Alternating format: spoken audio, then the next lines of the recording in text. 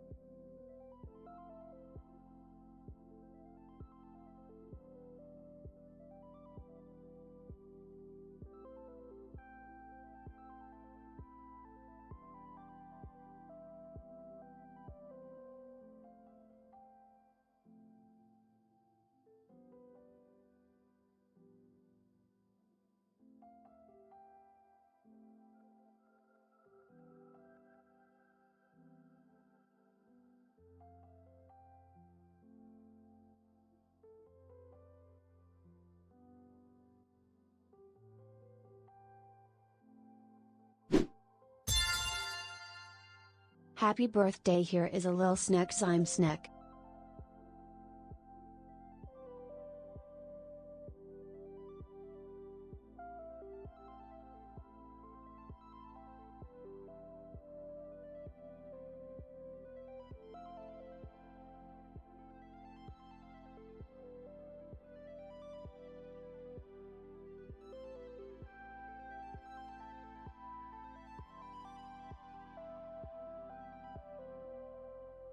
Good evening, one and all. It's Saturday. I know I don't usually stream on a Saturday, and boy, howdy, are we getting it off to a grand start there. I see that all popping in, but I think it's time that we let you all know exactly what is happening today. Let me switch this to a bit of an intermission screen so I can say hello to you all there.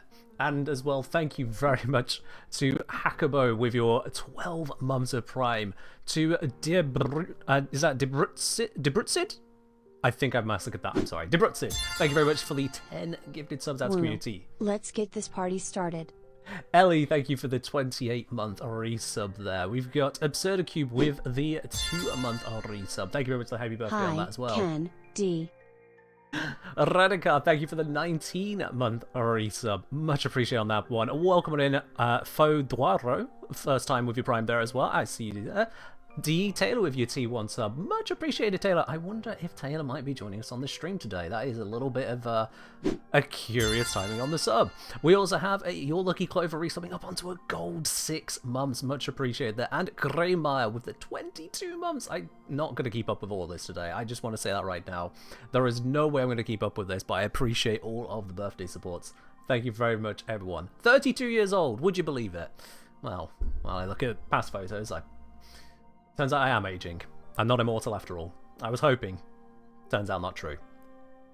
But anyway, enough about that right this second, because I've got 5 very amazing people waiting at a Discord call to dive into all that is happening today. We have got a D&D campaign of my own making set in the Warframe universe. And another person joining us is indeed Brozime right there. Thank you very much, Brozime, for subbing with your Prime, bringing yourself up onto 2 months there as well. You got a lovely bronze badge. But let's see if you all can score gold. Let's bring us into our wonderful, wonderful people and see who we are joined by. If I turn on the Discord call. Hello, everyone. Hello. Hello. Let's drag in these dungeons. Hello all. Thank you, Kenner. Let's indeed drag in these dungeons. So we have, going across from myself here, we have D. Connor. Hello. We have Your Lucky Clover. Clover, I think you might be muted. Oh, there it is. Still mute it? There we go. We have Hello. D. Taylor. Howdy. We have Brozime. Hello, everybody. And last but by no means least, we of course have D. Uday. Hi, everybody. So welcome in, all 5 of you. I much appreciate you joining me on this adventure. Now, for those of you who may not be aware as to how this is all going to work, basically this is Dungeons & Dragons. I know we're in the Warframe category. Happy This is Dungeons & birthday, Dragons. dude. Thank you very much, Solar Flare. This is the Dungeons & Dragons based in the old piece, and I must be very clear at the start of this now, despite D joining in 3 different ways, this is entirely non-canon. Any accuracies are unintentional, any inaccuracies are mine. Please, for the love of God, do not flame DE if it turns out that something amazing I wrote never actually exists. Alright, disclaimers aside, I'm done now on that bit. No, but with the character I made in the game, he's cool. Oh yeah, all the characters, yeah. They're definitely happening, of course, yeah. Dargans and Darius. Thank you very much there, Revolt, for your 2 months as well. Dargans and Darras. I should have thought of that, actually. That is a very good fit for D&D, I love it. Dargans and Darras. Orc All and right, Aura worms. Oh, yeah, Orkin and Aura Ooh. Worms is really good. Anyway, it's fine. It's too late now. Perhaps it's too late Fables now. and Frontiers. Fables and Frontiers. Ah, that sounds silly. No one would ever come up with that one. That's true. So, anyway, right, so, I suppose the best place to start is at the beginning, to roll us all into it. We find ourselves in the old peace era. The Dax Separatists is the perspective we are taking, because for whatever reasons they may individually hold, they have come together under one single ideal that the whole so-called alliance with Warframes and Sentience is simply ridiculous. It cannot be allowed to continue. The Oregon Empire must be deluded in some way or another, and you lot have the solution to it. The 5 of you, as part of the Separatist forces, you may not have necessarily worked together. Some of you have, some of you haven't, but you've all been individually called up by a commander you've not had the opportunity to meet before now. A commander who has a very special quest in mind. And so to get going on that, you're probably going to need to meet him over at the tent. The sky overhead is ablaze with the burning jewel suns of Tau. It seems somehow to be even hotter today than it usually is. So, the 5 of you together, arriving at the tent. Who have we got in terms of characters then? Shall we start with Connor? What character have you brought for us today? Yes. Hello. My name is Simeon. I'm pretty sure the largest person in the party. It's hard to be taller than, I think I said 6'7" or something. Very hulking behemoth of a man. Very good with a blade almost as tall as he is. He joined the Dax at a very young age and worked his way up through the ranks by being very strong and very willing to take orders. Can't really, doesn't think for himself as often as he should, I would say. He kind of grew up doing scouting runs on ships around Seoul, meaning he's very good around the forge and very good around heat. But something happened between him and the Dax, and he's found himself on the other side of the forces, joining up with the Separatists. Wonderful. And then that brings us to Clover. Who is your character? Mine is, her name is Nasera Valen. She's a high elf forged not in luxury, but Orican. So in the rebellion, she joined the rebellion, and once the Dax were soldiers of obedience. So she chose defiance and turned her back on the Gilded Leash, and she fights for separatists in the wastes of Tau. So she carries no spell book. Her power runs through salvage Orcan tech that she calls her Aether Bloom. And like calm links through her ears. Being a high elf, she has modified tech to her ears and listening devices to help enhance those and kind of have her powers go through her weapons.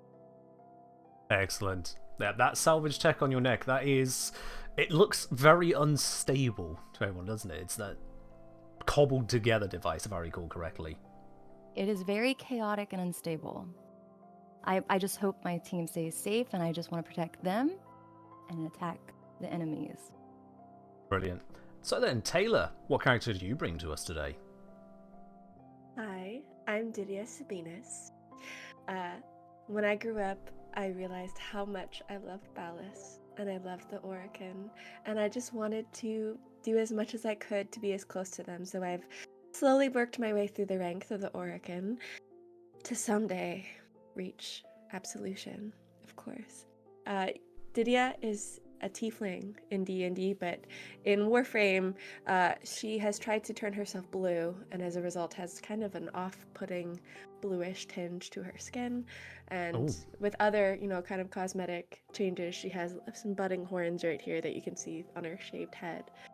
But she also, in her dedication, has not really learned how to think for herself. And so when someone tells her that Ballas wants her to do this thing that is very much against what Ballas wants, she doesn't think, and she just does. So this is our journey today. A perfect soldier. For an armor, indeed. Following the orders. Brilliant. And that brings us then to Brozime. What have you got for us? I am Den. Den is a golden dragonborn, but of course a Dax soldier, who is a cleric of Lua and utilizes the abilities of Soul to smite his enemies.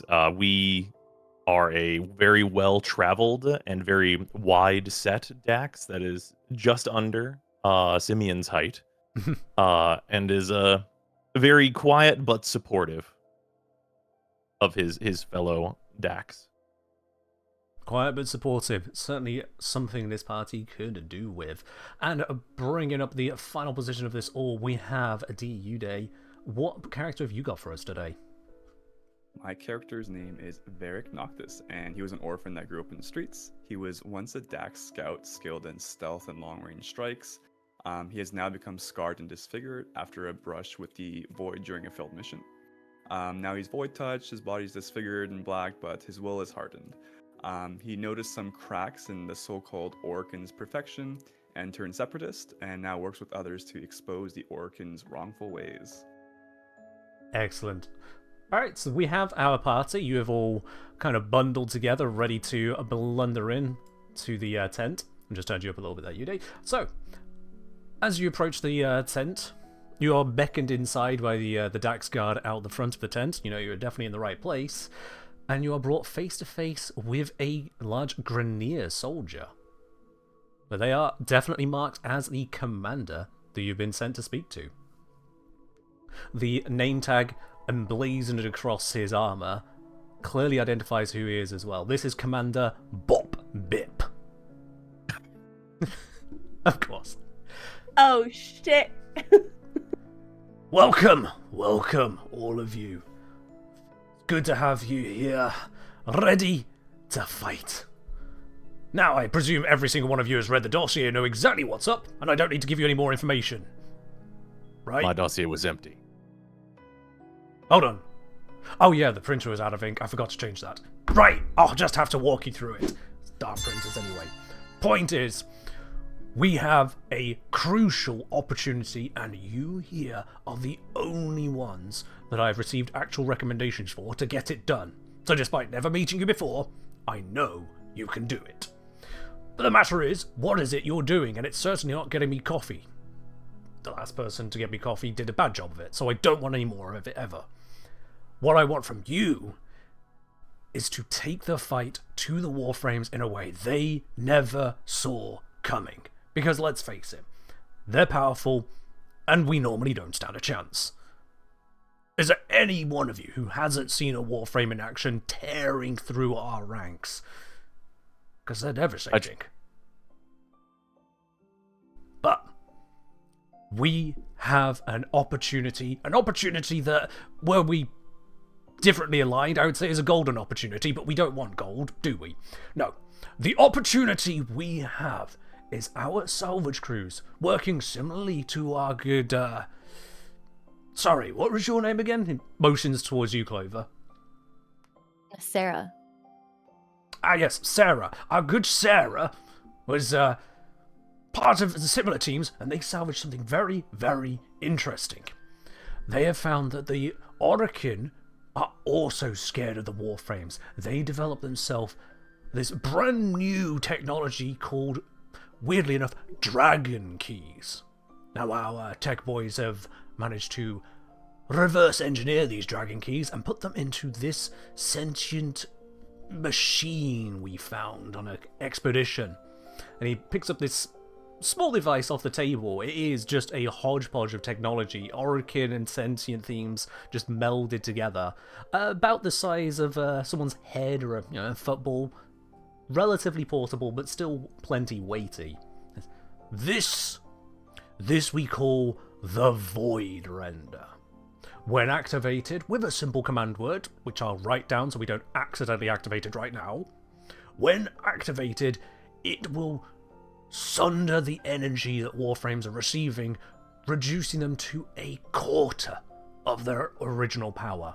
I want to make something very clear right now. If you do not have this device, you will die fighting a Warframe.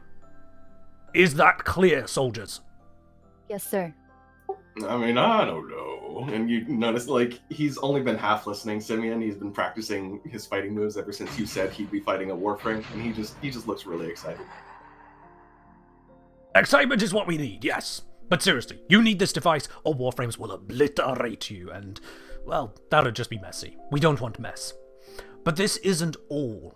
See, at its current state, it's not enough. It lasts for a minute, and then it takes an hour to recharge, and this is not good enough. But our tech boys have found a final bit of crucial information. The sentients also do not trust the Warframes. The sentients, prior to this so-called peace, were developing a countermeasure. A countermeasure that we have learned is at the abandoned site Orphic Tower. If you get this device there, you find that final bit of tech they were working on, we will have ourselves a true counter. Which begs the question, why aren't we just going there now, right? Can any of you guess why we don't just blunder over to the tower? It's How many probably Warframes? We don't Destroyed. know the way. It's not destroyed, Guarded? not guarded, yet. And that is the reason. If we just start travelling over there, they're going to see it coming and defend it. So no. We have this golden... Oh, I'm saying it again, I hate it, that word. We need a new phrase. We have this blue opportunity. This blue opportunity where the dual Tau suns are full of extra Tauler energy. They are flaring up. And our sensors say for the next 2 days, and 2 days only, the Orphic sensors will not be able to detect smaller parties we send out. So we will send out decoys, we will send out a diversionary attack, and you will sneak into that tower before their sensors come back online. This is how we bring the fight to them! Now, there was one other thing. Oh yes, you'll need a communicator, just so we can send you some updates along the way. Don't really want you to send too many messages, because, well, you get detected. Make sense? Den shuffles his heavy gear, hoping that he does not have to carry this communicator. Nasera okay. has plenty of room, so she can carry the communicator if needed. I will take the word. Give me the word. I You want must the word? word. Ah, yes, the word. You want the word which is to activate the device. That makes sense. So, I hand Oh, it's okay. the communicator to you, Nysera, and the device I know. over, Nasera's nervous. and the device to you, devoted one. And, sorry. How do I pronounce the last part of this? I'm just kidding. I'm just kidding. I understand. We can't. Sometimes I use humor to diffuse situations. I understand. Thank you. Oh, good. for continuing Right, with good. the You word. don't need me to pronounce it. Good, because I was going to struggle, actually. Orphic was not my first language. Oh, interesting. Well then. Tau light's burning. No, we could still say daylight. It's still fine. Daylight's burning. And I need you to get out there. We will launch our decoys, our counterattacks, and... Void blessed you, yes. That's what they say around here, yes. Who will protect? Do we know the code though? Sorry? What is the code? The code word. Nasera I wants have the it. code word. You have. it. I have the word. I have been entrusted with the word. The word is mine. So it's just the word is mine as the password.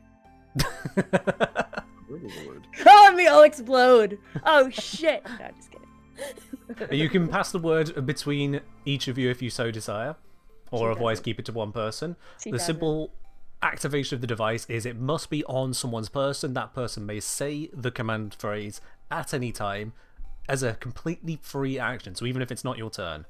So long as you say the command phrase to activate the device, it activates, it lasts for 1 minute, and then it goes on to a 1 hour cooldown. Does the person whose person it's on have to be alive? That's a good question. If they're dead, take it into your own hands and say the phrase.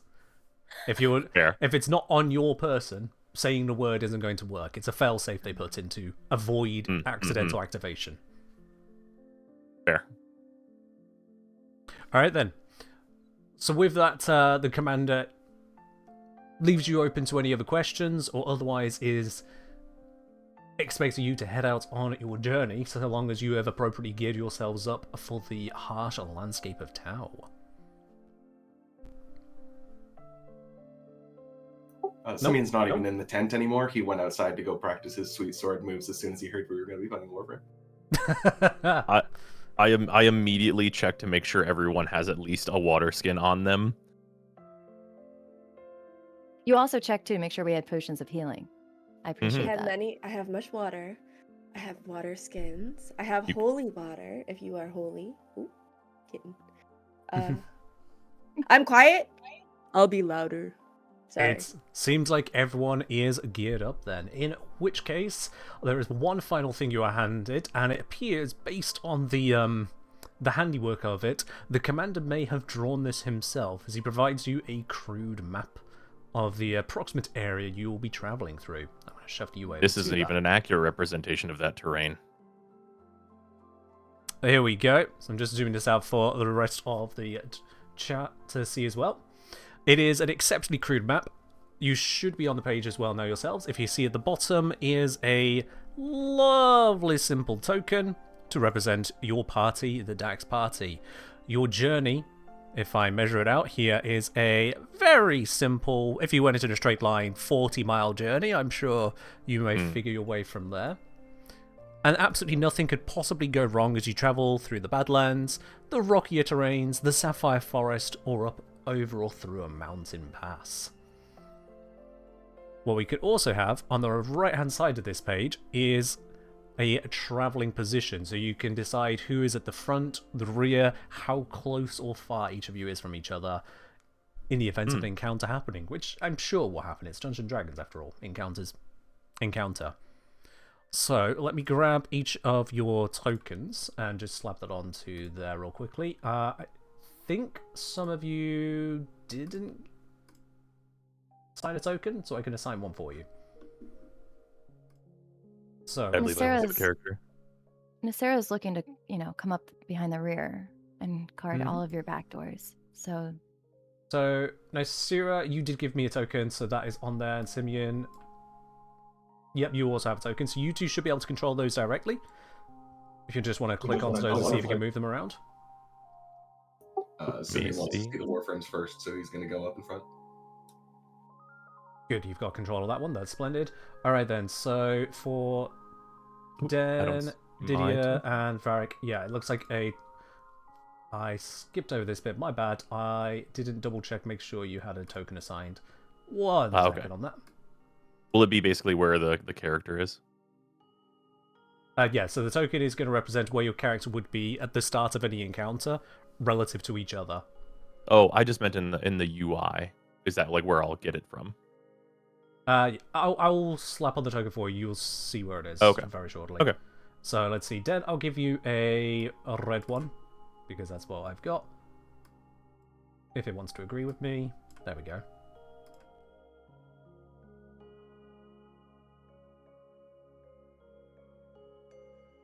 Den makes sure everyone has a 10-foot pole, a whistle, and a piece of chalk. There we go. I need one for Didia. Let's give you a green default token. That's not green, that's cyan, but it'll do.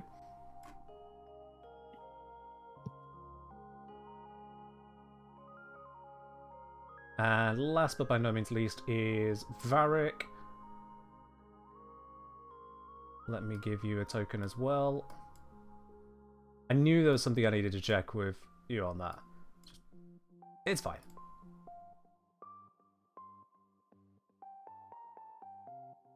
There we go. So you should each be able to control your tokens there.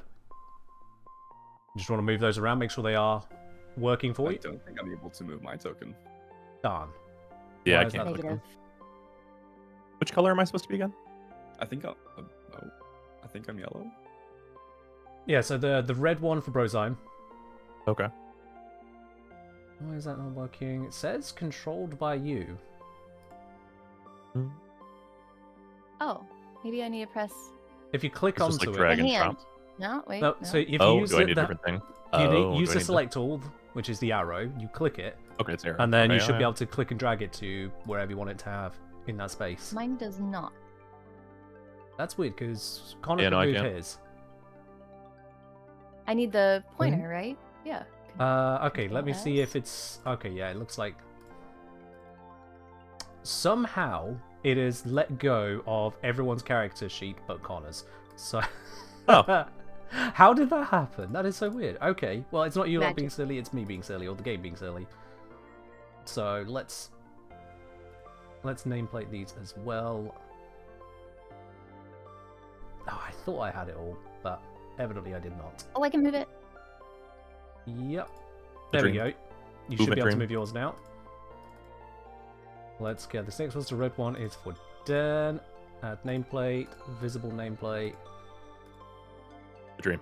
There we go. I said Yes. yellow was for. I've achieved movement. Yellow is for Varric. Oh my god, I can move. Wee. I can Um, move. I can fight. Idiot.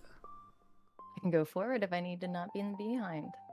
There we go. And let's just add on the nameplate for Simeon. And now we can all see whose token is what and where. There we go. Nisara has the device, yes? No, Didia. Didia has the device. Den will stay close to Didia because I he am has in the he has center. lost a device or a Sarah has already forgot the objective word. before. No one knows the word except for me. Okay, and for someone asking what virtual tabletop we're using, we are using the Roll20 app. One I happen to be familiar with, although evidently not familiar enough to remember to put in the tokens. Oops. Right. Ah. So everyone, are you satisfied with your travelling orders? Who's on front, middle, back, side? All those bits. Den would like to ask Didia if she would be interested in moving to the center of the party for easier protection. Yes, please, I shall be in the center. Where are going? There we go. Now, oh, and the bot is still letting people know D&D's coming on the 30th. Well, how helpful of the bot. Alright, so, with your travelling positions decided, it is now a matter of deciding your route, because at the moment you are down at your camp where you'll be starting out, which is on the crude map at the very bottom of things. You can travel in pretty much any directional route you see fit across this map. If you try to go out the bounds of the map, the DM will get upset with you. And in terms of travel pacing, this affects how quickly you can travel and how effective you are at traveling. If you travel at a fast pace, you'll be able to move 8 miles in 2 hours, assuming nothing goes wrong. If you travel at a medium pace, you can go 6 miles. At a slow pace, you can go 4 miles. But the slower you go, the greater the advantage you'll have on your checks, and you may also be able to try to be stealthy as you travel. If you go fast, there is no stealth option whatsoever. All your checks will be a disadvantage because you're focusing just on speed. So is that trade-off to decide as a group, and otherwise to decide who is doing what role as you travel, whether that be navigating, trying to keep the party stealthy, looking out for threats, or perhaps foraging for supplies. I Sorry, open the floor to you lot. clarification. Yep. How far do we have to go? Like, do we know the distance we have to cross in these 2 days that we're allocated? Yes, so if you use the measure tool works on this crude map as well. It is updated for the actual distance. So if you were to somehow make a perfect straight line, it would take you 40 miles to get there. In a standard traveling day, you can manage 8 hours of travel before you start to become exhausted, or risk exhaustion from extra travel. Didia is very stupid. So, like, where, like, on this map, do we see where we have to go already? It's the box marker at the top, sorry. The box. Okay. Yeah, Bot Bip's drawing could be better. Bot Bip is a commander, not an artist. I True. respect that. And so we get 6 miles every day? Or every So hour? 2 hours of travel, which is what I'm breaking the travel up into. 2 Yeah, hours of travel, you could do 4, 6, or 8 miles attempted. That we have to do. The faster you go, the less stealthy you can be, and the greater disadvantage will be applied to your checks. So navigating becomes harder if you're trying to be too quick about it. Okay. Also, and Den is criticizing this map. I do want to clarify that this looks good, Ken. Thank it you. does. Brozime Yeah, says this it's is good and it is very functional. does But exactly Den what criticizes this crude map. Bot Bip recognizes his limitations and doesn't care because he's still got the job done. Okay, sorry, one more thing. Like, in the area that we're in, do we Yep. see any Orakin around us? Like, is there any thing that we feel like we immediately have to hide from? In your immediate vicinity, no. Thankfully, the Separatists have managed to at least carve out a small area around themselves, so the first few miles of Badlands is area that you are familiar with, and is very much under your general control. But as soon as you get beyond the first few miles, that's where you kind of go beyond what is comfortable. I see no sign of Ballas's influence here. I feel hurt, detached from my beloved. Anyway. So nuts. So yes, as a group, do you want to travel quickly, at a moderate pace, or slowly? All right, we speed running. Just kidding. I would vote for speed while we're so close to camp. While our health is good. Haste is of the essence. I can't be quiet even if I want to, so. Okay then. So as you all deciding to go for a fast pace, that means then that stealth is not an option, but you still can plentifully indulge in all the other activities. So you could still... We need a navigator, at least one. The second person can help you navigator. We're I going have to... navigator tools. Ooh. Excellent. So you could Very use that to give yourself proficiency on the navigation check as well. We could have one or two people focused on looking out for threats, and one or two people who could be focused on foraging for supplies along the way. I have experience in Tau with nature through the various travelings, so maybe appropriate good. for either. I have pretty good perception. Also, nature checks as well. Mine's perception and survival. Mine's just nature. So I Oh, could no, look so out you have to- for you don't need enemies. to read. That's a Okay, good so And I'll scrounge. I shall use the stars to align us in our journey. I'm pretty bad at all the skills you just asked for, so I'll just help. you'll just help someone out. He hits things real good. I'll tag But along. you know if there's an enemy, and then you hit. Anyone I can who chooses to help along the journey, whilst they won't make the roll themselves, whoever the role they're helping will have advantage on their check. So I think the you may two not have the really skill stupid yourself. people should use the navigation tools, Dan. You and I. Fair. Oh, not Dan. Sorry, Connor's character. Sorry. All right. Simeon. Does the map go this way? Okay, got it. You got me there. For navigator tools, it says I can roll like strength, dexterity, like I can pick the roll for it. Is that? So the roll would be the roll that I ask you to roll for. It's just that you have the Okay. proficiency in any of those checks that is relevant to your navigator's tools. Mm. So by having that proficiency, when anything navigation comes up, you always are able to add your proficiency bonus. Okay. That's cool. All right, so in terms of that, then, if we're having Taylor do the navigation, and you're being assisted by Simeon, you would have advantage from that, but it is countered by the fast pace you'll be traveling at. So you'll be just doing a flat normal roll. Could you please go ahead and roll me your? Let's go for a intelligence check. If you just click onto your intelligence, roll that, and we'll add your proficiency +3, just to the result. Mother. She's so dumb, guys. Oh no. Oh no. Oh, That is no. a flying start. Demonstrating to everyone you know exactly what you're doing. We went backwards. We're walking back No. to start. I know where we're going. This So- is. I would like Commander, to what are point you out, doing here? This is a roll of a 5. It's 2 plus proficiency, so it is a roll of 5. And Who's you good, are right? in the very starting area, which is area you are familiar with. So it's a very easy check. For which I did not think writing it down was necessary, but I did write down the DC was 5. I thought there was no way they'll have a navigator who can't handle a 5. Den has a growing do, in concern fact, for have a being a part of a navigator. party once again. Oh my gosh, the comment, too dumb to get space. Now we have those who are attempting to. No, but did we have 1 or 2 people focused on looking out for threats? Myself. Who else I is can also looking? help out with that too. Okay, I was so just on like Very good eyes. scavenging. yep. So if we can have Clover, if you Sign me can on and I roll can the be perception, survival. please. And again, it's a flat roll because you're getting the bonus from Uday, but you're not getting a bonus from travel, so it counters out. Okay, where am I clicking?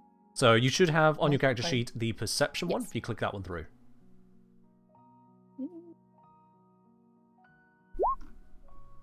That is a Nice. It's 14. a lot better. Wonderful. Checking that there, that got you 12 plus the 2. Oh, are you not proficient in perception? I'm gonna peek your character sheet on my other screen if that's alright. Yeah, go ahead. Make sure that's going through correctly. Oh no, my wisdom is not very good. Never mind. Oh, I see. Right, yes, you are proficient in perception, but Oh, I am? Okay. It's but pretty low. just naturally disadvantaged by talent or lack Yes. thereof.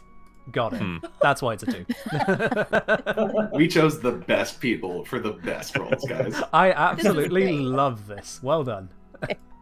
And then to top it all off, we have Den is very Brozime. agreeable. Brozime, you said you are scavenging for supplies on the Yep. way.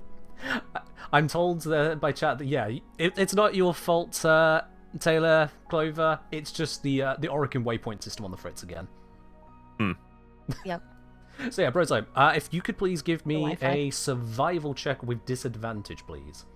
So either tell Survival it to check roll with with disadvantage, disadvantage. or just roll it twice. How do I set the disadvantage? Let's just roll it twice. Valid and fair. On the Wonderful. top I'm very consistent.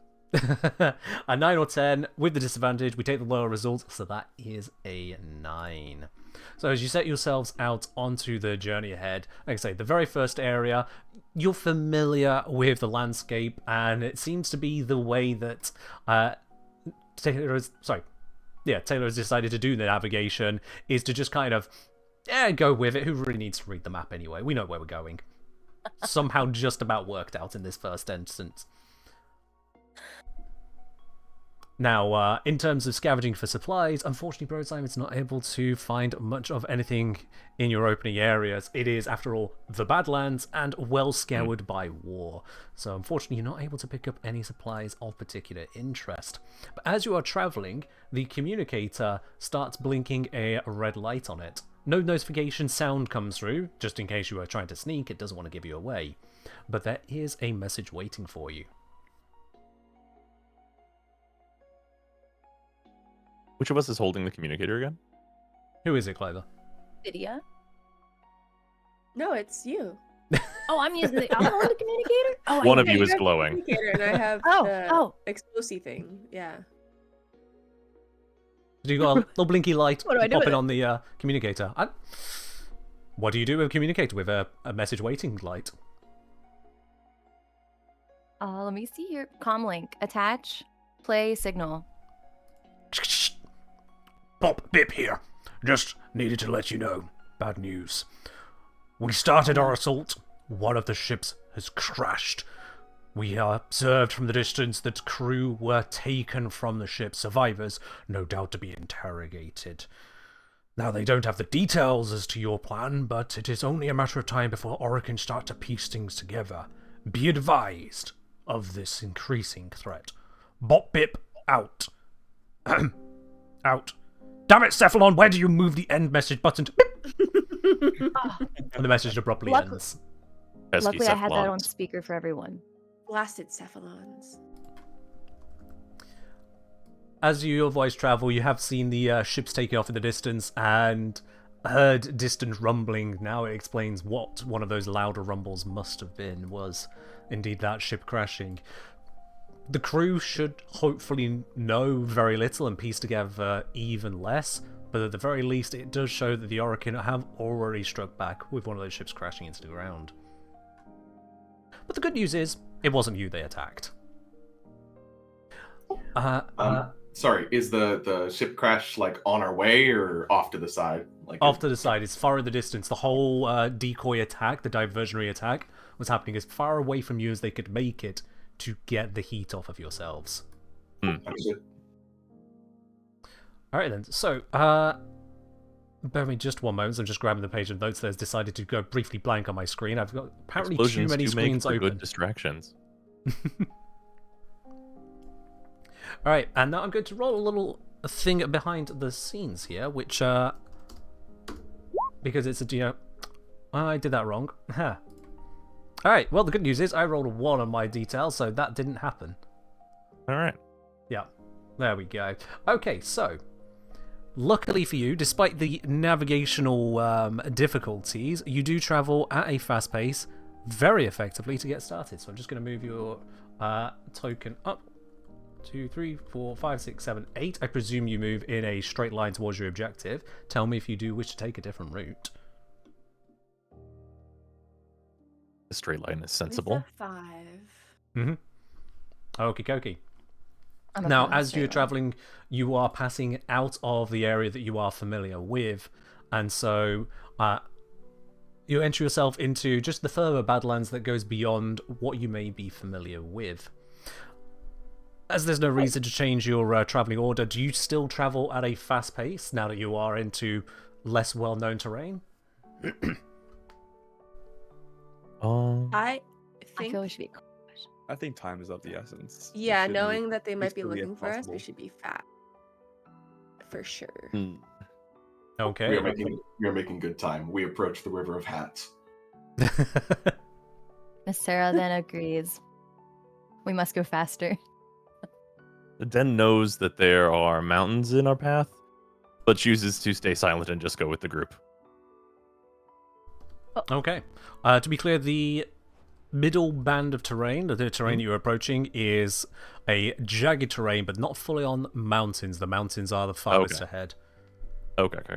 It's the best that I could represent jagged terrain without literally going into my geology notes from years past. Valid. Alright then. As you're maintaining a fast pace and avoid all the same roles and aspects, let's get a repeat of this. So, Didier, if you could please reattempt your navigation check. This time the DC is a bit higher as you are moving away from where you are familiar with, so... Are we trusting her with another navigation check? I guess it was successful. No one knows that I fumbled the bag really bad. Why can't I see my character page? Hello? There we go. Oh, she's lagging, sorry. Am I getting assistance again? Or... Yep. So yep, you can roll normal check. No advantage or disadvantage on this, just a good old DC to beat. Nice. Twice as good. Yeah. So that is a Lucky. 13, because you've got your proficiency with your navigator's tools. Mm-hmm. And that brings us also to the other checks we have from Nyceria, if we could have your perception, and from Brozime, if we could have your pair of survival checks. Okay. Right? And survival. Whoa. Okay, so the good news is that Didier has figured out what the map is for and is navigating you through the terrain plenty well enough to keep your pace up and not get turned around in the process. as you travel through, I then go to... There it is. Yep. As you travel through, you suddenly have where Nysera tells you all to come to a dead stop. Because Nysera, let me whisper this over to you and let you take it from here. So if I whisper... Oh, I don't know if I can whisper inside of Roll20 very well, so I'm just going to send it to you. I'll try. I'm going to try and whisper on... To my comm link off speaker. I'm trying to send it through Roll20 for you. So this to... There we go, that is working.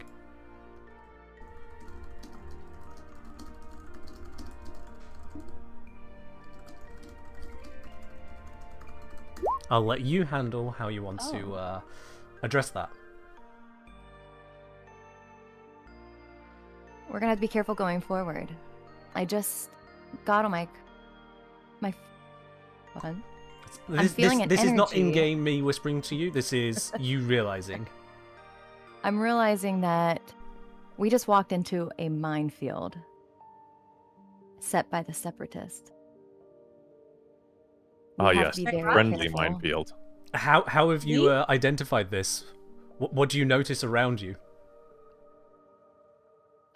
There's a lot of dirt dug up, and it looks like it was padded over. And then you can see the ground was just... It has like little bubbles of dirt all throughout. But it's very subtle. Like, it just sticks out just slightly. So you find yourself in the middle of a minefield. How are you going to proceed without being blown to smithereens? The issue is yours. When she calls them out, are we able to kind of see where a lot of them are as well? You can try to have a look around. Go ahead and give me your own perception check, please. You bet. I do have a question for that. Is a perception check an ability check? Yes. Can I give him guidance? Oh, Yeah, you absolutely can. I would like to do so. that's a good roll. Is that an extra D4? It is an extra D4, yes. So Okay, that's a 20. A Nice. 20. So with the 20, you personally are able to see a fair amount of the mines. In fact, you're fairly confident you can see the placement of them all around. With that, you see that the minefield extends for quite a distance ahead. As much as you've only made a short distance into the minefield here, it does continue on for at least a mile forwards.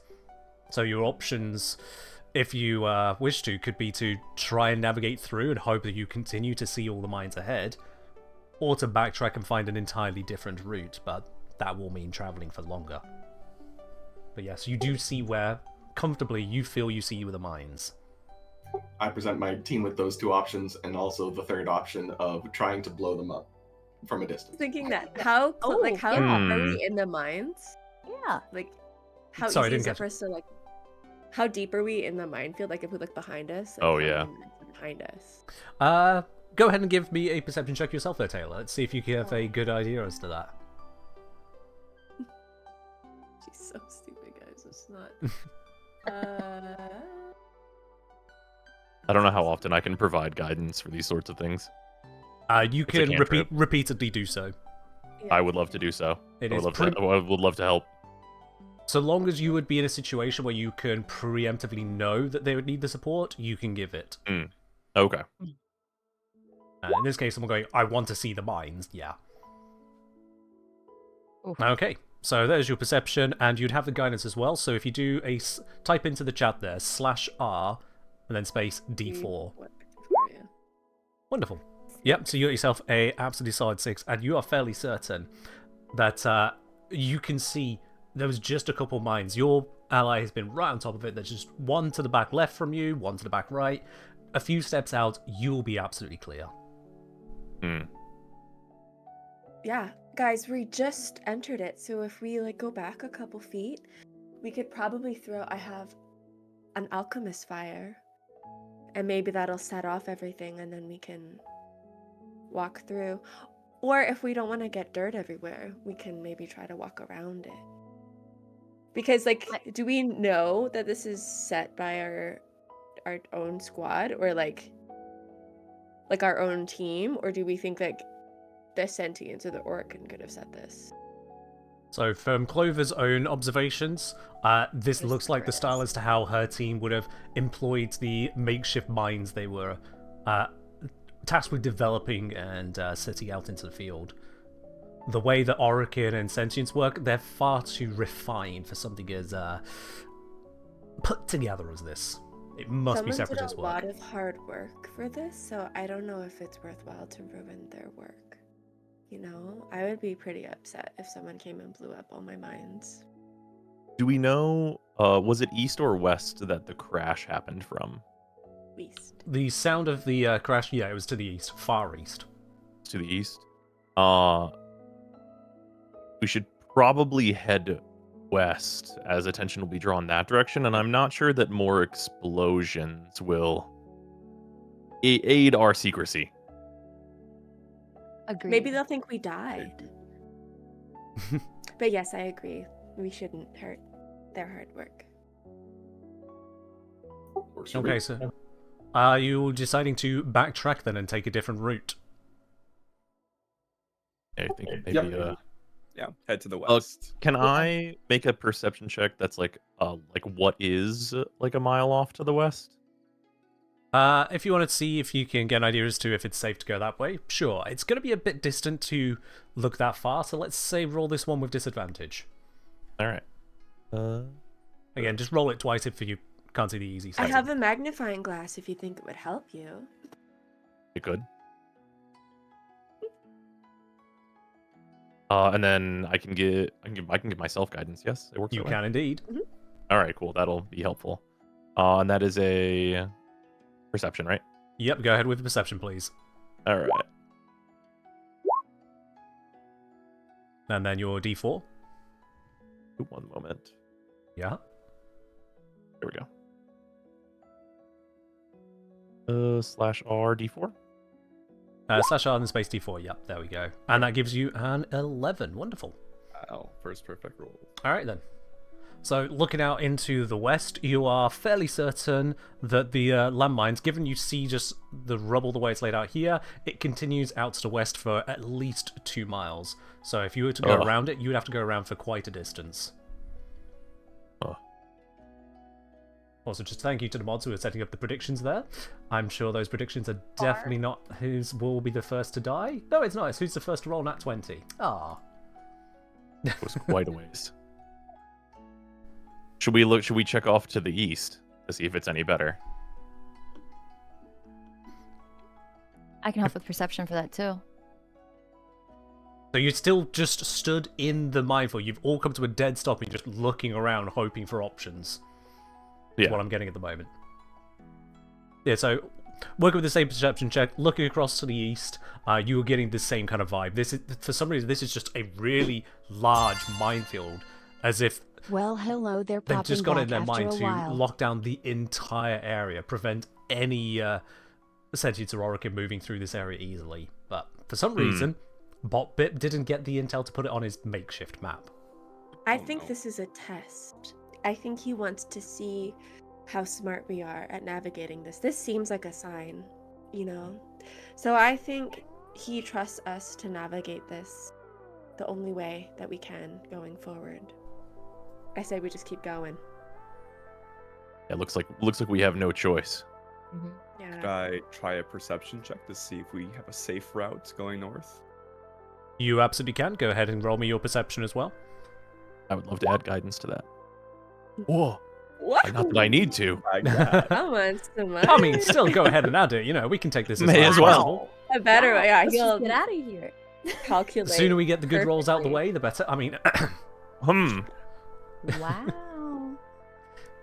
so yeah, if you were to go ahead and roll a d4 with that there, you do. Oh, another D4 too. Oh my God. Uh-huh. You've got guidance from your good pal Brozime. It's a Oh, wow. 28 in total. Whoa. Whoa.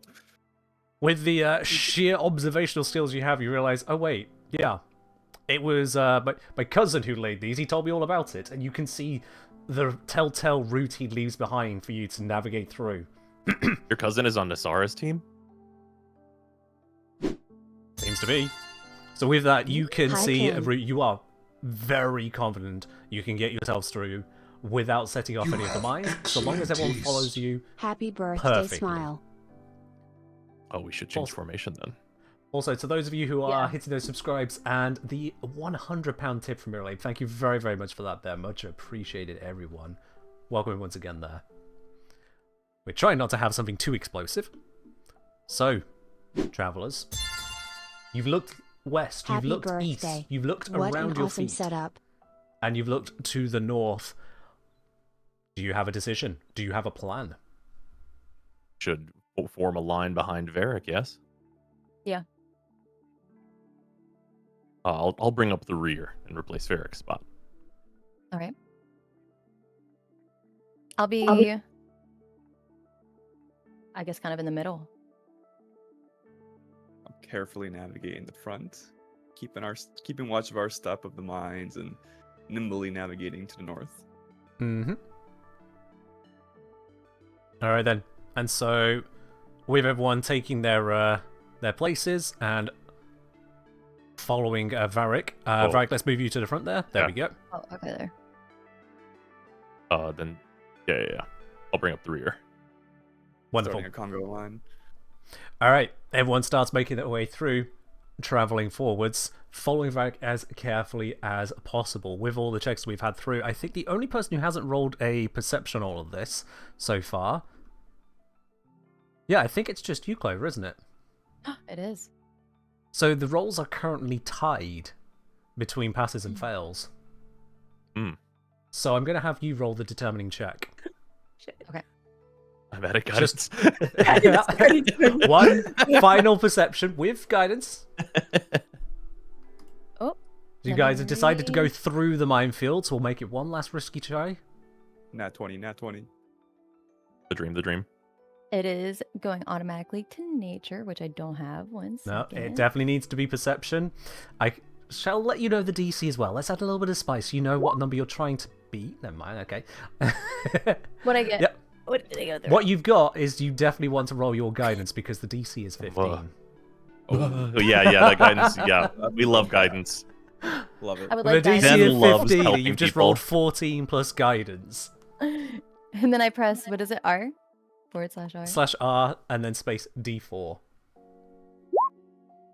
Oh! We love guidance. I love to help That works. people. Exactly the 15 you needed. For the briefest moment, your foot was about to go astray, and just as it's about to step down, you hear from behind you that simple guidance, stop! As you realise, that rock's a mine, not a rock. Guidance saves the moment, and the entire party manages to just about navigate through the minefield. It does slow you down just a little bit, having to pace between the mines, but otherwise you do manage to proceed, and so you travel through a... instead of the full 8 miles, you do manage to still manage 7 miles in these 2 hours. Let me assign control to one of you for the movement token. In fact, I think the resident navigator should have control of this token. So let me set that to controlled by Taylor. There we go. Taylor, if you want to move that one 7 squares north. 1, 2, 3, 4, 5. Oh. 6, 7. There we go. And with that next 2 hours of journey, you find yourselves entering into the more jagged landscape that exists beyond the Badlands that surround the Dax camp. The sun continues to beat on down on everyone. The heat seems to be somehow intensifying. But despite all of the flaring activity, the towel activity, as Commander Bobbip loves to call it, your communicator still manages to receive another signal. The blinky red light is going once again. My comm link is blinking, putting on speaker. Bobbip, here. I need to inform you. Sorry, Commander Bobbip, must use the title. People love the title. Must inform you that we received a automated warning signal from the crashed ship. It appears that someone was trying to hack into the computer systems. Almost certainly they will succeed. But it did send us Perfect back a timing. photo Perhaps even of the Prime hacker. D timing? Regardless, looking forwards to this. Good Oh, this luck thing has to I can Prime warn to you. all.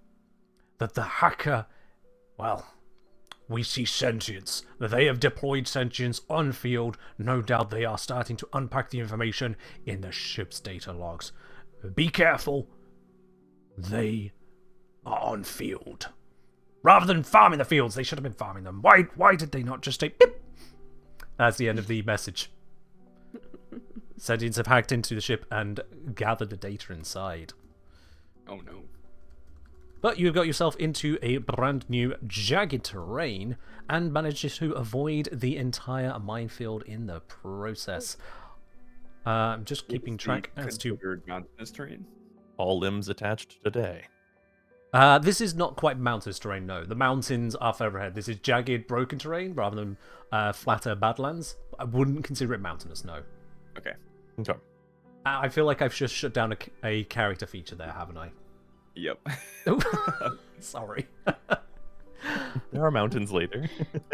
The mountains are coming, don't you worry. The mountains are coming.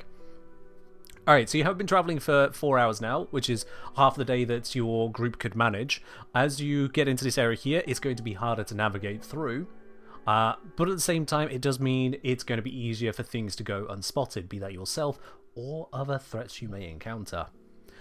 Are you still looking to travel in a straight line? Or is there an alternative route you may consider?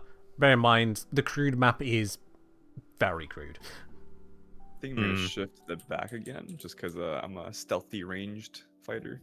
Mm-hmm. I definitely want to be toward the back as well. And I'll take up a middle position to be able to support everyone and protect the device. Okay. And are you still moving at a fast pace, medium, or slow now?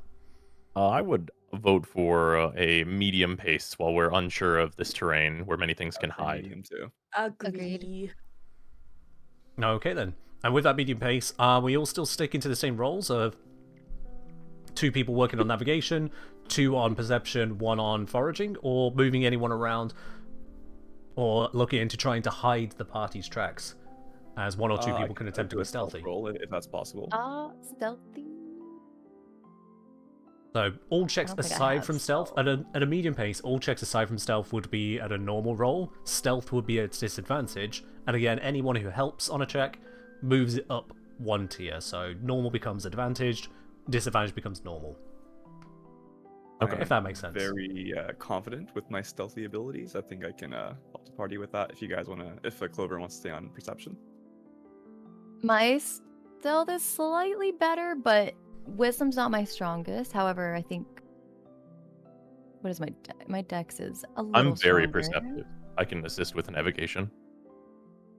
I could do survival and stealth. So just with you. regards Okay, to do the we have helping 2? side, whoever's helping Whichever doesn't one. actually roll for themselves, so their bonus isn't adding to it. You can pick whoever's got the highest out the 2 of you and have that person get the bonus. Yes. Okay. Oh, it works. I've got +3 perception, +3 nature. I have +7 stealth, +6 perception. Oh, Well, that's good. That's a good. lot. Mine's only +5 stealth and +5 or +2 perception. My persuasion though, I can talk our way out. Each person can only take 1 roll though. Can't have someone doing both perception and the stealth. Not for a I'll whole take party. whichever one you guys prefer. I'll take what's not of it. Like I'll just help. you guys take the better, and then I'll fill in the gap. Taylor, any wisdom from the devotion there? We must continue on. We have a task at hand. I don't really have anything beyond that. No, fair enough. You sticking with navigating with Connor support then? I have the tools. I have been given the tools to do this. It is my role. Is it Sure. not? All right then. Yeah. So There are no hats here. We must proceed to the field. of Yeah, I battle. know. No hats. It looked like cowboys, but alas. all right then. So we've got Taylor doing the navigation still with Connor's help. We've got Uday doing the stealth side of things. With I more than trust him to do that. with help from Brozime, was it? I think I'm helping Clover. Oh, all right. So it's Yude's handling stealth line. Clover is getting help from Brozime on the perception. Got it. Right then. So if I could have, please, the intelligence check once again from Taylor. This time you now have advantage. Clover, if I can have perception, again you now have advantage. Yude, if I can have stealth, you have disadvantage. Could I argue that I am using my divine sensibilities to see where I want to be guided and do this with wisdom instead? Yes. Yes! I'll offer guidance to Uday as I also help Clover. Advantage. So you won't be able to offer the guidance on this as it's not an in-the-moment check, but more of a long-term travel. Oh, okay. Okay, 18 with advantage. Nat 20, baby. Oh, they did We not have need our any assistance. Sorry, we have a nat 20 in there? Yes, we do. I think.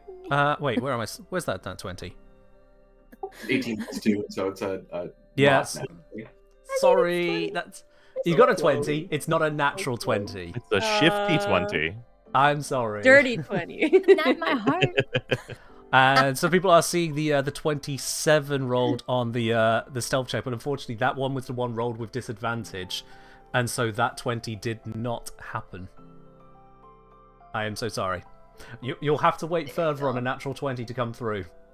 Alright, Brozime, next time, like, help the RNG. True. I'll do my best. All right then. So yeah, from sorry, you rolled the once. Yeah, I don't actually see your advantage roll there. So do you want to give that one more go then, Sarah? I will. Another perception? Yeah. Just because you have the advantage. Okay, never mind. So the 20 was the better of the two results. That's fine. So in terms And I've of got guidance attached to that as well. Again, no, not on the guidance. Oh, no, right. Yeah, no guidance. I'm assisting. That's what's giving advantage. Sorry. Yeah. Okay, wonderful. So you've got the 20 for the perception. The stealth for the group is a 23, despite the disadvantage, and navigation is an 18. So I can comfortably tell you, good things ahead. As you travel through the Broken Lands, watching out for any threats that may come ahead, making sure that you don't slip into any uncertain terrain or dangerous obstacles, you do notice plenty of time that there appears to be a scouting party of sentients on their approach towards you. You can tell quite clearly they can't see you yet.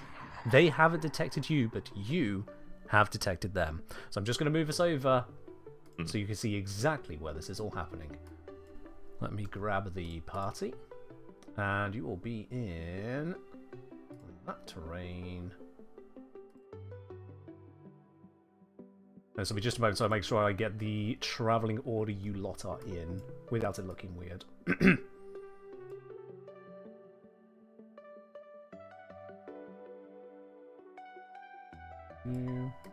Well, it looks a little weird if you look at it from a certain angle. So, well, the travel. No worries. Don't worry about me. You said it. I see nothing. I absolutely see nothing. Let's just. Okay, there you go. So at the top of the screen. At the top of the screen, you can see the 3 sentients that are traveling through this area, and at the bottom right is your party, in amongst the spiky terrain of this shattered Badlands area. So it's because of your successful stealth rolls that you've managed to evade being immediately detected by them. It is because of your perception you are able to see them all the way on the far side of this particular battle map that we have.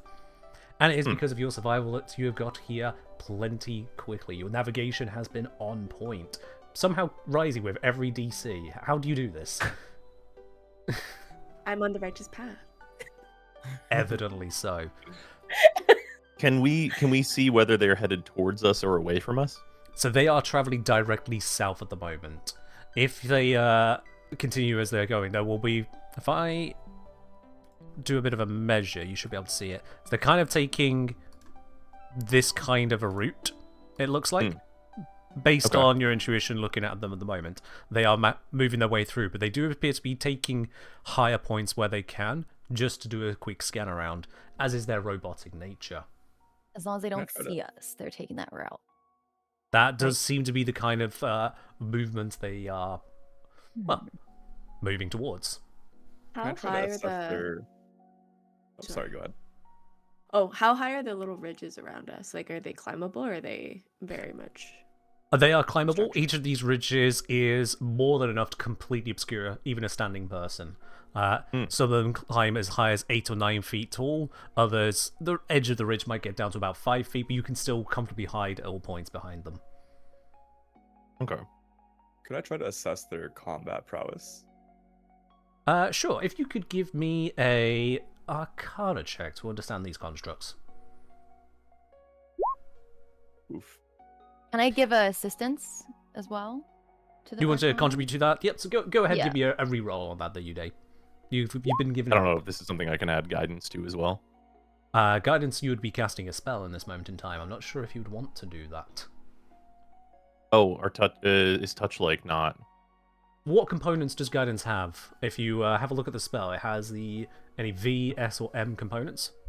V and S. Oh, yeah, so I guess it is vocal, right? It's vocal, yeah. So if you were to cast that, you would be making noise at this Okay, proximity. okay.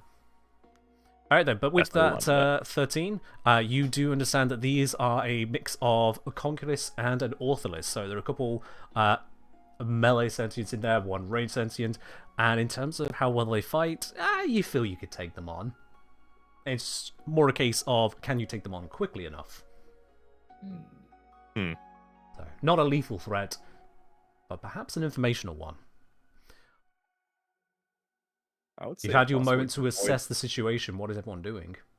Maybe avoid the fight and like hide below this hill here until they move on. At the very least, taking that approach for a stealth attack on our side seems wise. Yeah. Do Or we whatever have- we Okay. stealth You and dash. Go ahead. So let's No, move this like, over to an initiative order so we can take everyone's movements at a appropriate pace then. So if you click onto your character sheet, you should be able to roll an initiative, and it should give it for each of your characters. I will add on a turn order. That's not the turn order. That's because it's on my other screen. This is the player viewer Uday, screen. how do you have a decimal? 20, huh? I don't know what I did. Oh, so the I decimal imported my is... character sheet. It's a setting to avoid Eric rolled ties. 25,000. Ah, Wrong button. okay. So what it does is it adds the dexterity as a decimal, so it automatically resolves ties that way. Excuse me. Is that the Oh. right button? It's a clever little feature. Turn orders, there we go. Turn orders should be live for everyone to see. And now I'm just going to add in the Okay. turns of the sentients. The sentients, I'm going to roll them out as one for the Conculus and one for the Ortholist, just to keep this a little bit quicker. So for the Conculus, they move on. That. And for I the don't know why I have such a disadvantage. Yeah, I don't know why she rolled at disadvantage. She should technically be 18. Like, I don't know what you're setting. Oh, yeah, that's true. Yeah. Well, we could just manually change that to an 18. I don't know why that was coming through that way, but bam. Do you It's have like the the power of- initiative. Editing powers. Editing. I think my d20 are cursed. I keep rolling 7. Alright then, I've successfully rolled a 7 and a 4 for initiative on these creatures, so you guys definitely have the initiative over them. Well done. Nice. Also, you can see the health bar of some of them. Why can you see that health bar? Let's get rid of you. Hold on now. Wait, before you get rid Oh, of the it. health bar, you say? Wait, where is I it cannot at? see a health bar. Oh, if you Health can't see bar, it, then it where was... are you? There we are. It was visible on my player view. Maybe it was just visible because I could control it. Mm. Good. You can't see the health bars. That's fine then. So, with this, Varric, you have the initiative to decide first where you're moving and how. I'd like to discuss with my teammates. Are we feeling like pacifists or are we doing a stealth attack? I support a stealth extermination of these enemies. Stealth as I well. cannot condone violence, but whatever we can do to reduce their suffering. Wait for them to get close, then strike. I'm gonna use dash and just stealth hide behind this hill over here in the bottom. And bear in mind, if you're going to be using your action to dash, do you have a feature that allows you to hide as a bonus action? Sorry, what was that? If you're using your action to dash, do you have a bonus action that allows you to hide? Oh no, I don't. Never mind. I'm not playing a rogue. No, I can't. Okay, Yeah. I'm just gonna stay behind this hill out of sight. Okay, so you're abandoning stealth to move up as quickly as possible then. And then I think it was 30 feet. Because And you then were in I'll the bottom stealth right corner, up. weren't you? So yeah, you would. That's right. Okay. If you got 35 feet of movement, you could get behind the ridge over here. If you see that. Oh, I'm so far back. Yeah. Yeah. Oh yeah, the closer one. I'll try to stealth over there. Okay, so you're moving over to there without dashing. If you could go ahead and give me a stealth check to make sure that you maintain the ability to not be detected. You feel sneaky with your 8. Oof, Okay nat then. one. That brings us on to Nicera. You see the sneaky ally moving up to your right a little bit there, but what do you do? I want to follow. Let me do the line. See if. Because I think I want to dash to this. Can you see that? Yes, the line has appeared. So you want to take that kind of route around there? Yeah. How do I raise? You think you've drawn that on, so you'll need to select it and remove it. If you want to use a ruler, what you can do is the measure tool, and then once you've done part of a line, you right-click, and it creates a point to angle from. I think I like can that? only dash. Is it 30 feet and then I'm done? Like I can't. So a normal movement will be your movement speed. If that's 30 feet, then 30. If you want to move further, you'd spend an action to dash, as opposed to using an action for something else, like an attack or preparing a spell. We also have to use an action to hide, right? Yes, unless your class gives you some means to hide as a bonus action, for example. Okay. Wait, so dash is what again? 30? So if you 45? just move, so that's kind of like jogging rather than full sprinting, it's your movement speed on your character sheet, which I believe your character has 30 feet. Yeah. So 30 feet. Yeah, 30 feet, which is 6 squares. And way I'm diagonals are still looking- considered just 1 square. I am thinking of going to where Varric's going and then diagonally shoot that way. When you say is what I'm shoot, thinking. as in you're going to Right. move differently. Yes. Okay, So I would go right, so because I'm out in the open, so I want to go hide this way. But if I go this way, I know they're going to be coming possibly down this path, and it'll be harder to hide. Okay. So I'm going to move. I'm going to dash over here. Since they're high enough, I don't think I really necessarily need to hide. If you start the measure from your character, you'll see the exact distance you can travel. So I would be going here. So you'll be moving 30 feet and then attempting to stay hidden with a stealth, is that? Yes. Yep, go ahead and move yourself up and roll me the stealth check. All right.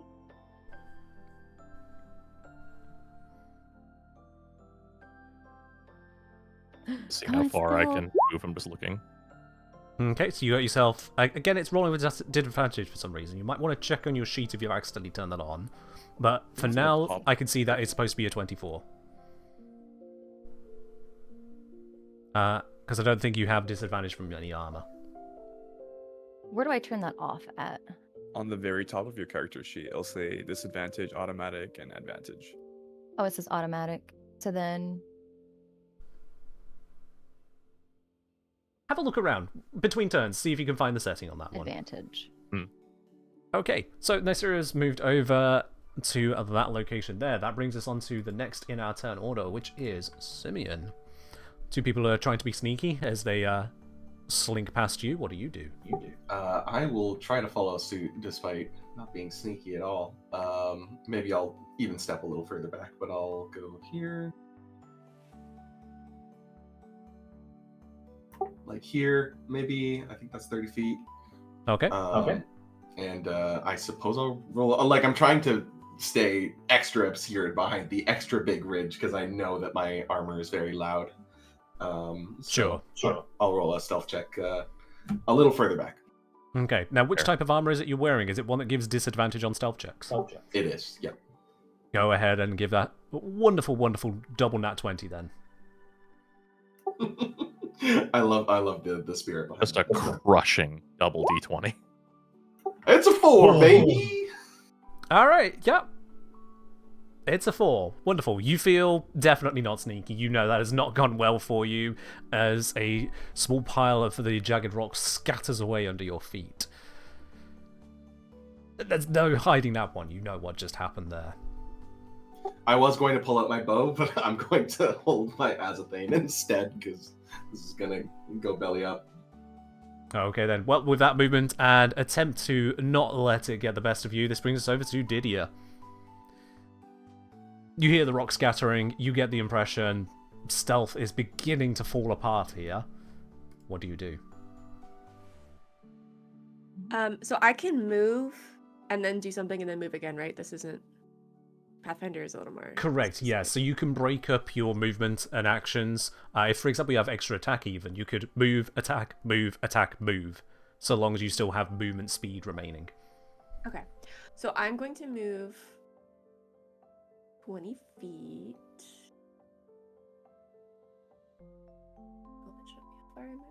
Was that 20? I think that was 20.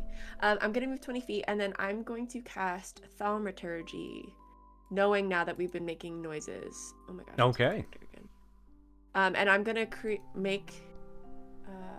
we go 20 feet from where I am, or 30 feet, kind of near them. Can you see where that area is that I'm heading? Yeah, I do see that 30-foot spot, so I'll just ping it on the screen to show. I want the ground to rumble. So that Okay. they're like looking over there. And then I'm going to use my 10 remaining feet of movement and behind the ridge. Okay, as Thaumaturgy is a vocal cast spell as well, let's see if you can manifest that sound well enough to deceive them. Go ahead and give me a deception check. Deception! Ooh. We love deception. Sorry, it's taking forever to load. Every time I close my character sheet, that's my bad. If you want to just minimize it, if you double click at the top of the window, it should just minimize it. Awesome, that's so smart. We love a charismatic girl. Okie I'm just checking against their insight. Interesting. Interesting. Very interesting. Alright, so you make that rumbling sound erupt from over the rocks there. It certainly sounds like someone is trying to scramble across it at a quick pace. You've done a good job with that there. And otherwise dip yourself into a bit of cover. I believe that brings us to the end of your turn. Yeah, that's all I got. Wonderful. Den, you hear people scrabbling over rocks both left and right. What do you do? I would like to just measure. How high of a point is this up here? Plenty high enough to hide behind. I would say that's about 7 feet tall, that peak. Okay. I have disadvantage as well. Let me look at how far I have for abilities.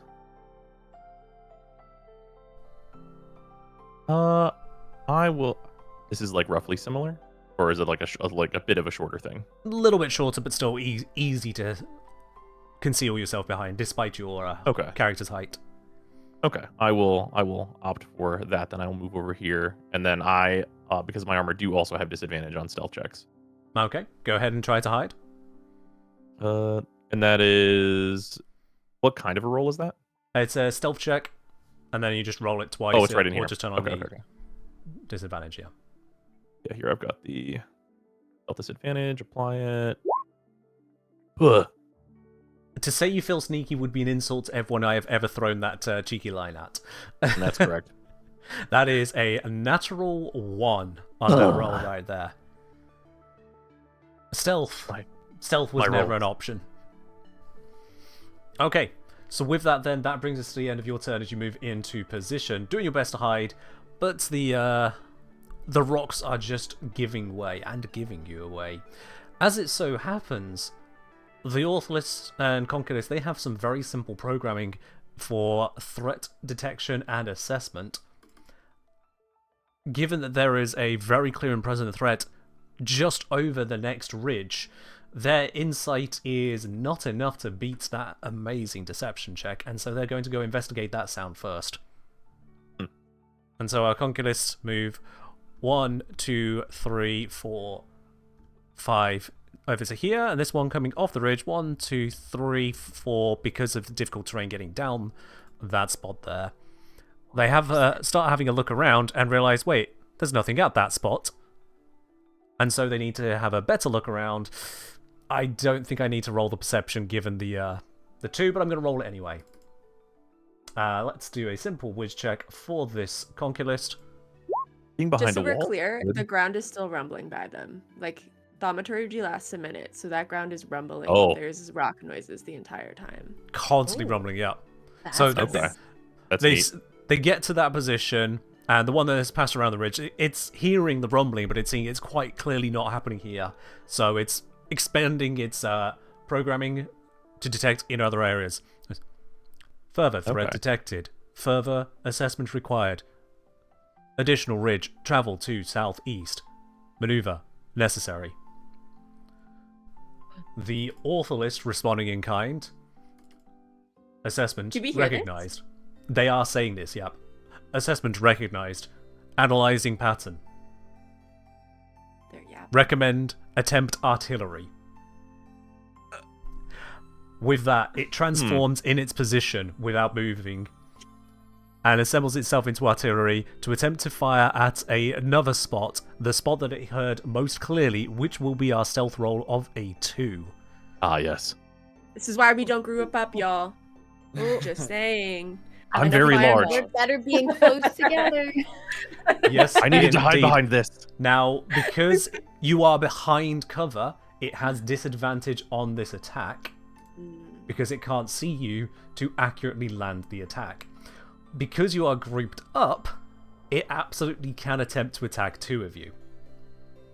So this attack, I'm going to say, is going to go for Den and Nissera as further back beyond the ridge, so the shot has a clearer chance of actually getting over. So let's first go with the attack here. I'm just trying to set on my advantage or disadvantage. This will be roll query, please. Query, there we go. Oh, that's it. So, first, this is going to be against Den. If I roll that at disadvantage. So that is a 10 against your armor class, Den. 18. 18. So, as the shot comes raining down, you just carry behind the rock face and otherwise protected by your armor. It does not damage you in the slightest, sending scattering fiery remnants all around you. This second shot comes crashing down towards Nysera. This is again at disadvantage against your armor class. It's 11 to hit. Nysera, what is your AC? Class 14. And Nice. again, you are well armored. You are set for war. What are these weak source rolls to get started with? No, seriously, what are these weak source rolls? Do better. I rolled a 1. Where are the good dice? Anyway, so with that, the artillery comes up and over. It slams into the ground. The fire spreads around your feet, but quickly dies out as it's got nothing to feed on. It's scorched rocks and dirt all around you. The damage is exactly nil. Because of it transforming into that form, the Orphic is unable to move from its position. Its speed has been set to 0.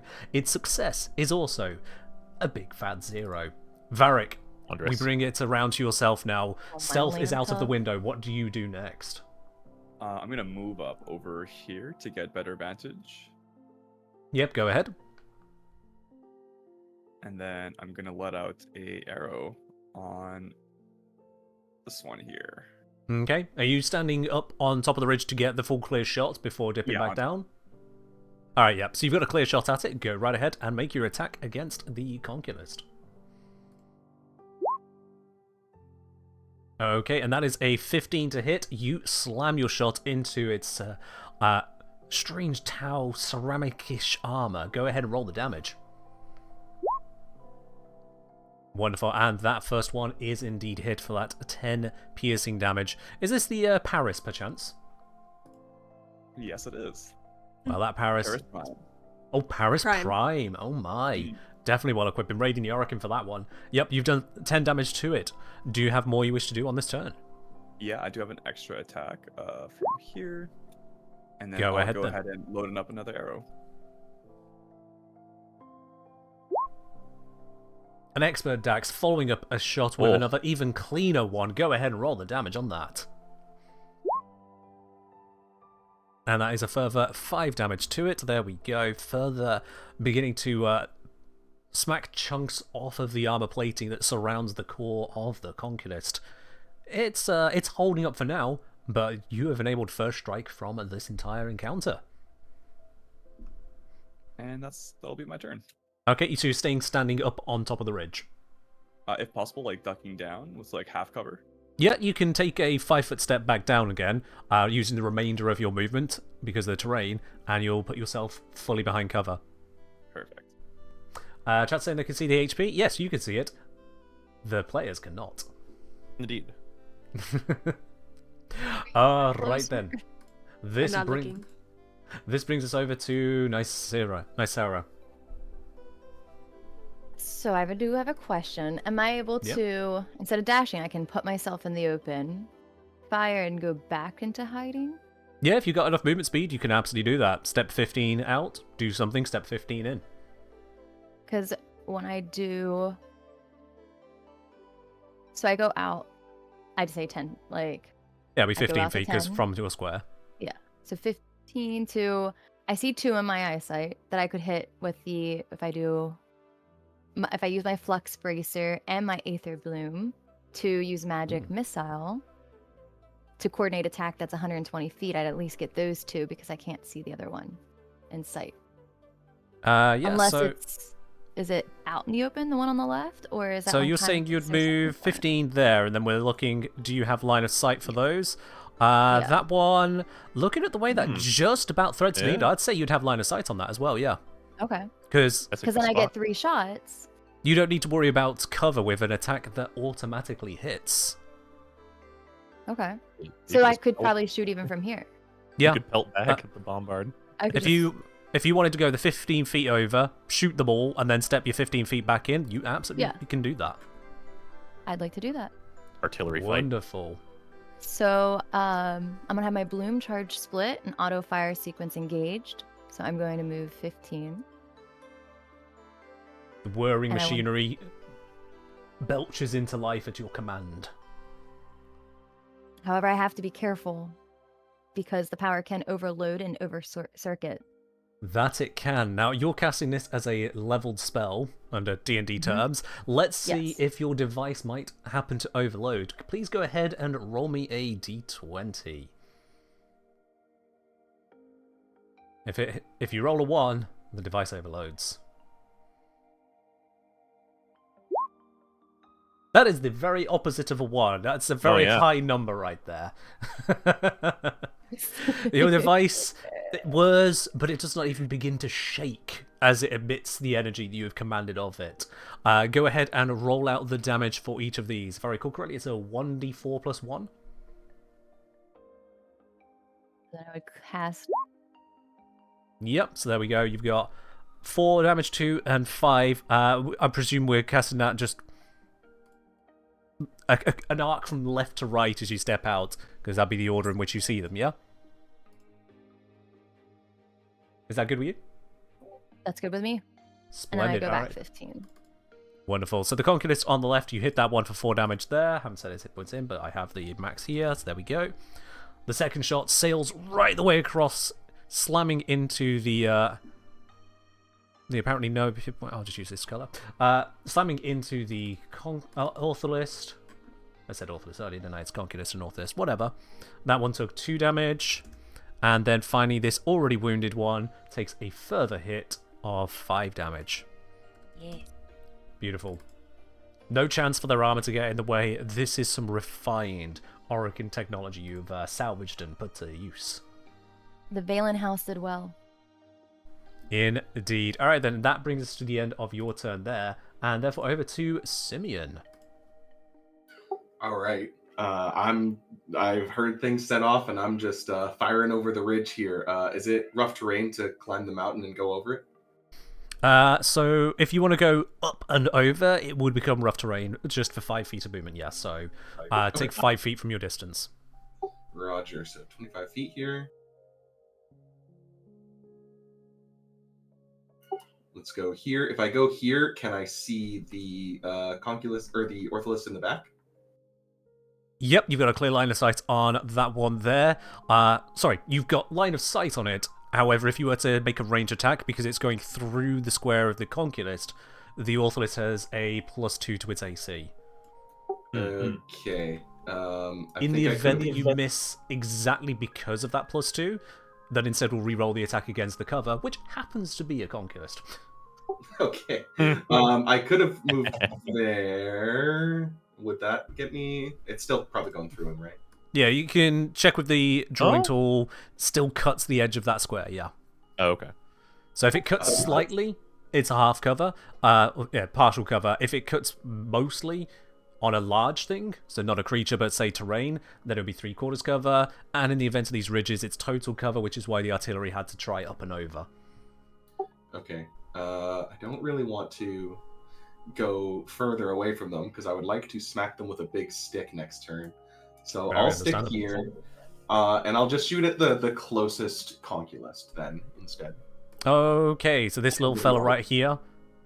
Yeah. Wonderful. Go ahead and make your attack then with your shot. Roger, roger. Bust out my Daikyu, and that is a damage roll. Do not take that. I guess we'll use it if it hits. Okay, 11 against a Conculist. This time it braces for the attack as it sees you scrambling up over the ridge. It's got just enough time to prepare and deflects it down into the ground. You deal no damage. All good. I go contact and draw another bow here and attack one more time. Are you drawing another arrow, I presume? Yeah. Sorry. Bust out a new bow every time. The Daikyu doesn't work. Give me the Paris. Got a piece of paper and a pencil and begins furiously drawing a bow. That was the damage roll, so let's see what the attack roll looks like. Oh, that wasn't That me. was me. Sorry, I didn't even mean to click that. I wasn't paying attention. So excited. I was like, I just want to press dice. Yeah. There we go. Dirty 20. Ooh. There we go. The first shot was merely a feint. The second shot was a real one. That slams into them. Go ahead and give me the damage on that. And that is a further 8 damage to the Conculist, shattering off one of the limbs on it. It's still perfectly capable of making its attacks, but one limb is now clattered to the floor. All right, let out a battle cry as I crest the ridge. You're making progress. Okay. With that, that brings us on to Didier. Didier, you see that one of the Conculists has been partially disarmed. Pun absolutely intended. What do you do? I am. So the people who are behind the ridge beside me, I can't really see them from where I am, right?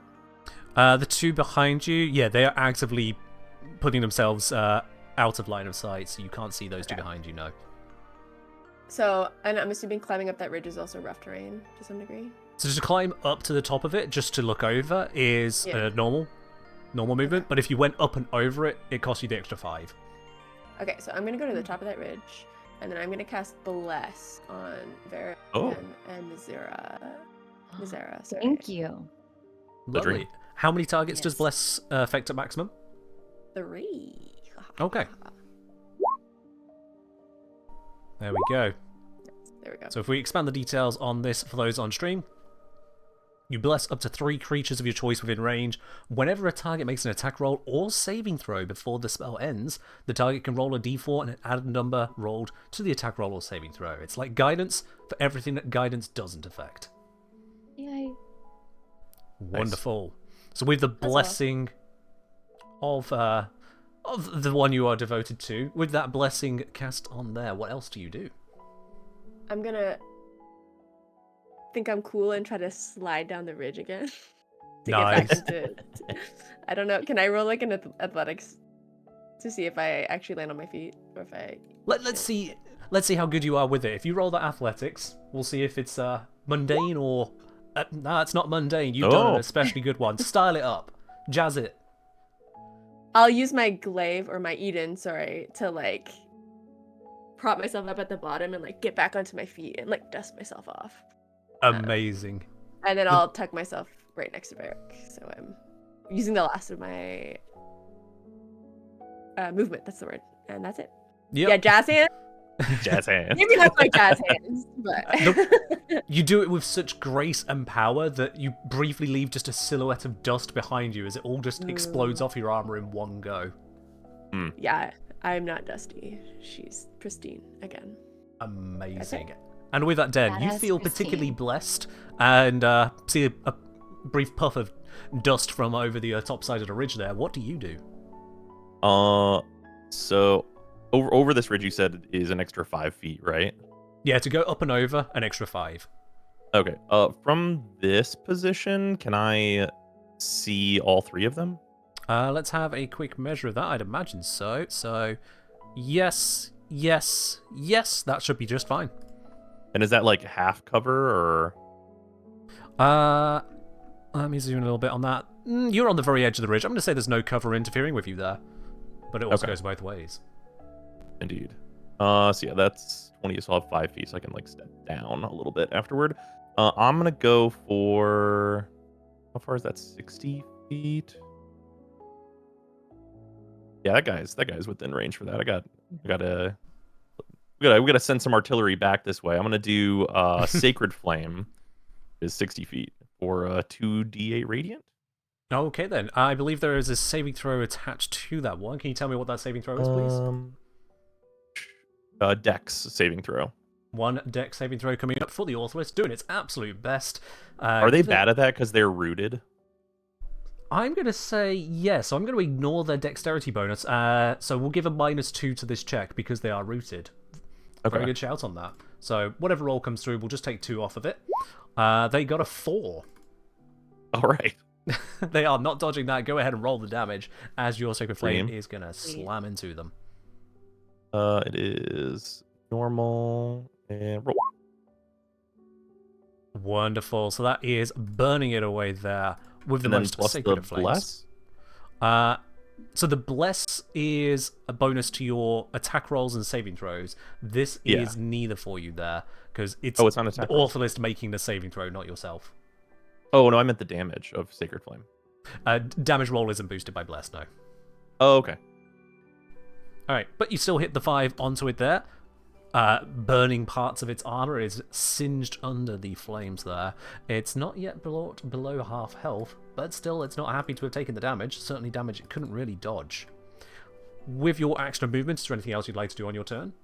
I've got 5 left, so I'd just like to move. Like, is this like back into like a half cover situation, just to step back a bit? I'd say if you go at a diagonal, then yes. But Diagonal, that would put you okay. next to Didier. I'll Trade go. off. Yeah, that is the trade-off. I was here. Yeah. So if you don't get closer to Didier, you won't be increasing the cover to any substantial amount. I still want to be closer to Simeon, so I'll still stay here. Actually, I'll move actually even a bit closer. Sure. Yep, that's perfectly fine. You're going around the ridge. Yeah. Wonderful. All right, then that brings us to the end of the player turns on this round.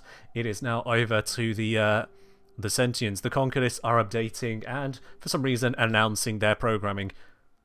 Threats analyzed. Separatists in range. Engage. Neutralize.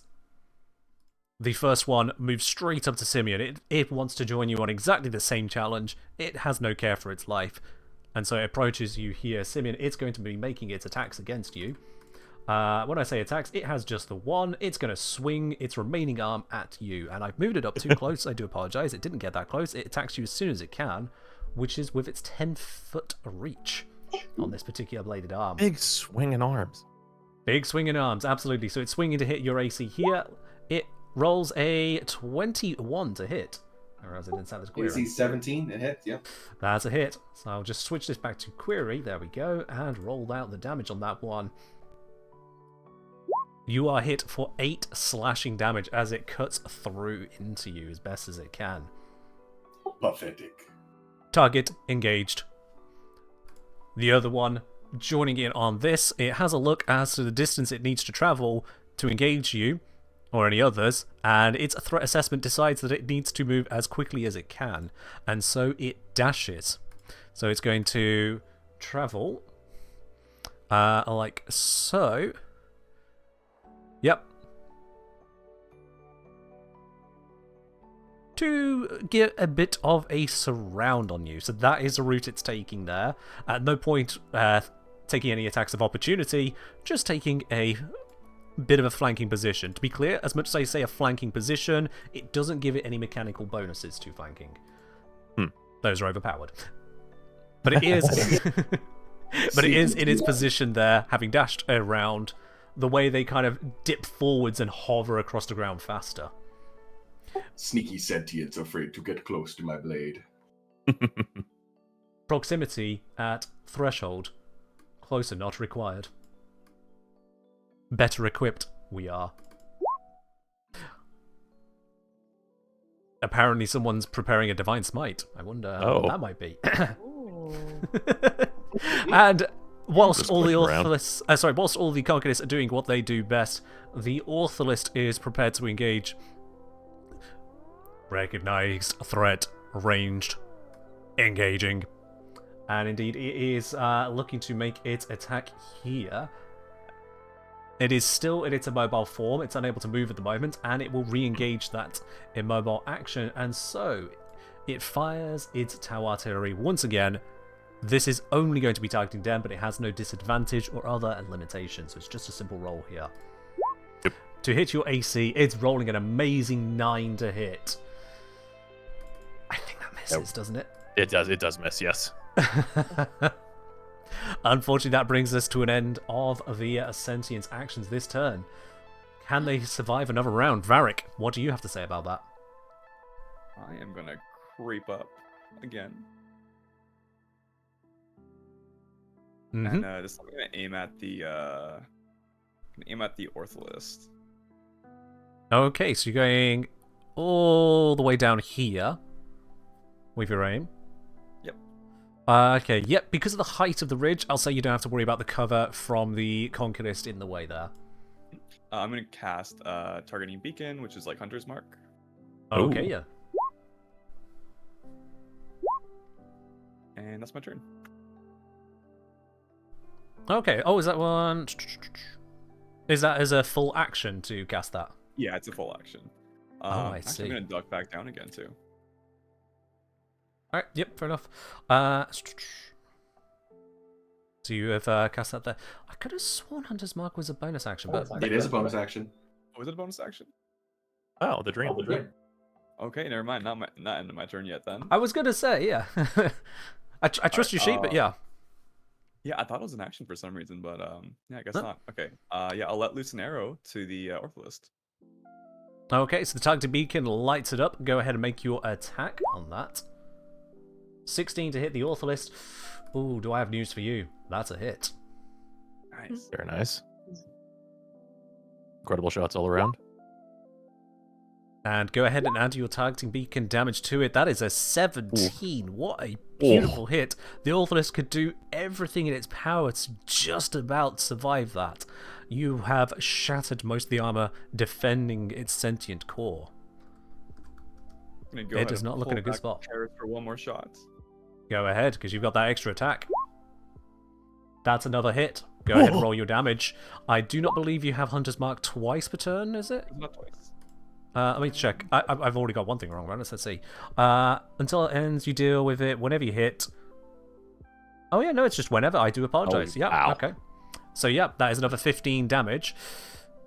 This time, it doesn't matter that it tried to block. You've shattered the sentient core and destroyed the Orthalist where it sat. It is no more. I'm going to go ahead and transfer the targeting beacon onto the furthest Conquilist. You will have to do that on your next turn because that is a bonus action as well, and you only have the one. Having used my shield to cast Sacred Flame, I give a hearty fist pump towards Varric. Oh yeah, back at you. Alright, I'm going to duck back down, and that's my turn. Wonderful, perfect turn. Nicira, over to you. Oh, I've been thinking of so many ways here. I think I want to go outward make my way toward where Den is, but on the ground. So let's see how much that would cost me to go. Because it's 5 to go up and then slide down. Yeah, to go over the little ridge. So that looks like about 30 right there. If you show us the ruler effect, I can follow where you're looking. It's like you want to go like right here, right? Right here, yeah.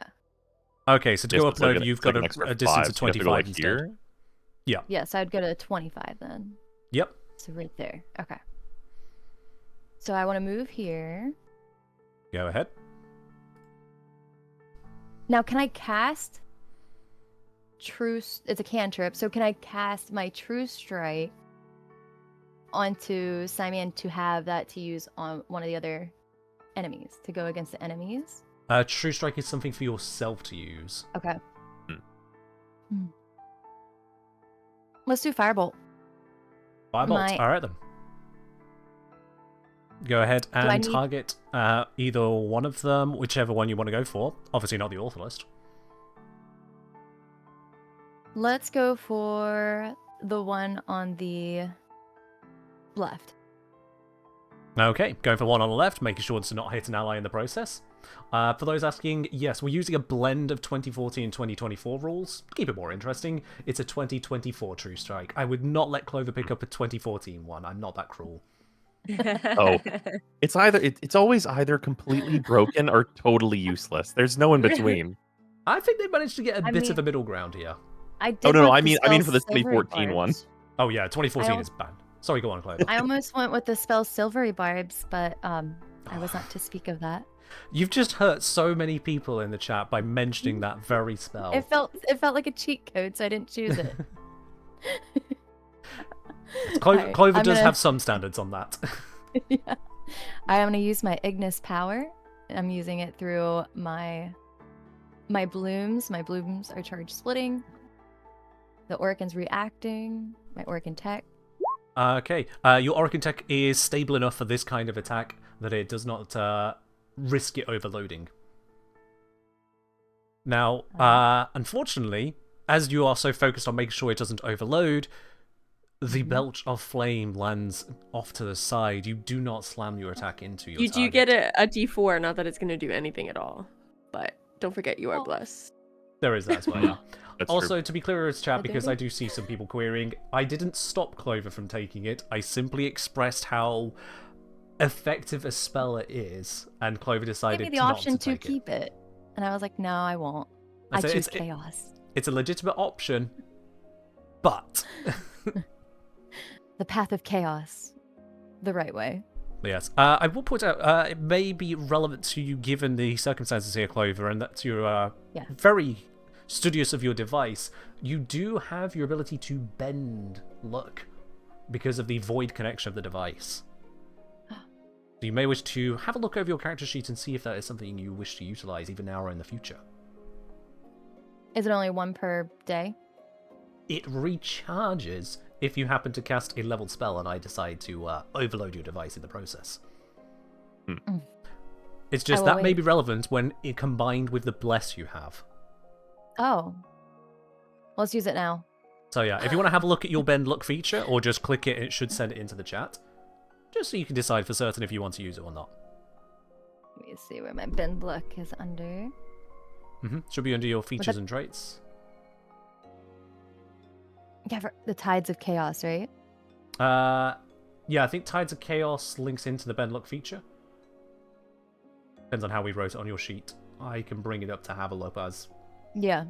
Sure, Yeah. I'll have a look for you. So we are looking for a series sheet. There it is. Yeah, Tides of Chaos, you can manipulate the forces. Yeah, that's the one we're looking for. Tides of Chaos, yeah. Check. So yeah, if you click the chat bubble next to that, just so everyone can see what you're looking at. There we go. Yeah, that is a good one. So this could give you the ability to re-roll that.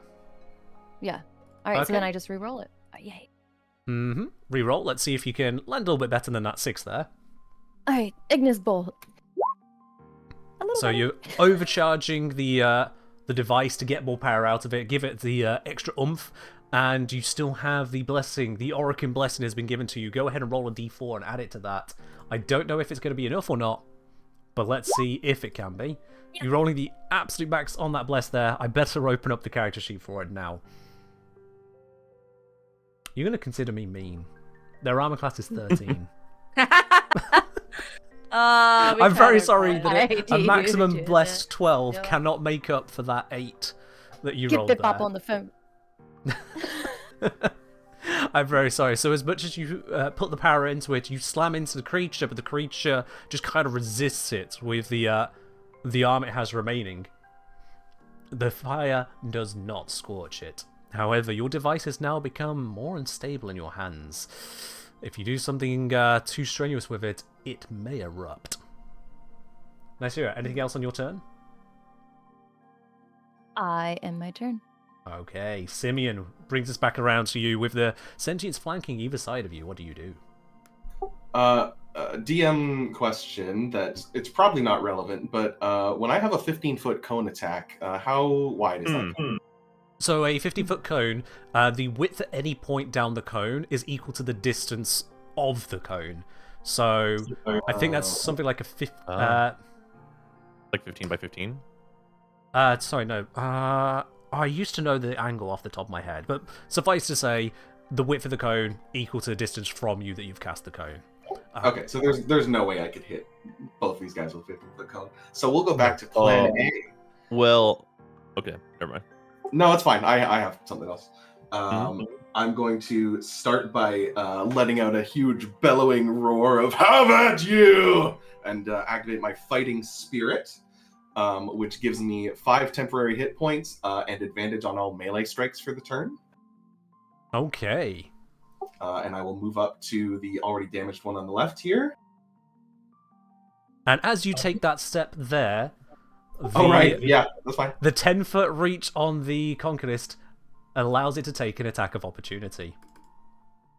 And so it's going to swing its bladed arm at you there. Let's see if this one can hit you. Never mind. You are just so full of raw power at the moment. It decided better against it. I take the glancing blow off the arm and I look at it and I say, "You're next!" But I turn back and I strike the one on the left first. I'm just going to roll my attack twice here. Go ahead and make your attack. Oh, I set it to be advantage properly. Okay. There we go. Okay, so whether a 12 or a 12, your advantage gives you a 12. 12, as we have just moments ago decided, would not be enough, and I don't believe you... Were you one of the ones that got blessed? No. No, I wasn't. No. That's okay. I have another one. Hey, let's try again. That's better. 26! Okay, with All an right, AC yes. of 13, you put all the power into one of those attacks. Go ahead and roll the damage on that one. Nice. Wonderful. You are shattering the armor of that thing. It looks like the next hit should almost certainly reach the core. That's it for me.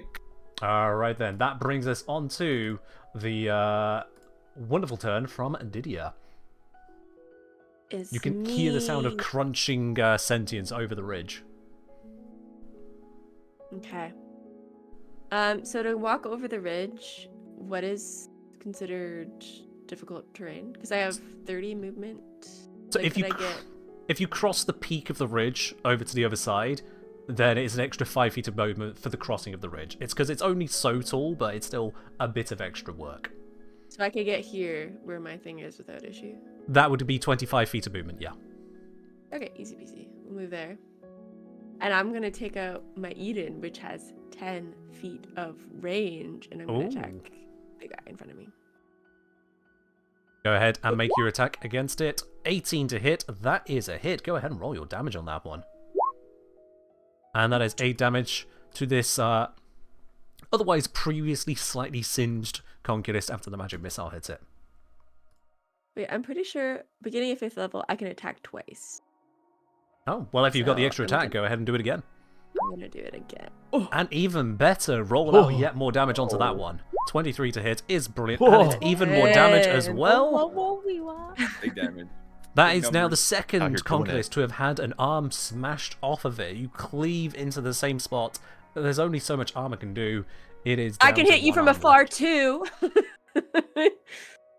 That's it. That's all I got. Wonderful. Just barreling over the ridge and removing one of its limbs. Den, what do you make of this situation here? This is tremendous. So we are going to which can I tell? The one that Simeon is beating on is has been hit quite a lot, yes? Oh yes, it looks like it is one hit away from being obliterated. Okay, so we're gonna call down the fury of soul on this one. I think we're gonna just give it ye old sacred flame. Okie dokie. So that forces it to make a saving throw. You said dexterity? Yeah, it's just it's Dex. Okie dokie. Dexterity they're very good at. They have a whopping +0. Very nice. Oh. Well and then. it rolls our first nat 20. Well then. First proper Yeah, get one. this out of the happens way to the now. prediction Get them out of the way. It saves against the sacred flame. It embraces it, and well, if it were more biological, it perhaps would laugh at the hubris that you thought you would get through it there. That is not going to be enough. From a spell saves work, they like take half or whatever. Only if the spell says it does. So if you want to send okay. through the text, Um. you just click on the spell. It should Yeah, no, have the text it's bubble. none. Yeah, no, it's none. 0 on that then. Very Yep. unfortunate there. Do you have anything else for your turn? No. Okay, that brings us on to the Conquerors. Conquerors look at the situation. Risk calculated, but bad at math.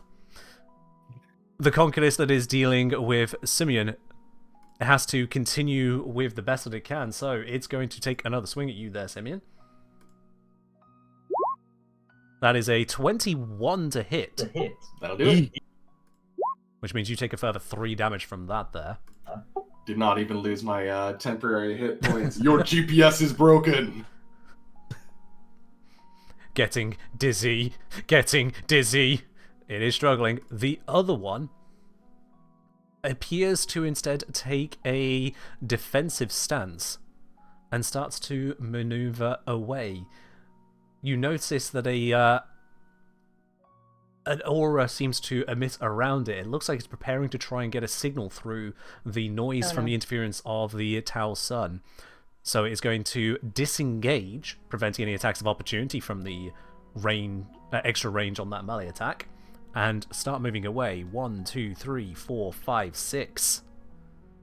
If it gets outside, if it gets a whole nother turn, it's definitely going to be able to send a communication. This brings us over to Varric.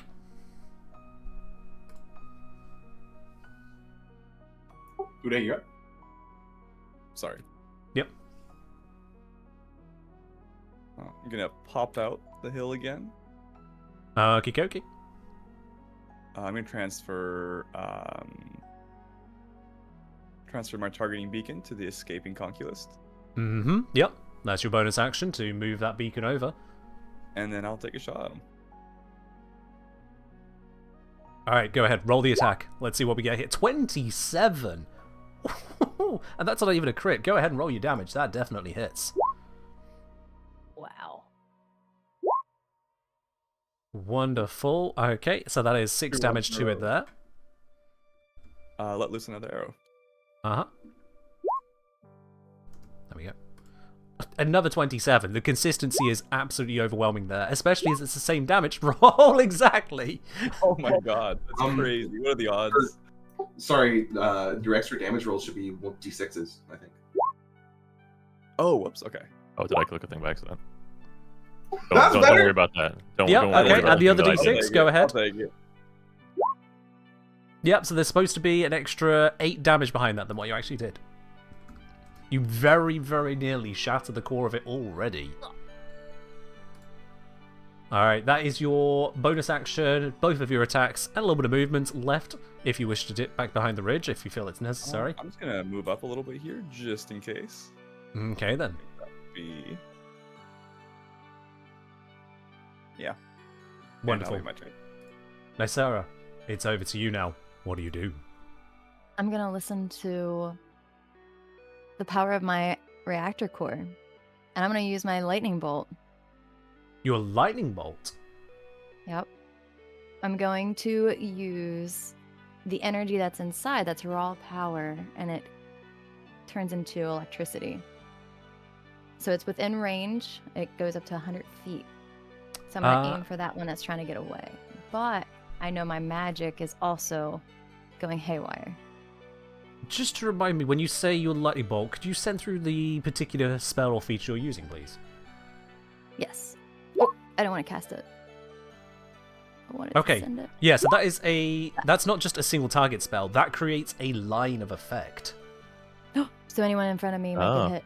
So if you wanted to maneuver into a more suitable position, Oh yeah, probably. if you you can cleanly see the situation. If you were You to might be able to get the both of them. maybe, find a line that connects the two. Right there. I'm not taking your turn for you. I can't do any such thing. But you may see an opportunity don't want present itself. That would be.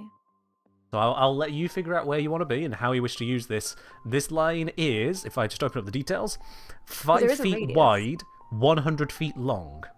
So 5 feet wide is you got tons of options. So 5 feet Yeah. wide, that means if that were to... Well, I mean, I can draw You don't want to cook something about Simeon. that shape. No. If I go... I can take it. 1, 2, 3, 4, 5, 6, 7, 8, 9... It's going to be longer than this, but I don't want to draw too long. So this is the approximate size and shape of the thing. So, like, if you were to draw something of a similar, 5 feet wide using the grid to help you decide that, and then just place it where you want it to be, originating from yourself. Any square it touches will be affected. So, How did you draw that? so for this, you'll want to grab the draw tool, which is below the hand, I see it. and then make a Rectangle. rectangle. And once you've got it placed, you can then use it as you see fit. Okay. Okay, so yeah, you got that. So move your character into position and then move that. Extending from you, any character it intersects with will be affected. So place it wisely. How do I move this better? You click it, and then turn it and move it. that, And then, oh, there we go.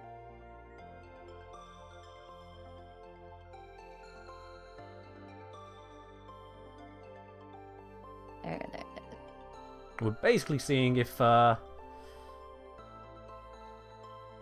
seeing if Clover decides to risk hitting Simeon or not. Nope, Clover's figured it out. What's your AC again? High enough. Do it. But this is not AC. This is a dexterity saving throw, isn't You it? got good dexterity. Okay, so dexterity saving throw, because of your placement, will only be affecting those two creatures there. However, as you attempt to cast this lightning bolt from the core around your necklace, or on your necklace, the instability erupts. Your Tides of Chaos returns, but I am going to need to have you roll a D100. I'm excited. Unrecognized. Oh, wait, let me see. D100. Yep. Let's see. no, So we've got 69. an 80. Okay. 80. So 80 on the table. Interesting.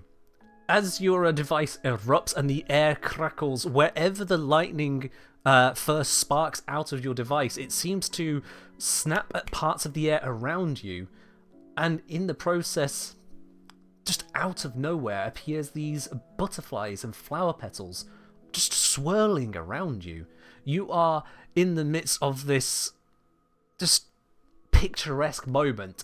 Meanwhile, obliterating the path in front of you with sheer lightning effect. So, with those petals going on around you, let's see, what are these two doing? I'll do the one closer to you first. Dex save is a 17, and the one further away is a 3. And you've already rolled out the damage, more so ideal. 14 on the further one, 7 on the closer one. I'm just gonna ask you, what does it look like when your lightning passes right through both of them at the core? There's a huge spark. You get to Just this describe light. how they die. A light, and then they just combust. So there is a huge spark, a light, and the two of them combust. You've Disappear, obliterated gone, them. ashes. Because you've managed to kill them in this time, you've ensured that that signal did not get sent. These sentients have been dispatched of. Well done. With that attended to, we can bring your attention back to the travelling map. You no longer need to worry about this particular location. We will skip over, if it's alright with everyone, the idea of looting these charred remains, as you have a far more important objective. Valid. Congratulations. Okay, So, on the Maporinos here, because of the traveling, because of the sheer skill with which all of your checks were handled, you can go ahead and move 8 further squares north. Taylor, I believe you have control of the token. Ooh.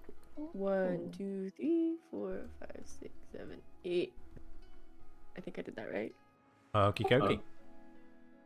And with that, you'll also notice that there is a new marker. Sorry, not a new marker. A new notification on the device. It seems BotBip has yet more to say to you. Comlink, turn on the signal. Broadcast to everyone.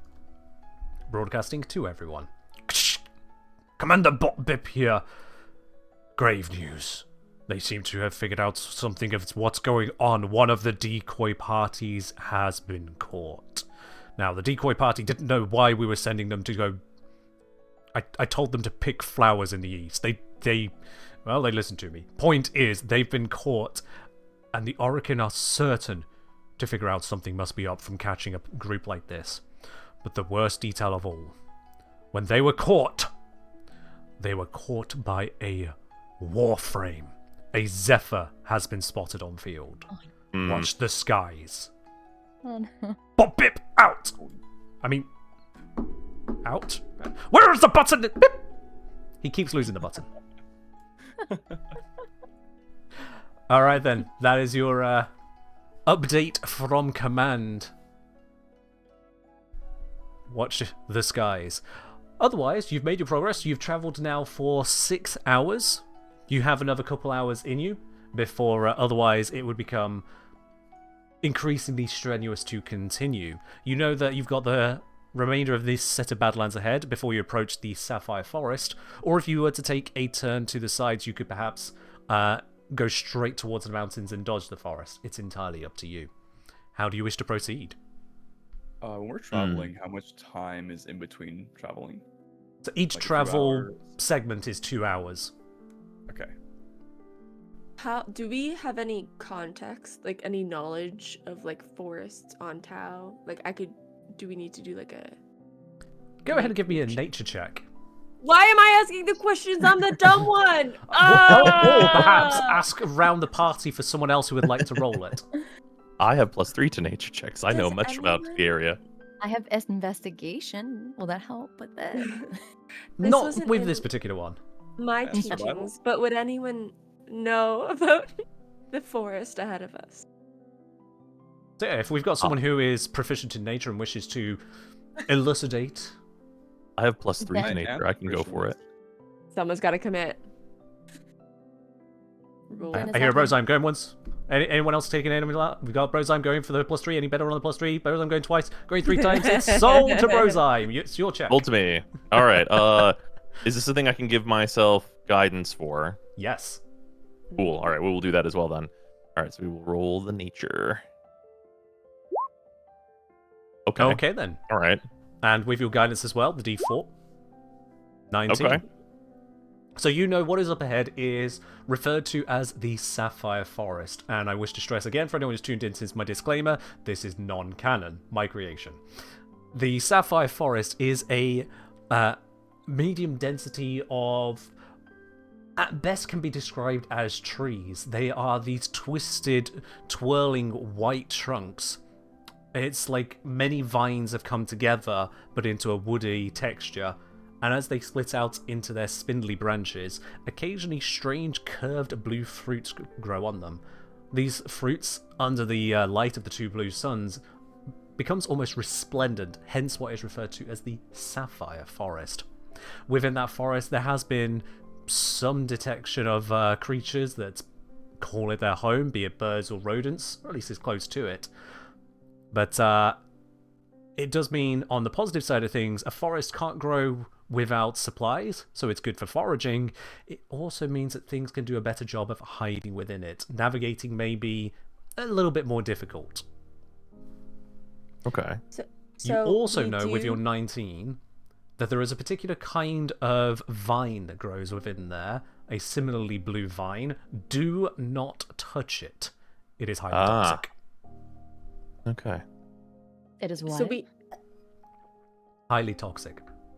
We have highly toxic vines in this blue forest. So Taylor? like Hopefully it's not shiny. we know at this point that like wherever we end up at the end of this is where we're gonna sleep, right? Can we all agree in the next 2 hours we're looking for Reasonable.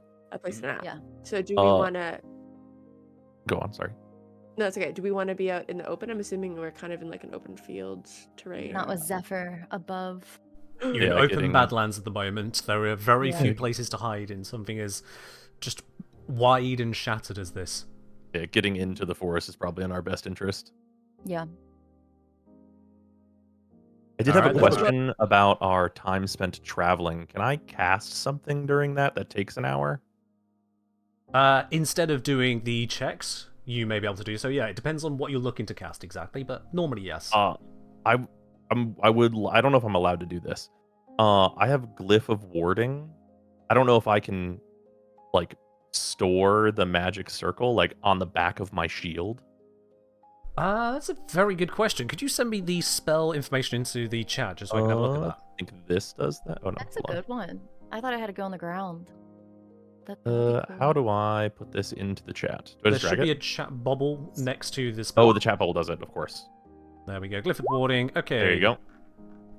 Thank you. Oh, got it twice, yep. So when you cast a spell, describe a glyph, either on surface or object. A glyph can cover an area no larger than such and such. If the surface or object is moved more than 10 feet from where you cast this spell, the glyph is broken. Oh, okay.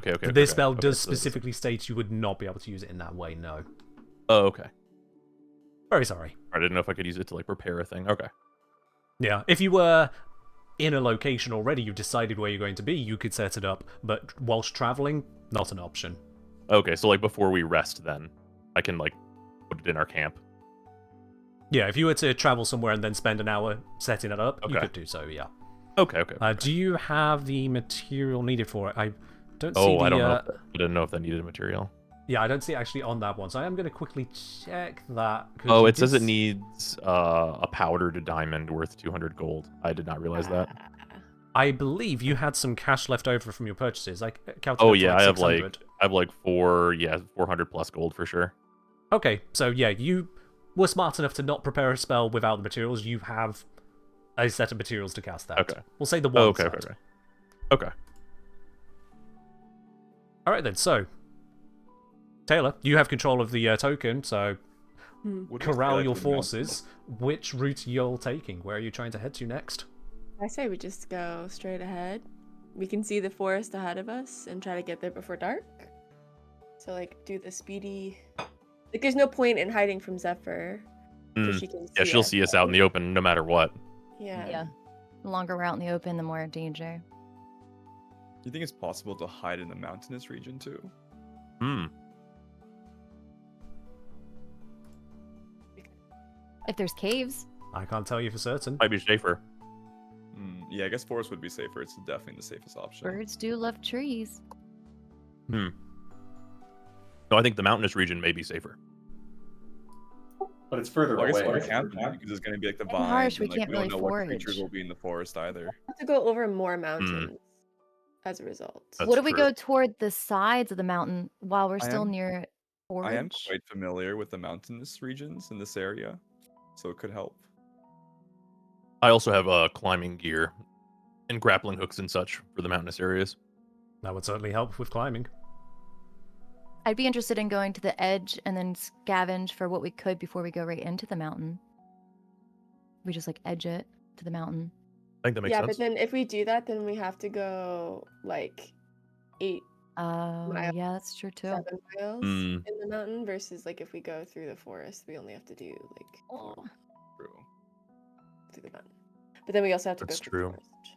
Well, regardless, it's likely half a day's travel from either position to the tower itself. We'd be rested going that 8 miles. That's true. The gang goes camping. That's true. Very much so. Didia is always just gonna want to keep going straight and narrow, but if you guys want to advocate for otherwise, then I think that we can potentially like split the difference maybe on this and like go here and see, or I guess it would be here, and see how the forest treats us, and then we have the option to take like a soft diagonal, like either straight up into the mountains if we need to really leave, or we can take more of like a little bit more woods. I guess maybe it'd just be like here instead, actually. I think our best option would be at that corner, because otherwise That's we true. have to move another 2 hours in the darkness. Yeah, let's just assuming touch a it's- little bit of the forest. Yeah, So okay. It won't be too many dangers, I guess, too. And that way the Yeah, shiny good idea. roots don't try to, because the Valen house would love those roots for home, for Oregon Tech. So we want to camp And like here. We want to go 8 miles and get to like the edge of the forest and the mountain. So you could travel right to the border of it if you wish to. Yeah, Yeah, just the tip. Maybe over a little bit more. I could Like see it. there. Yeah. It depends on how much we want to be able to escape into the mountains, I think. I guess that's Or the still DM. escape Like from if we're that. in this square here. Oh yeah. Is there like a notable difference between these two? I guess that is a good question. So the Yeah. one that is almost entirely forest would be a purely forest tile. The one that is to the right, that is forest mountain hybrid, it's pretty much 50-50. I Okay, do we'll do that one. have Let's do a... Let's do 50-50. Yeah. Let's do I do have something Yeah, I set love up for that as 50-50. well. I love the bureaucracy. I will say that I also can use clairvoyance when we get closer to the forest, and I have tech for my osprey to Oh, be able to deploy and cloak the drone. I never asked this actually, and I'm so sorry. I have like No, go on. detect good and evil and stuff. Obviously, we don't have good and evil in this. Like we don't have aberrations, but we consider like warframes and sentience. Because they're highly Oh. intelligent. Oh, Okay. yeah. I think we talked about this. I swapped that out for detect magic. I thought was the thing. I have it inherently, is what I'm saying. Okay. Oh, Like, okay. I got it. So yeah, you're right to ask. In this kind of setting, there wouldn't be a lot of demons or aberrations that would qualify. It's a Warframe setting. We only have so many pink rhinos going around. So yeah, in terms of other aberrations, normally the Warframes wouldn't qualify, but given the nature of this one shot, I would say yes, it would qualify for detecting them. long And does that sentience spell or last? no? It's okay if not. I'm just Not trying the to- sentience. Sentience is a construct rather than the monstrosity of Warframe. So They are pretty monstrous. Okay. So I would say it would be the Warframes you could detect with detect good and evil, not the sentience. Sentience are just how they're built, really. That's not evil. Okay. How long does detect good and evil last? Or is it like a one-time cast thing? I think it's like a one-time thing. Also, I forgot it's a protection versus good and evil versus the other one, but that's okay too. I have a nullified cloak I could use that we could use while we're traveling, but it only lasts for an hour. So it's like half the travel time. I'm Ooh. thinking like the second half of it, we can use it to stay stealthy. Yeah, maybe as we Yeah, get into that's the a good forest. idea. Yeah. I have detect magic, but I don't know how long it lasts. Doesn't say on whenever I read here. Oh, I have an extended spell. Can I cast that on others, or does it have to be to me? It's for your own spellcasting. Oh, okay. I could do that for clairvoyance. I can extend the clairvoyance. You can. Give the drone some extra juice. Yeah. Plug in a second battery. How long does detect magic last? So detect magic, it's a bit of an interesting one because you can ritual cast it. You can kind of keep on doing it, but that Okay. requires you to be in an area to keep recasting it. Otherwise, you'd be spending a spell slot, and I think it says on the spell 10 minutes. Okay, so like while we're traveling, can I like keep that up to like help us know if there's like the Zephyr approaching or around? I would say, because of the nature of ritual casting, you'll be able to cast that repeatedly only if you're traveling at a slow pace, and it would remove Okay. any ability to be stealthy, because Oh, okay. you're very loudly casting a ritual. Okay. Sorry. Before we even move, does anyone need healing? Because I have 25 health worth of lay on hands. That's extremely reasonable. Timia? Let me touch ya. Can you get hit? Cookie. I took I 8 also have damage. plenty of healing. You took 8? Speaking of that, Yeah, you can go out and pass out the healing. Okay. So I do tell have me. mending. But that's not healing. It's okay. No, That's don't worry not about it. I got it. So this also refreshes overnight. So like, let's just So I have 8 for Connor. And anyone else? I think everyone else Zara, managed to did you survive take all the any? attacks. Yeah. Connor got Mhm. hit, had 3 at you. All right, easy peasy. Was a See, nice, full health. easy Yeah, Connor early was a fight. bit unlucky. It's all good. I live for battle. All right then. So, show me the route. Where are you traveling? What route are you We're attempting gonna to go maneuver? to this corner Here. there. Yeah, right there. Okie dokie Yeah. then. That makes sense. And as you travel 8 miles, that shows me you're traveling at a fast pace still. Who is Yes. taking what role in terms of that? So we're looking at, I take it Taylor is still doing the navigating, Connor is still assisting on that. Yep, What's okay, I got the the- nods. No. Help. We've got then, I believe it was Brozime doing the scavenging, Yep. and then Clover looking around with the assistance of Uday. Or was it Yes. the other way around? Oh no, I think Uh, I did stealth last time. You did And stealth last Brozime time, but was this time you're helping traveling you at a with- fast pace. Oh right, Yeah. okay. Guidance. You were giving me, was it guidance or perception? You were helping Guidance. me with- Yeah, I'm giving you advantage. Okay, so to advantage. okay, so Brozime is now helping Clover on the perception, so that Uday, that leaves you free to either be scavenging or doing something else, but stealth is out of the question because of the speed you're traveling at. I can help with scavenging. What check would that be? So that would be a survival check to see if you can scavenge some supplies along the I way. can definitely help with What's that. your plus on that? I have a 6 on survival. Oh my goodness. Yeah, Yep. you're good. All right, cool. So checks decided then. Taylor, if you could please give me your wisdom check and add your proficiency because of your navigator's tools. Wonderful, so that is a 20. If we can have as well from Clover, you are using your perception. Go ahead and roll me that one. It's a normal check because it'll balance out at the high speed. And from Uday, if we could please have your survival check with disadvantage to see if you can scavenge some supplies on the way before the forest. Bear in mind, Badlands are Badlands. And then are we still using guidance for all of these? Guidance is not applying to these because it is a long-term check, so it wouldn't apply over that time period.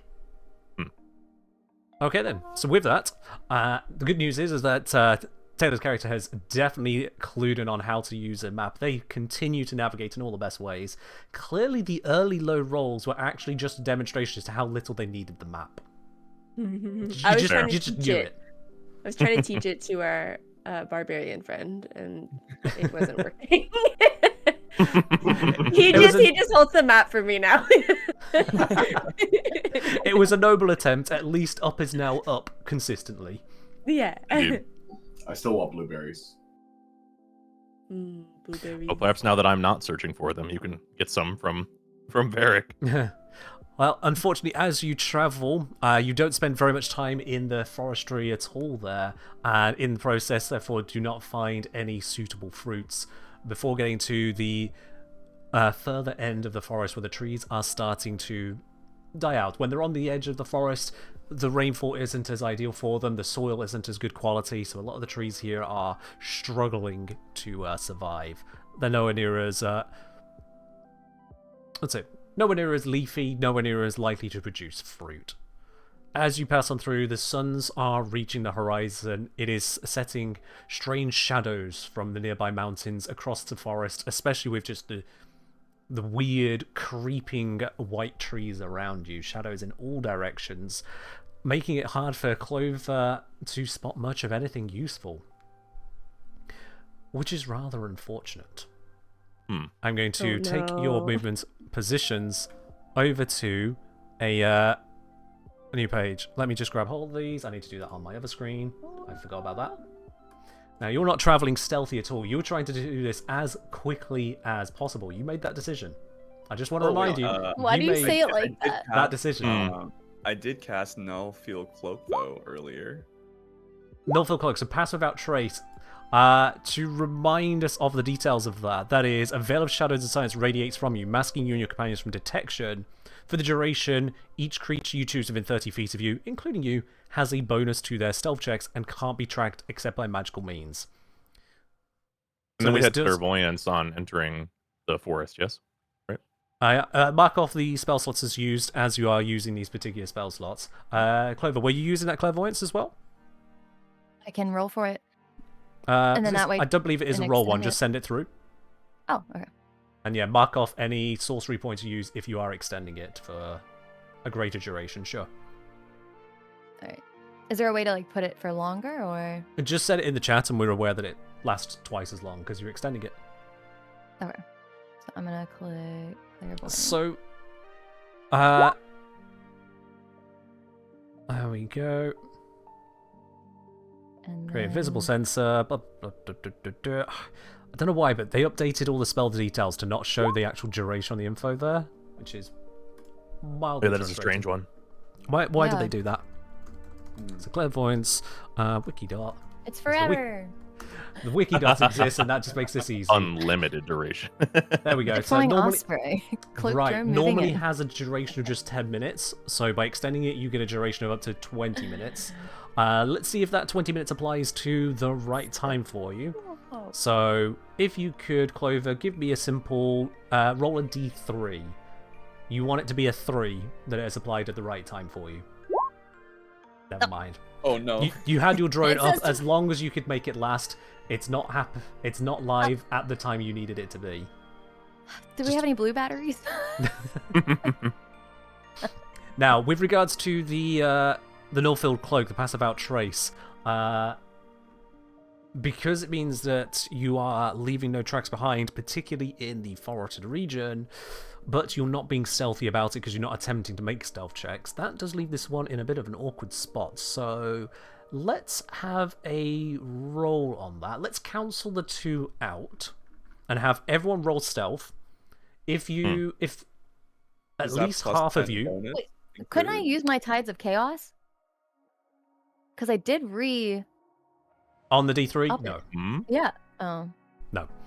So what I'm saying is the plus 10 cancelling out with the lack of actually trying to move stealthily. Oh, I see. Okay. So Okay. to So allow let's it roll to stealth. to allow you to still see if the lack of tracks is enough to give you a favourable position, despite the fact you're travelling really quickly. If that makes sense. Stressing me out. So, balancing that out, let's get a simple stealth check from everyone. If at least half of you beat the DC that I've got here, then yes, it works. I forgot to disadvantage it. My Who has dice a are cursed. disadvantage? You don't need disadvantage because you don't have Oh. heavy armor. You're fine. Oh. Yeah, it'll automatically disadvantage you. Like if you do details under dens, for example, it'll say stealth disadvantage, heavy armor. Oh. Okay, so I do see we've got then from Didier a 13, from Sarah a 10, from Simeon a 4, Den a 2, Varric an 18. I don't think you need me to tell you just where those numbers lie in terms of trying to hide. Stomp. Hi, lower numbers are better. I just right. So whilst It we're means discussing that, let me... that's how many steps they hear, right? That's Well, they don't know That's- Varric More there, at least. friends. Yeah. That's So true. let's have your tokens. We'll just say right in the middle for now. I'm sure that's nothing relevant.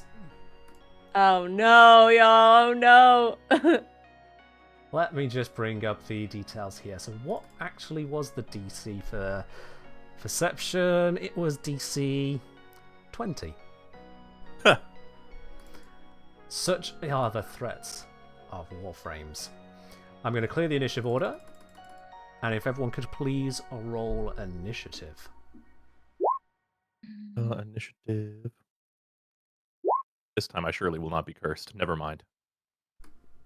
7 Oh again. my. We got the 5. same one. So I'm Five. just going to double check my notes. How far away, how much, how many, how few. That's the numbers I need.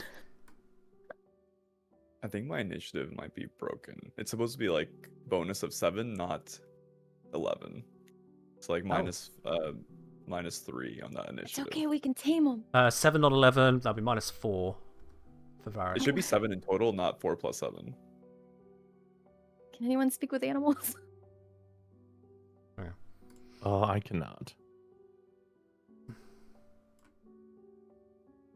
So, you find yourselves in a little bit of a prickly situation. Oh, Whilst no. you're moving so quickly, The perception was insufficient to notice ahead of time that you are passing into perhaps the worst spot you could in this dying edge of the forest.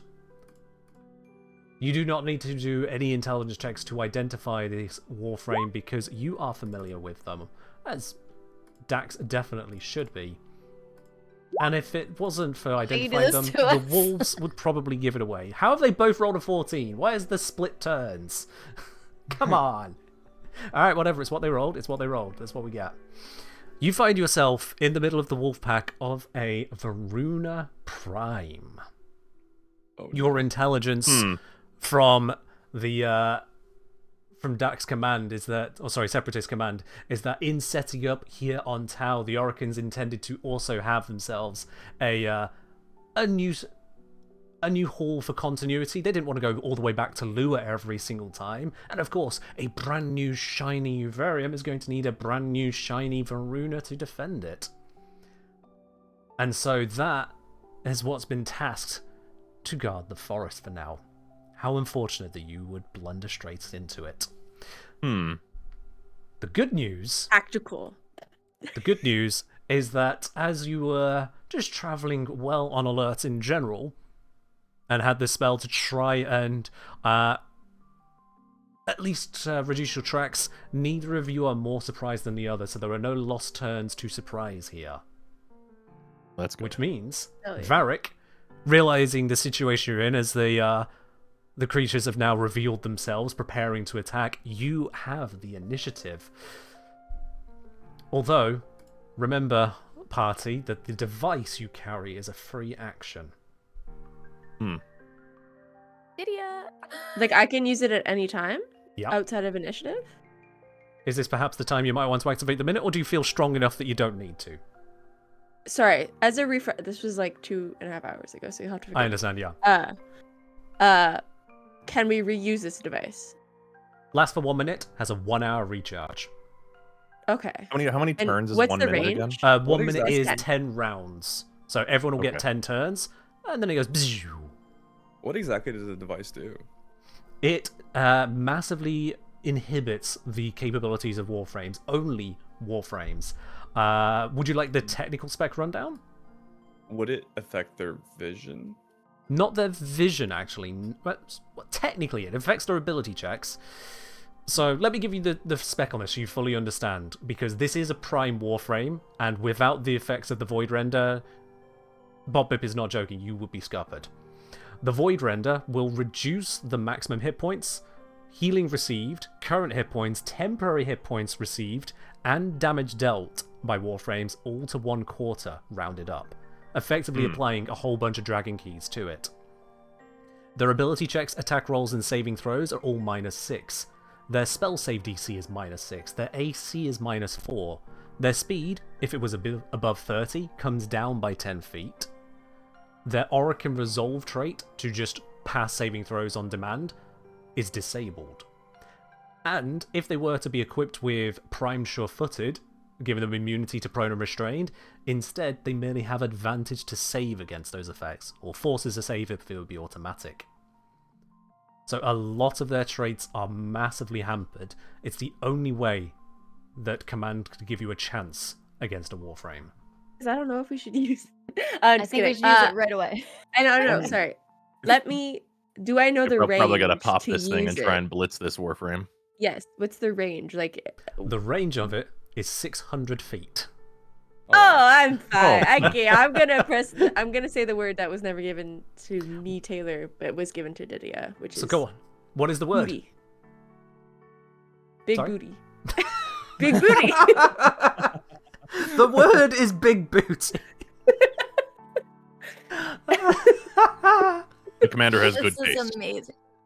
She cannot lie. She cannot lie. Not lie. Bitbop likes the big She's telling the truth. Yeah. It's I as think in the one commander word was together. of quality. And It's with Orkin. that, What are you talking about, guys? They have The- one word for that. with it, the device claps its globes Cheeks. together and sends out this shockwave. The red energy emits out as a temporary field, and you see the Varuna briefly be staggered as red electricity arcs over the frame. It is massively sundered, but only temporarily. You must take the opportunity, because otherwise it might report on what you just did to it. You've revealed your trump card. Barrick, over to you. Should we try to escape, or are we fighting? Are we trying to take on Verona Prime? I think we only have 10 minutes, and after that, she'd catch us anyway. Yeah. 10 turns. Okay, we fight in. We fight in. A minute. Oh, we have a minute. Yeah. So are we fighting or running? I think we're fighting. We got to get Varuna down. Let's go. Targeting beacon on Varuna. I'm just gonna Yep. like only target Varuna. There's no animal. I do not see the others. Target a beacon, I'll put the red light on it. Any And cats then nearby are loving it. I'm gonna move over. Would this be like a hill that I can't see like Varuna over? I would say that the ground itself is low enough there. It's just pushed up by the root system of the trees. Gotcha. Okay. At the edge of the I'm mountain gonna- is at the north and eastern side of the maps, and that's where it starts to become I'm difficult to gonna maneuver up over here, Uh-huh. and Yeah, then so long as any arrow. shots don't pass through the trunk of trees, there's no cover, basically. Okay. Okay. Yeah. I'll go ahead and let loose an arrow. Mm-hmm. Yep, and that Yo. straight line there, nothing to worry about. 27 to hit the otherwise Oh. weakened Varuna. I'm curious Uh, what who- actually hit if we didn't activate the beacon. 27, think I can we tell you, do it get would it. still hit even without your Void Render. So with the Void Render, that's definitely a hit. Wonderful. So, for those seeing on the stream and seeing the hit points, I'm putting in the full amount, and effectively the way I'm handling this is I am multiplying the damage received by 4, rather than force me to Okay. divide it down all the time. That makes sense. So that is 10 total rolled, so that is effectively the equivalent of 40 damage on opening to this Varuna here. It shrugs It's a that good off, start. though. All right, and then I'll let loose another one. Mm-hmm. Okay. Yep, and with that, that is a 21 to hit. That hits. Go ahead and roll the damage on that as well. Another 5 plus 1, 6 multiplied up is 24 equivalent. There we go. Oh wait, I totally forgot. I had this thing here. Where is it? Someone in chat asking, how's this work if they go beyond 10 turns? Well, they stop dead. taking 4 times more damage and start dealing 4 times more damage than they have been up to that point. So I get one more attack for the first turn, and then this attack does an extra 1d8. Ooh, Okay. go ahead. I should probably switch the background music to something a little bit more threatening, now I think about it. Sure. 28 God. to hit. He does not miss. We're real good with this thing. Go ahead and roll your damage once again. Prime berry. It's the That prime is the berry. 8, plus the 3, plus the 7. Oh my god. Yeah. 18, opening up on that. 18, that is 72 equivalent. How much health is a prime Woo! that we're fighting? I can tell you, after all of that damage, it is not below half health. Mm-hmm. What? Oh my god. It I'm is running not out. below half. Bye. All right. That's my turn. Okay then, good opening salvo on that Varuna right there. Didier, it's up to you. What do you do next? That's a great question. So I can't see around like the little things that are popped up like these. This here is like blocking vision, right? It's very low here, so it looks more dramatic than it is. It's the Okay. best map I could find for the area, I'll be honest. I was Oh, googling so a lot. So it's No, like it's totally the fine. center of it is like basically a tree, right? So yeah, it's basically a tree with roots pushing up the ground a bit. It's no more than a foot Okay. off the ground. The highest Okay. ridges you see, except for the north and east borders, that's where the mountain begins, because that's where you're Okay. traveling to.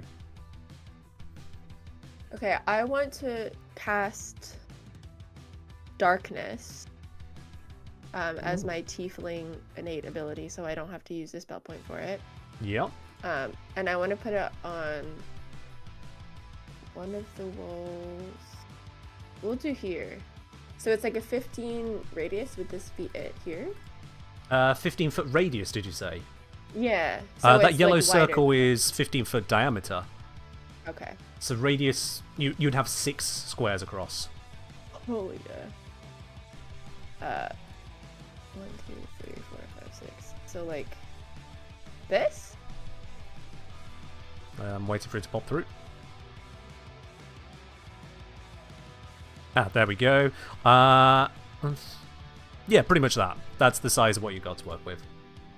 Okay, I'm just gonna cast it there. Yeah, So okay it, then. like, dim darken, and it kind of limits Veruna's movement towards us. Otherwise, she's gonna have to go through there. Okay. So yeah, somehow and- all of the photonic energy, as it were, is sapped out into whatever device or power you've brought. That entire area is just pitch black. I turned off lighting. Just kidding. Talk to Turns her. out light. It's a chunk error. Yeah, truly. Oh my gosh. Change the game settings. And The then lopsided, it's Tau. It's the gravity of the suns. It makes it a bit wobbly. she was never an artist, okay? Also, I don't think the tool that's... Can I do a perfect... Oh, I can do a perfect circle. Okay, we'll try again. So 6, you said? For this, Yeah, or 6 really by a 6. If you draw the circle by using a 6 by 6 grid square, that should give you Like an that. exact circle. Like that. Like I'm waiting for it to load through, but yeah. that's 6 by 6 now. There we go. Oh, look at that. That is a circle of circles right there. And yep, that's an exact 6 by 6. Cool. So plonk it where you want it to be, and that's good. Yeah, can I move it actually? Yeah, if you Oh, I click the can! exact edge, you can just plonk it where it needs to be. Oh my gosh. I was wasting all this time. A movable circle. They thought of everything. They truly did. Yeah, we'll put it there. Okay. All right. And then So- I'm just gonna move a little bit over here, so I'm at the edge of it. Mm-hmm. The wolf is in its emo phase. Darkness surrounds it. You just went to an MCR concert. Yeah, that's it. All right, splendid. This brings us on to Varuna. So Varuna takes the initiative over the wolves there. Varuna has plenty of options available to her. At the start of its turn, it chooses one of the following: to either give itself the power of lunge to double its jump distance, steadfast to give it advantage on saving throws against negative conditions, or unyielding. If it would be reduced to 0 hit points, instead it recovers. As it does not feel too concerned just yet. Just kidding. That was a heavy opening salvo. It is absolutely going to go for the unyielding perk to start on it there. So in the event that it will be reduced to 0, not yet is the answer she has for you. Okay. Having just chosen that at the start of her turn, is activating one of the passives we are familiar with on Varuna in-game. This allows her to now move on with what she's actually going to be doing for the turn. She is going to open it up with a... Let's... Thinking about it, like, that is Lycof's Hunt? Yeah, Lycof's Hunt, why not? Lycof's Hunt is a fun one, isn't it? Because it's castable to make it where... Yeah, for the spell duration, let's just send this through so you all can see what this is. As a bonus boy. action, casting it onto herself, Lycof's Hunt, deriving vitality from the hunt, Varuna endures. For the spell duration, it regains 10 hit points whenever it hits with a melee attack, and if it lands a critical hit, its AC increases by 1 until the start of its next turn. If it reduces any of you to 0 hit points while you're affected by a negative condition, the spell duration restarts. Now, granted, it is a 1-hour duration anyway, but Varuna was not able to successfully detect you properly enough ahead of time thanks to the spell to have pre-cast it. So that cloak of shadows meant that she had to spend the time now to cast it.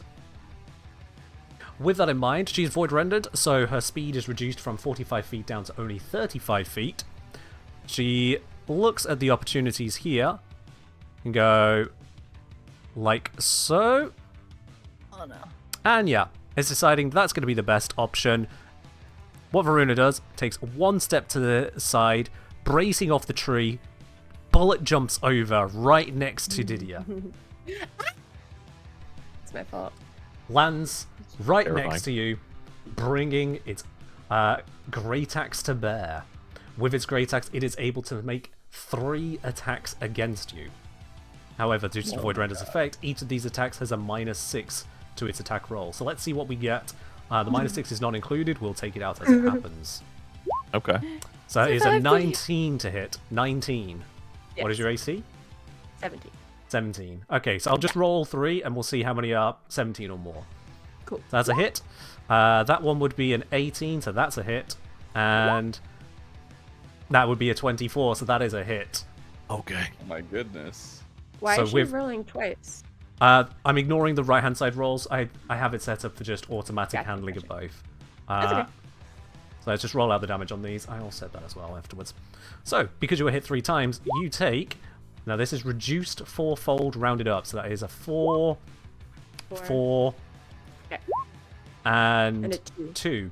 So you take a total of 10 damage from that. Okay. That Okay. is- I'm going Dragon to- key effects are given the best I read you that as can. you were dead. Oh my god. Yeah, okay. I have Hellish Rebuke. I don't know if I can use this now. Oh, you absolutely can. Yes, you've been hit by an attack. Yeah, and this again is a standard tiefling, so I can use it once free a day. Okie She dokie. has So to do this, like, Varuna now Okay. needs to make a dexterity saving throw to not be affected by that. On successful save, it's still only half damage. Yeah, so let's see. Now, again, this needs to take the -6 into consideration. So I'm rolling that. She got a 15. Your DC is 14. She passes. So just takes the 2 damage from that. easy peasy. Wait, is that affected at all or no? The damage that she takes? I forget. And so the 2 is still multiplied by, her reduced hit point effectively, yeah.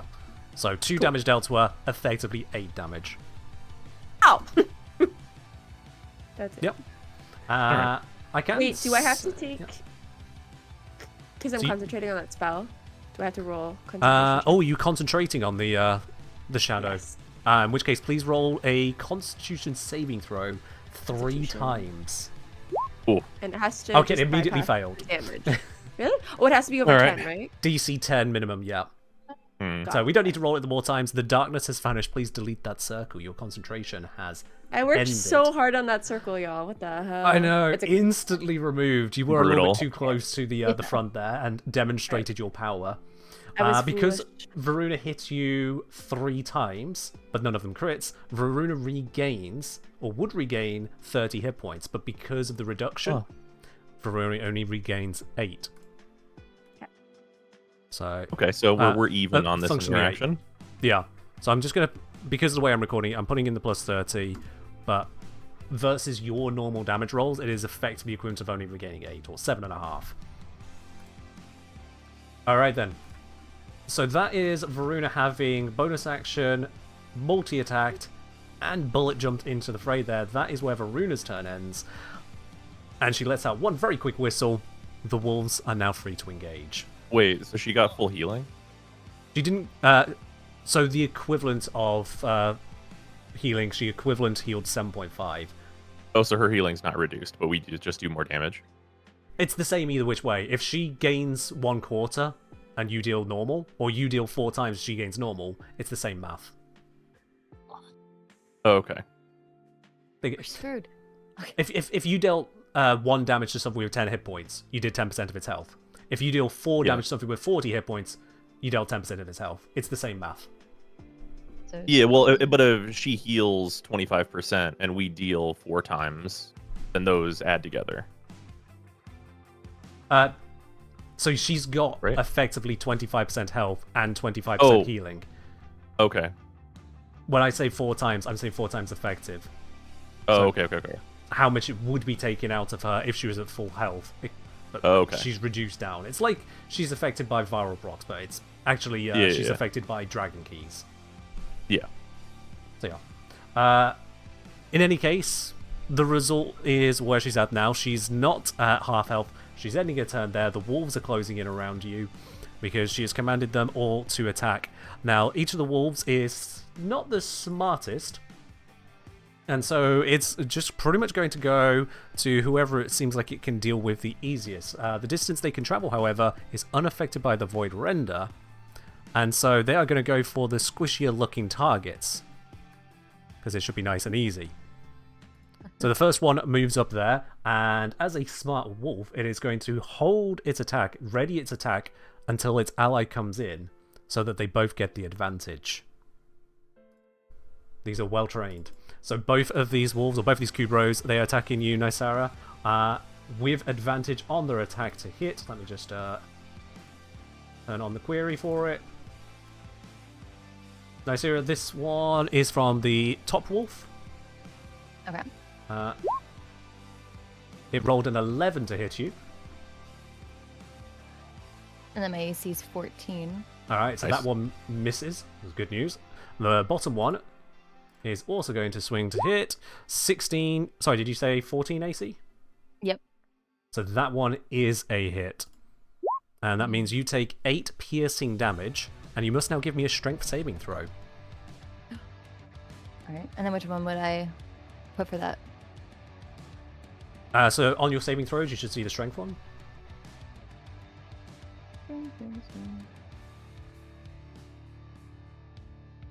Oh, there. So do I click on it, or?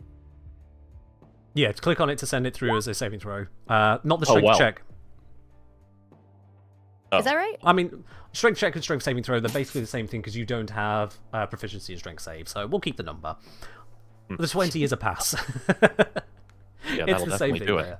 Yeah, you should see a bit for saves on the sheet. In any case, congratulations. As much as it bites into you, the jaws of this wolf digging in, it's not able to drag you to the ground at this point in time. You just take the 8 damage. The other two wolves are going to go for a similar strategy with, and I believe they have a distance, yep, to get to Varric. So again, holding their attacks until both are in range. They both get the advantage. Out comes the first. Varric, what is your AC, please?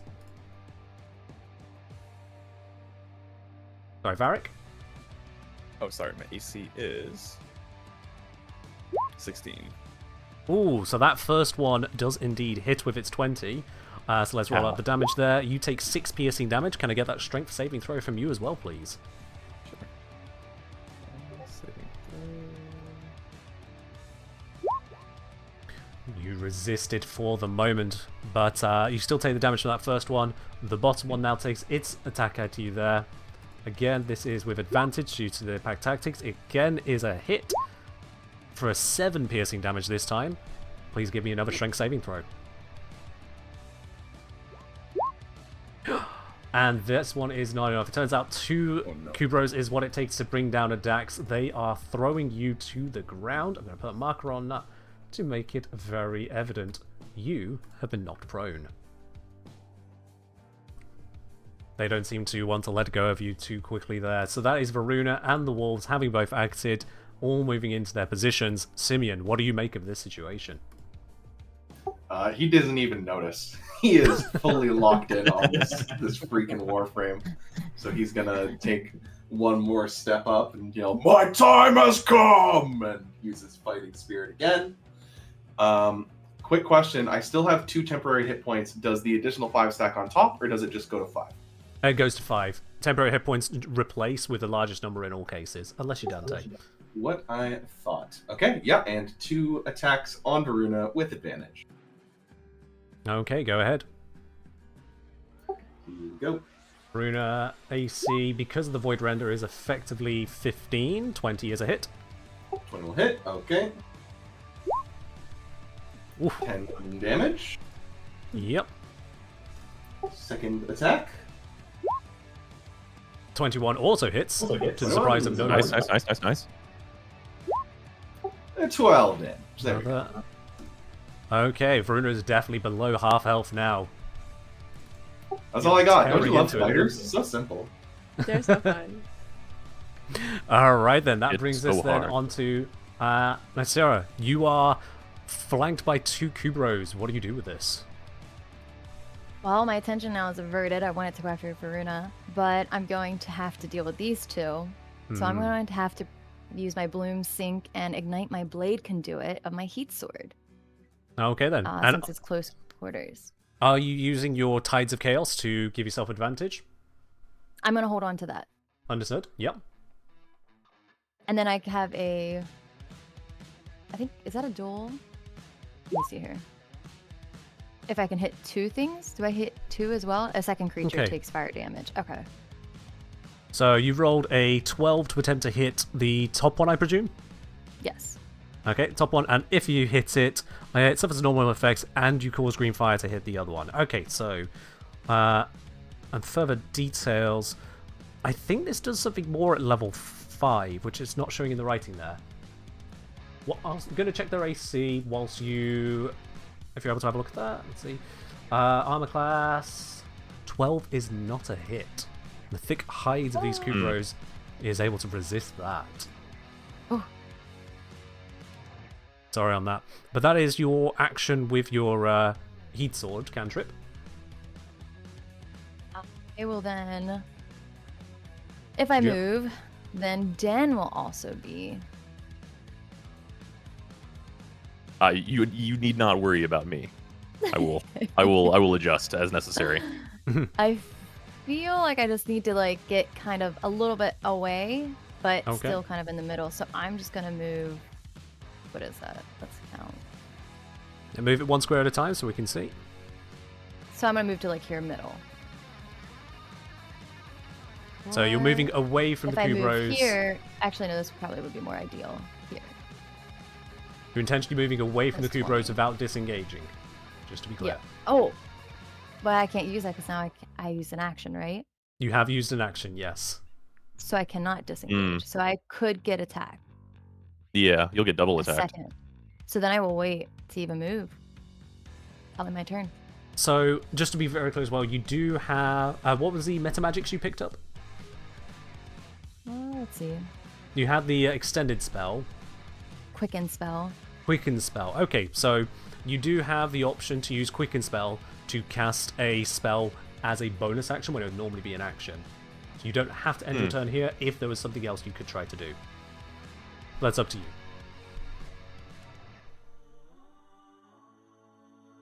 Yes, this is reflavored green flame blades. The heat sword is a green flame blade.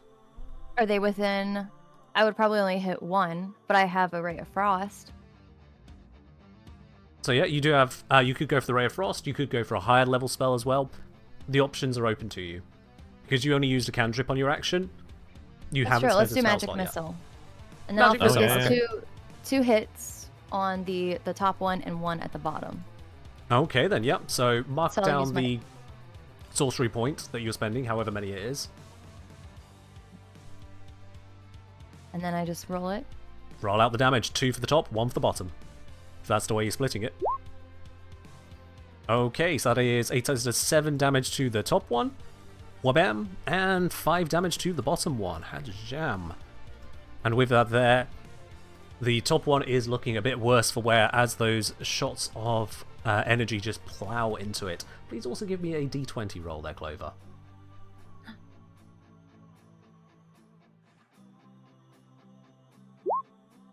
The device shakes. It shakes. Apparently. It shakes. It erupts with energy. Tides of Please give me chaos. a d100. Something I is can't happening tides with the of device chaos. here. You couldn't control it. The void energy is having its day with you. 82. What is that my on the God. sheet? Clover, you can immediately take an additional action, such as if you wish to disengage or otherwise. Time has warped around you. You have the momentum to do something more. What do you do? I only have one more spell slot.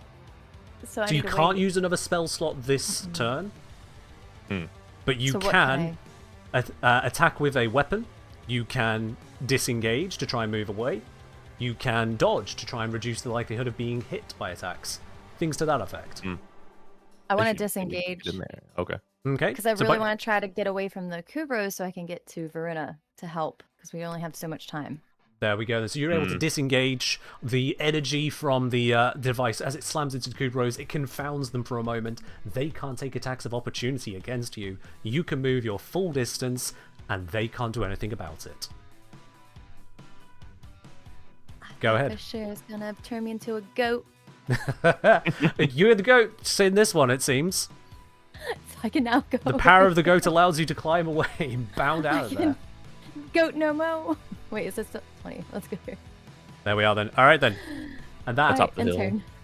despite cheating in an extra action with your weird void-connected device. That is definitely still the end of your turn now. Den, having seen this display of void muckery, what do you do? I would like to attempt to clean up the situation. I have a question, though, about Spirit Guardians. Whenever it's cast, does it deal damage to the enemies that are already near me? Send through the spell, please, just to double check. Yep. Spirit Guardians. If you're neutral, their special form. When you cast this spell, designate creatures unaffected. Any other creature's speed is halved in the emanation, and whenever the creature enters. Whenever the emanation enters creature space, and whenever a creature enters the emanation or ends its turn there, the creature must make a Wiz save. Okay. So yeah, it says both. Whenever the emanation enters, and whenever the creature enters the emanation space. Yeah. So yeah, I guess that says it's both. Okay, cool. All right, I would like to start with my bonus action and cast this here.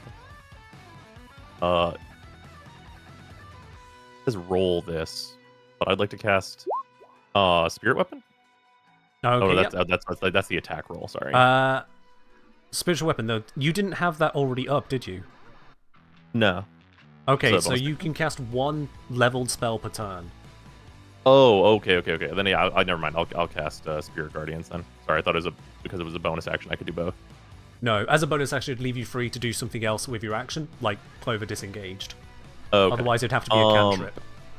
Yeah, I'll just cast the Spirit Guardians then, and then that'll hit both of the ones near me because it's 15 feet.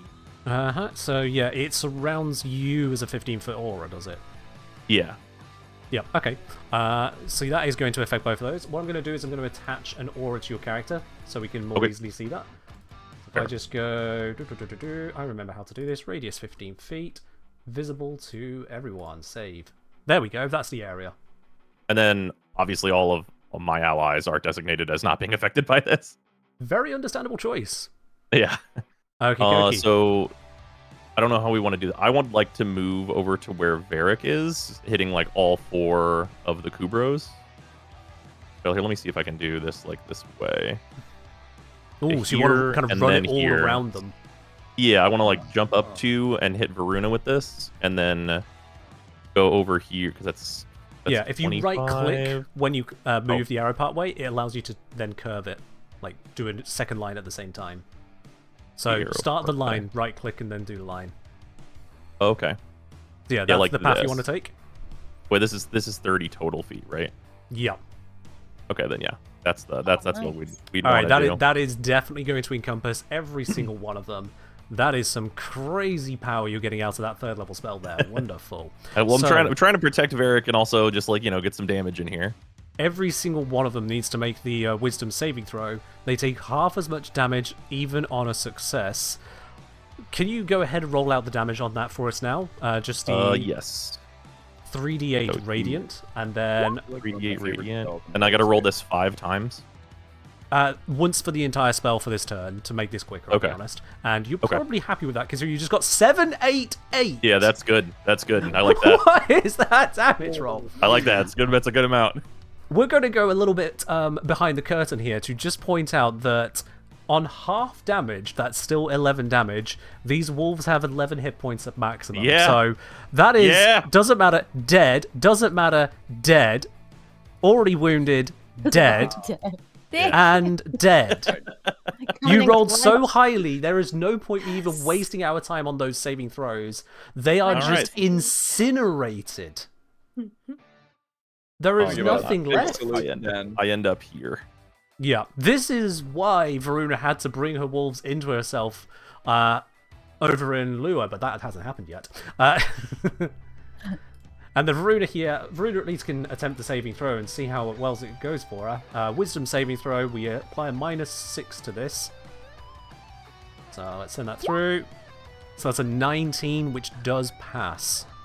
Oh yeah. So she's still going to take the 11 damage, which we multiply up effectively. So she is looking a little bit worse for wear, and is also now very pissed off at the person that just killed every single one of the wolves.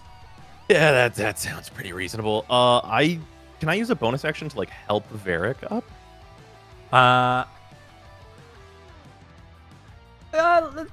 Technically, no. I'm going to say you could reduce the speed cost by 5 feet for Varric.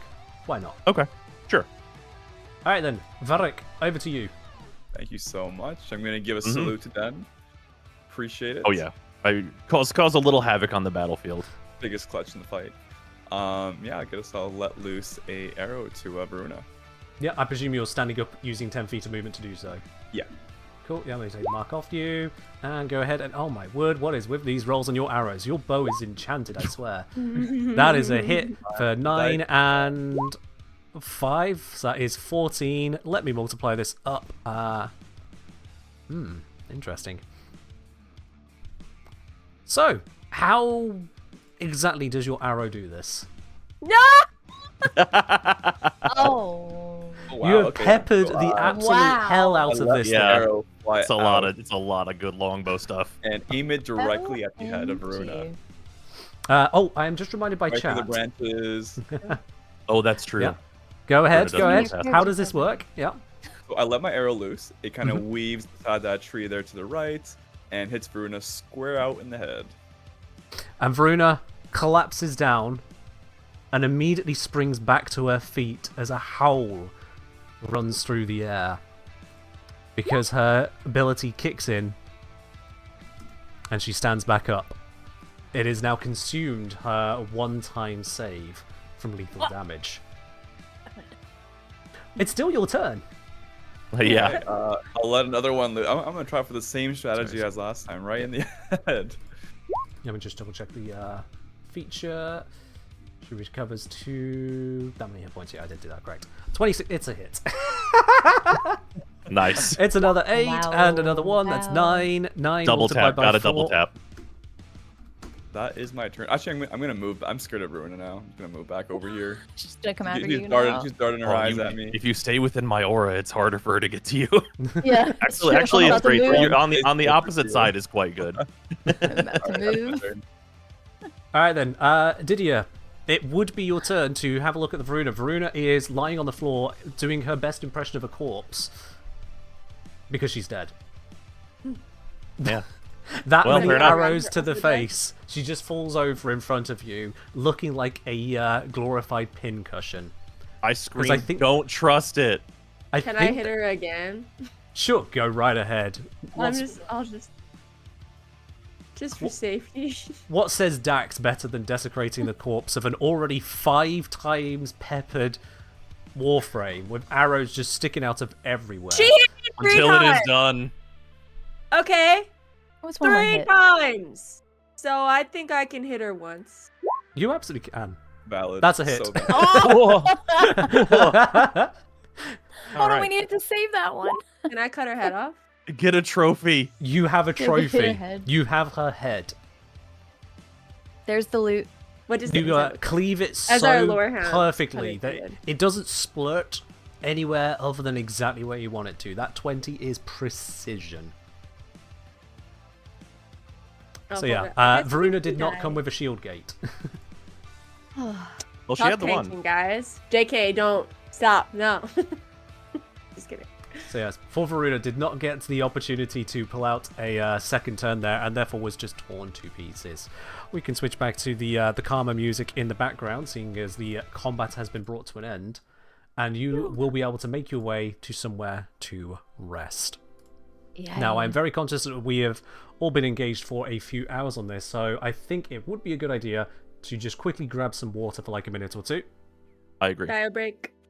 We love So, a bio Love a break. bio everyone in break. chat, stick around after these messages. I think the ad break is actually already happening right now. I couldn't have timed that better. Let's grab some quick water. The dream I love.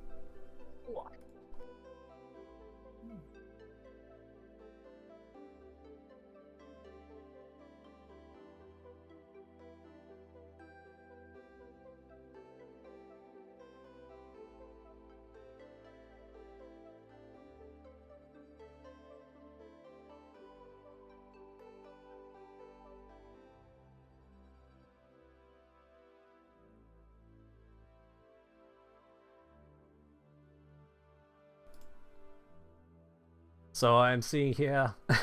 Is that a cat we have on screen?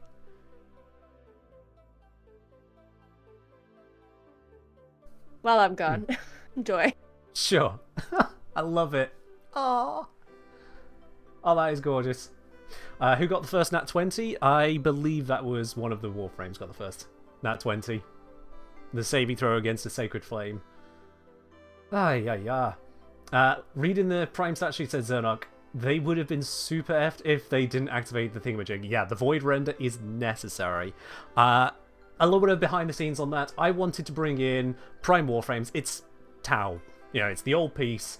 They have Prime Warframes on field. It's kind of part and parcel of the thing. So, in terms of that then,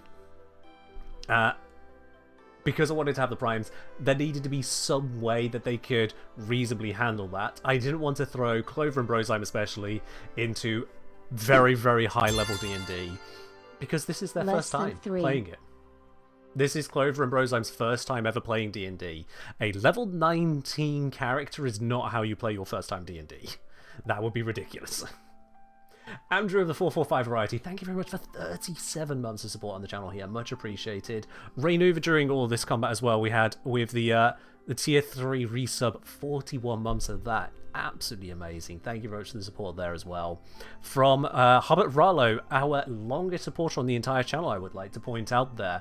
One of the, well, the first founder at 55 months of support. Thank you very much on that as well. Mirrorlade with the £100 tip. Say happy birthday. Thank you very much for that. I've had a wonderful birthday. I had the opportunity to spend some time with family before this as well, because they knew I'd be a bit busy today, and it's just been amazing. It really has been. So thank you, Mirrorlade. That is a huge, huge tip right there. TX Lucky with the 10 bums. Much appreciated. Hi, Ken. Hello. I know it was a moment ago, more than a moment, but I hope you can understand. And Mantis Batty with the 11 months at tier 2, no less. I think that is an upgrade.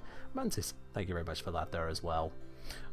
Anyone who's come raiding in from other channels, welcome in all of you. If this is your first time here, do consider hitting that follow button or subscribe as well if you're really enjoying it. And as an extra thing as well, don't forget that you can get the document that all of these Warframes are in completely for free. If you do WFDND, that's Warframe D&D, you can get the link to it. If you want to tip me for the support on it, that's up to you, but the entire document is there for free. You don't need to go through this void render stuff if you don't want to for lower tiers. I've got you challenge rating 4, 9, 14, and 19 of every single Warframe.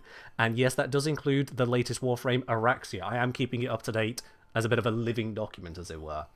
So, hundreds of stat blocks. It includes summons as well for characters that summon them. All the bits and pieces are there for you to enjoy in your own campaigns as well.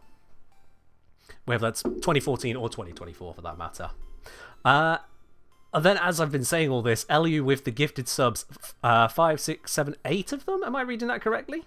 Yep, that's 8 gifted subs done in 5 and then 3 more. 3 of them directly. 1 out to the Warframe channel directly. Community team. Warframe has that sub once again. You can absolutely make use of that. Just don't get yourself 2035'd again. If you want to know more about that, ask Zach. Gifted directly over to Catacosmo and then over to Esprit Null. LU, thank you very much for that massive generosity there to me and the community. And with that, I think we're caught up there on those bits. If I've missed anyone during that, do let me know. No, I think I did miss actually below the raids. There was the new subs from Okami Hestia and from Daft Techno. So both of you, welcome in as well. Have I revealed it was Zach before? I have, yes. Zach made it pretty plainly obvious. He 2035 the Warframe channel. For anyone who's unfamiliar on that, there was an option on the channel points which was get 2035'd. The Warframe channel, whilst watching this channel, reached 2035 spanners, and so immediately clicked it. Let's get 2035'd. Which times you out for 2035 seconds. I have had to update this command to make it as clear as possible. It times you out. 2035 is a bad thing. But there we are. And Anti-Goombos as well, joining in with that brand new Prime sub. Thank you very much for the support on the channel. And, you know, also taking the money away from Amazon, because they have enough of it. They didn't even deliver my book. Amazon Can we talk about the sub goal? And what you're going to do with that sub goal? Clover would like to have you believe there is a sub-goal, okay? A daddy-made costume. No build-up, is there? Just right in. Daddy-made. That's what DM is. As soon as Ken said he's DMing, I'm like, are you going to be a daddy-made? Is this the goal? I would like to Made make this again? very clear. My idea of a happy birthday does not involve me wearing a maid outfit, let alone whatever a daddy maid outfit is. I am... You're a daddy and then you dress up as a maid. It's perfect. I really hope I'm not a daddy because, well, I don't remember allowing that to happen, but sure. No, I mean like daddy, like Gojo level. Like there's a different term of that. Right, sure, right, yes, right. Sure. I'm sorry, I can build a world of pure fantasy in D&D. There are some lines. There are some lines. Let's appreciate the cat. Taylor is bringing us a lovely, lovely cat show right now. That is a very gorgeous kitty and looks like a very good kitty as well. Thank you. That Sorry, is- I am back. I'm eating something, so you can have Cashew Cam for a little bit longer. I don't think there is a single person here who is upset with Gashicam right now. I'm resisting so hard saying something worse about going from maid outfits to appreciating the kitty. I mean, So the cat ears are on top of the thumper. They are I'm right glad- there. I'm so glad Ken has it cropped because my gyre poster in the background. I don't know if anyone's looked at the Discord screens, but my cats were going wild. In the beginning, I had a mute, and they were knocking over gyre, and Oh, it's no. already on the floor. And there's like chaos behind me. One's already relaxing. They finally calmed down. But I was like, I think Ken has it cropped, and I looked. I'm like, okay, it's cropped. I do have it tastefully cropped, it seems, yes. Gyre's head's already hanging on for life. Oh dear. Alright then, well, it turns out that this party can absolutely handle a Varuna and 4 wolves, so long as you all work together and, well, apparently just shoot 50 million arrows square into the chest and head, Just make sure whilst Varric running can- around with an aura of doom. That was an impressive combo, my god. Yeah, the arrow is quite helpful. I don't think I've seen quite so much damage out of a ranger before. That was incredible. Like, genuinely. The only reason I went ranger this campaign was because another campaign I was in, I saw another ranger doing the exact same thing. I'm like, oh my god, I have to try that. Yeah, that was Good stuff. amazing. Amazing. And so, with that then, let's move us back over to the absolutely amazing map as drawn by BotBip. We can't be upset with BotBip for this amazing artwork, of course. True. Zoom out so the rest of everyone at home can see where we're at. You've actually made quite a distance. Zooming this out, you've made huge progress, taking the risk of moving at a very fast pace, but at the same time, nailing the choices you've done there. Now, at this point here, though, you have been traveling for 8 hours solid, not even a short rest along the way, which does mean that if you push any further, you are at serious risk of taking levels of exhaustion. And levels of exhaustion, for clarity, using the 2024 version, so that is every level of exhaustion puts a -1 to every single ability check, attack roll, and saving throw you make. It gets rough quick. So, you can try to cross the mountains, or find a way through, or take the rest on this side and address it the next day. I think we've earned a day of rest. Rest. I think we definitely need a rest. Yeah. Sleep time. There's no more sun. Alright then, as the shadows stretch out from the mountain range, in the crux against the edge of the sapphire forest here, you can take yourselves your long rest. As we do that, can I use the last of my 3rd level spell slots to put a glyph with magic circle in it in our camp? Yep, you can pop that down. So you've just got the singular cast of that because of the material components, but you absolutely can cast that. Okay. Could I cast clairvoyance one more time so that way where we're camping is good and safe? Yeah, if you want to check the area, see if there's Okay. a slightly better area to camp into, go right ahead. Okay.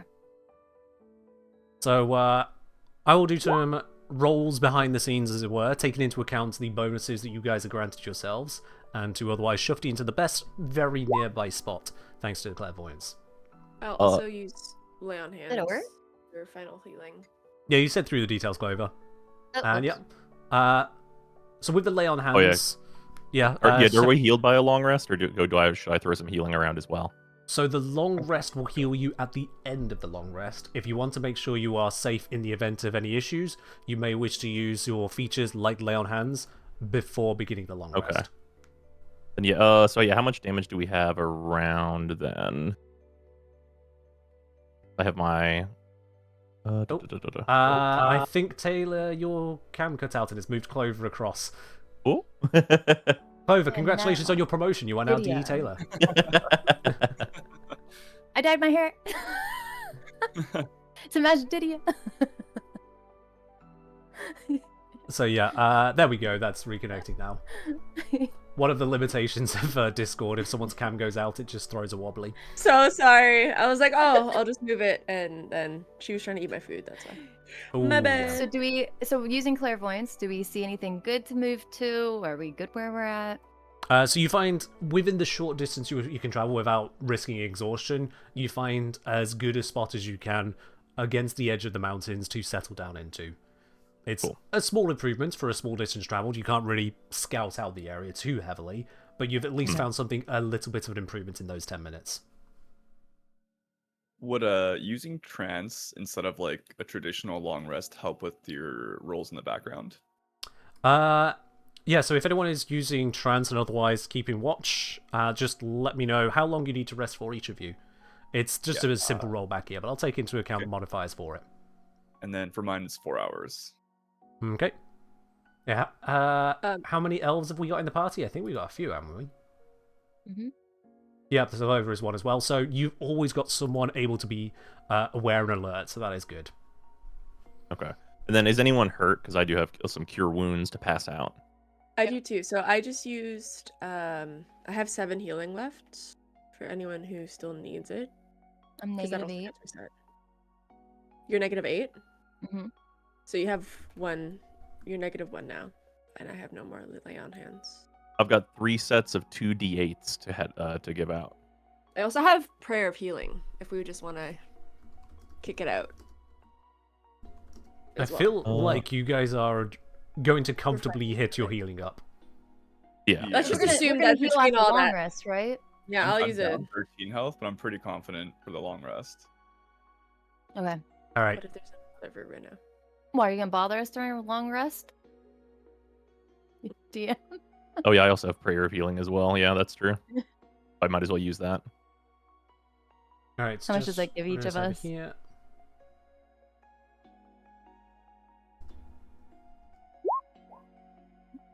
Oh wow. Oh wow. Wait, is that for? Okay, it goes for each one. Yeah, it's for all of us.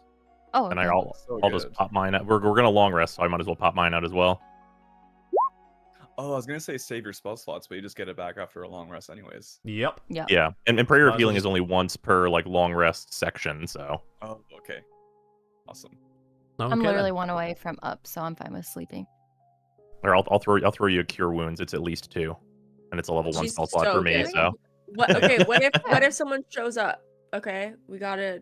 All right, I so got spell cast- slot. Oh. Yeah, these are all things I'm comfortable using, whether something shows I up know, or but not. what if we're assuming that the long rest works? Think about that.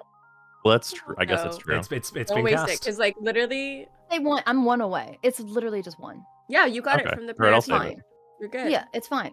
Your full Yeah, health, okay. Clover. Yeah. I'll save it. I I'll save it could for give you a spell slot. good berry. Cause Oh my god, we're Done. healed. we're so top, guys. We're the healthiest. All right, we've better ever Oh safe wait, than it's been. sorry. popped up with prayer healing. Yes, The party exactly. is at full health well, I'm full. and Yeah, setting prayer of down healing is for a rest. 23 for all of It's us. sleepy time now. My Orkin bracelet is stuck on my wrist. You- You attempt to take your long rest as best as things can go, Mm. and you succeed. yay. During Dream. the night, a couple things of note do transpire. First of all, you do notice an increase in sounds of nearby activity. During the night, one of you hears distant gunfire, repeated bursts,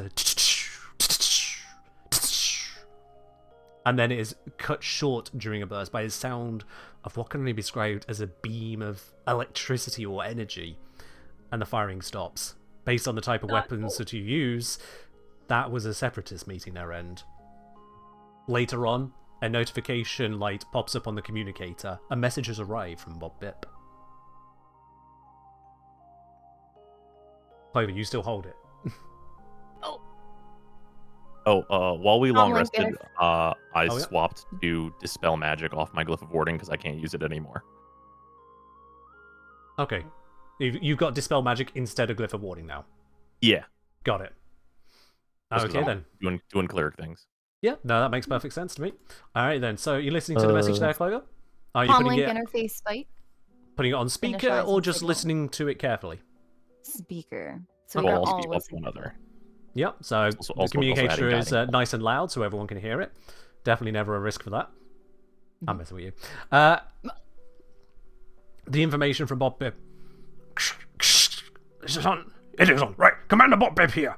So, I'll level with you. The other decoy party has been caught. We've had to return to base. Ships have gone down.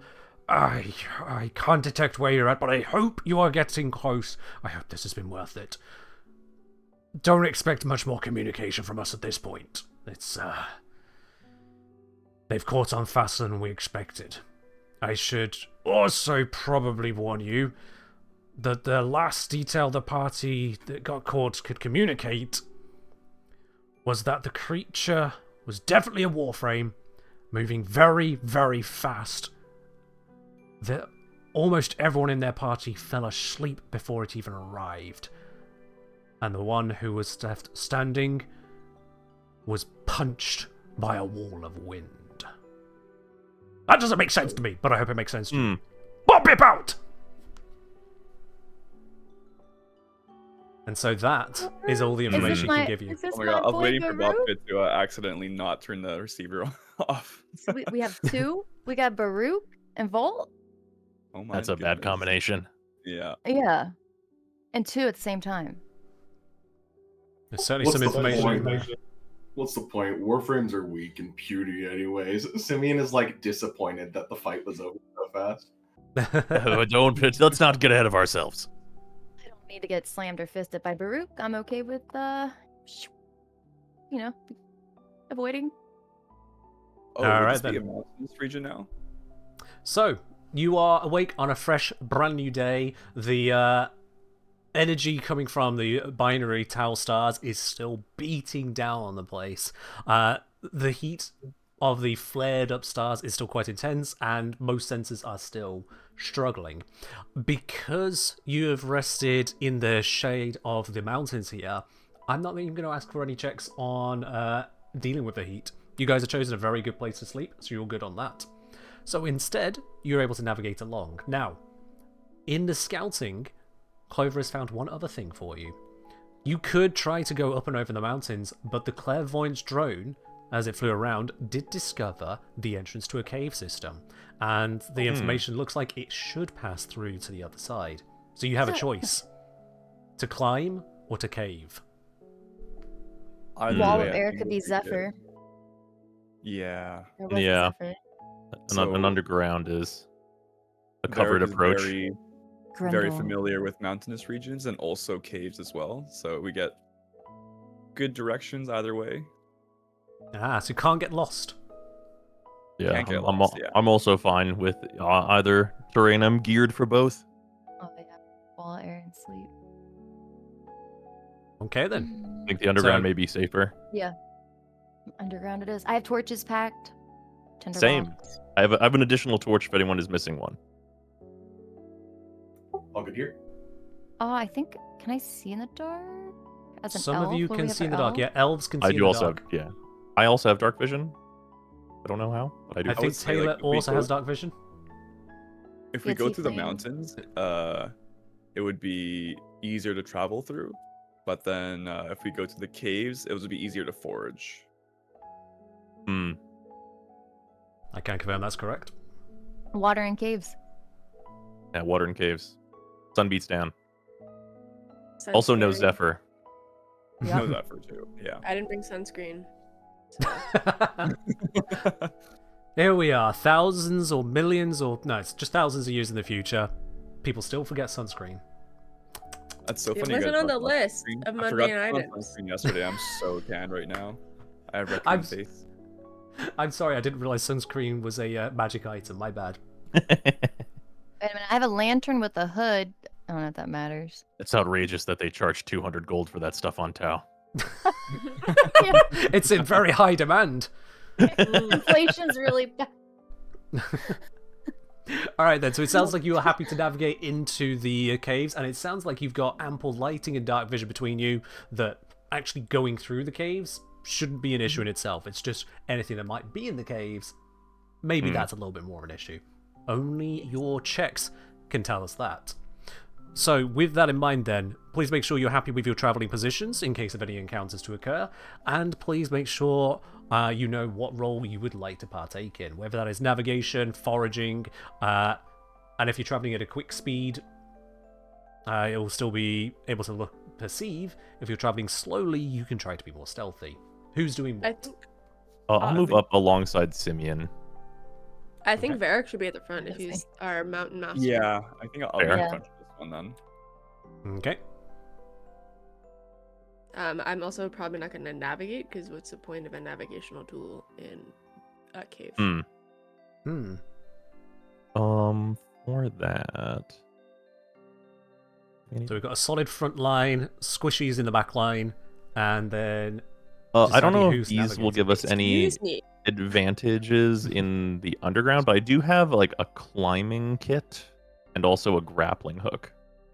Help us Be with cave prepared. navigation. climbing You kit and know, grappling so hook. I'm- Yep, so that can at least, if there's any great ascents or descents throughout the cave system, you'll be prepared for those a little bit better. Absolutely. Okay. Also, yes, I do apologise there, Didier. You are not a squishy. I take that back. Thank you. We have the one squishy. The squishy is well protected. Who's the squishy one? You. Actually, if you'd like to move up behind me. Your defenses are basically, I have an arc reactor on a necklace and sometimes it explodes. Don't get near me. I don't want Didier by herself back here, you know? Nah, it's a kid. It's a kid. Okay, so with your travelling order determined, who's making which of checks? Who's helping who? I'll help Varric with the navigation. Okay. What so navigation check would we use, like skill check wise? So you'll be using survival for this. Survival, okay. I And only have a +2. are you travelling quickly, medium pace, or slowly? Because of the nature of the terrain, you will be moving at half speed whilst you're within the mountainous area. So quick gets you 4 miles. Gets you 4 miles in 2 hours. The mountainous region, we don't get affected by difficult terrain in the mountain region. Because of your ability, yes. Never mind. Right then, so you'll still travel at full speed in this area because someone is expertly set up to deal with this We have an campaign. I want to be excellent very guide. clear Yeah. that I gave none of the crew the actual information to terrain they'll be dealing with. They've just perfectly handled this. And when given gear. What does Well played. Arcana checks help me with? So Arcana would be advanced technology, because magic and advanced technology, well, they're indistinguishable, right? Okay. I know I've butchered the True. phrase, but it's if you don't know it, yeah, whatever. Someone I'm in gonna- chat is I'm going to gonna tell me the vote quote now. I'm going to vote for us to move at a medium pace. We can upkeep a little bit of Yeah. stealth while we're in these caves. Yeah. Sure. I And I don't think wanna while we're in rush the mountains into too, that area. we're pretty safe too with the natural Yeah. explorer. Yeah, So if true. I understand correctly, Natural Explorer allows you to be stealthy whilst traveling at a medium pace, if I recall correctly. Yeah. Okay, wonderful. So no disadvantage on that. If one of you wants to handle stealth, you have a normal check. If two of you are working at keeping the party unnoticed, it's advantage. Excuse me. So, I will help Navigation. someone with a stealth check. okay. So Don't you got make me do it. navigation, observation, and obfuscation. I wanted to say stealth. Didia, would you like me to hold the map today? Then is that am I doing this? Is this my job? It's Varric is our leader this time, so Oh, he okay. knows he is guided in the mountains. Who between Diddy More and than happy to look over Nasara the map is then. the more stealthy of the two of you? I think I have the highest stealth. I I have think, plus but 5. I think you have plus 8, don't you? I have plus 7. Okay. But I think I'm Wait. Yeah, you're leading. navigating. Yeah, Yeah, I'm you're navigating, leading. so- Yeah, you're leading, and then I'm helping you with that. I have +1 to stealth. You want me to help with stealth? You should do stealth because you have. Okay. I have 0, and I'm at disadvantage. I'm at plus 5. Yeah. we'll So do Oh it. yeah, you should do that and have like someone help you. Makes sense. Yeah. maybe Simeon should forge. Yeah. Simeon will You know, find Simeon, something you for and I, sure this time. Simeon. I think we can find stuff together, Simeon. I like to lick rocks sometimes. You guys ever try that? Yes, Yes. actually, delicious. An unexpected treat. Only as part of education. Oh yeah. Say no more. Listen, archaeologists do it, so it's legit. All right, so have we decided on our roles then? Just to run it through from the top. Connor, you are... Foraging, Licking apparently. rocks with Didia. Okay, so you're helping Licking Didia... rocks together. Helping Yeah. Didia on foraging. Yep. Clover, Sneaky stealth. you're being the stealthy one. Okay, and that leaves then Brozime helping Uday on navigation. Yeah. Yep. Wonderful. So, All right then. Do we not have anyone doing perception? Sorry? Sounds like it. Oh. Yeah, we're doing the stealth Wait. instead. With a natural explorer, we get Hans reading through it. I think it automatically alerts you to danger while you're traveling. Can't Oh, well, I become think it's last. good. alert to danger. Yep. Okay, so passive perceptions Sweet. will remain in effect despite the fact you're all occupied. Cool. That Wonderful. makes sense. I feel like we'd be busy Yeah. licking rocks, thinking that someone else was licking out. True. Okay, so let's roll this all out then. Uday, as you're the navigator, you'll have the first roll. Survival with advantage, please. From... Oh, my God. 26 God. it is. Wow. Yeah. That's Clover. an All right. Holy. That was that a nat? Yeah, that was a nat 20. Oh, yeah. There we go. Oh, we yeah. have our player crit. It's a crit It's survival better when check. I don't roll. Roll for me. Clover. Clover, you are handling the stealth side of things, so please can you give me a stealth check? Just a flat stealth check on that one. Wonderful, lovely 19. And if we could then have from Taylor, if you could give me a survival check as well, as you're doing the foraging, you have advantage on this. Okay. 11 or All right. 11? Hmm. Connor's help is However you would exactly choose. 0. I think the pink That's one lucky. tastes better than the blue one. What do you think? No, you see, you gotta look for the smooth ones. That's what you're looking for. The smooth But I thing. like the texture on my tongue. If you two It's find any weird. bismuth, let me know. What's this? What's bismuth? It's a rainbow rock. I Delectable. want to taste the rainbow. Okay, so Anyway. that's of a 19. This is the highlight of the campaign. Just looking around. Lick smooth rocks. Watch Yeah, one- kill watch one of the Varuna ones and her that pack pop. at Lick Rocks. Watch for pop rocks. So, that is very unfortunate. I mean, that's fine, it's fine, it's fine. What do you mean unfortunate? Mm. No, nothing concerning whatsoever. Nothing concerning whatsoever. As you maneuver your way through the caves, you are navigating so expertly well that even when you come across what should be completely undetectable, invisible toxic gas, your navigator still can just tell from the terrain, from the slight change in temperature, that there is just a toxic cloud down one passageway and navigates safely to another one. You The rocks that avoid way smell, look bad, taste bad. you avoid nearly all of the dangers, and I'm very sorry to put the emphasis on nearly. Mm. Oh. Let's Dun, dun, move dun. you all over to a new map, and I will grab your tokens to put you in the appropriate place. You might need to zoom out a little bit, however works yeah. best for you, to see this lovely cave map I managed to find on Reddit. I think the Patreon code is in the bottom left there, so I am at least crediting them for it. Cool. So many of these people post without credit. I was like, okay, I can't help you on that.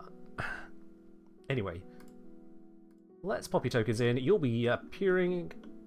As no one is focused on your perception too much, I just need to roll a little something in the background here.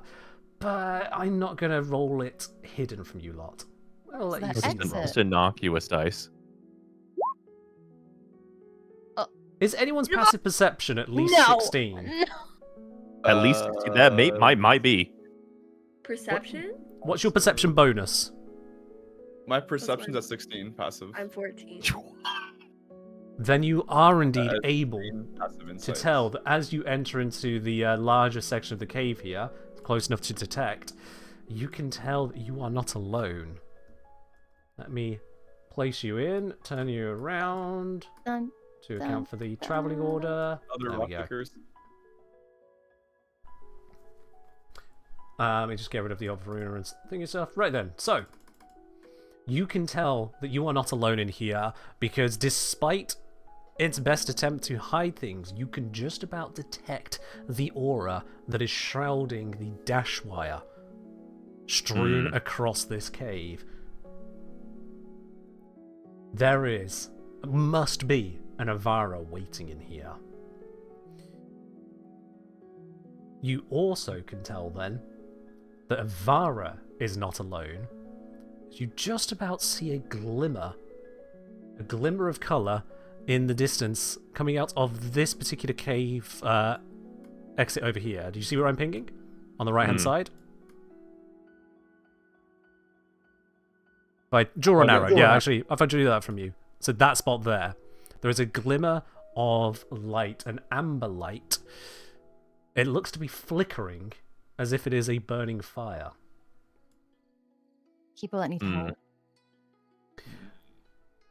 So you know there must be an Avara based on what you can see. There is another something, a flickering amber light over there. Ember. Sorry, If I could- for the Avara, Can I was it tell like, if the what was that? sorry. Now, whilst you consider your options here, if I could please have initiative from everyone, and I'm very sorry, I'm going to have to be back in just one moment. So get your initiative rolls out Engage and escape. and figure out how you want to handle this. BRB. I'm so good at initiative. Me too, brother. I rolled a 19. Why? I haven't rolled above a 5 on any of these. And I get Wait, +1 to my initiative. Did you guys catch what Kenjinir said about where Ivara was? Ivara? We can see the dash wires. Oh, I do see. have see invisibility that I Oh, can that's a real good use one. if Oh, need that'd be very to. useful, yeah.